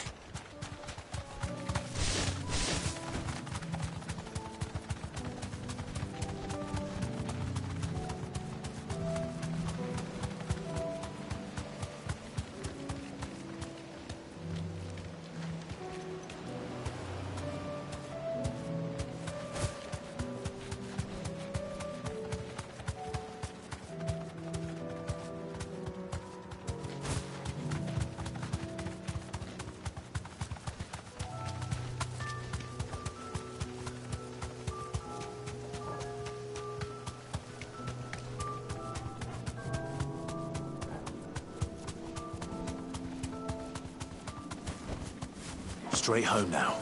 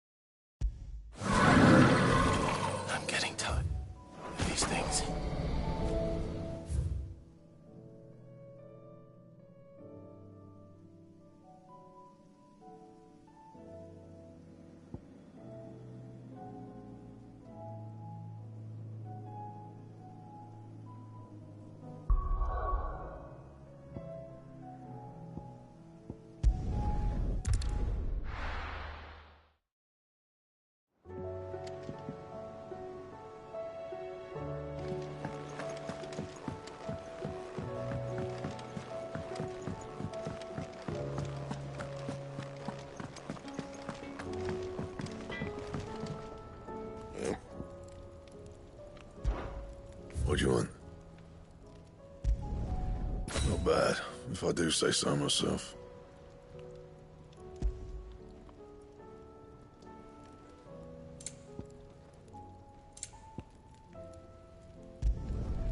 It'd last you a good while. Not bad, if I do say so myself.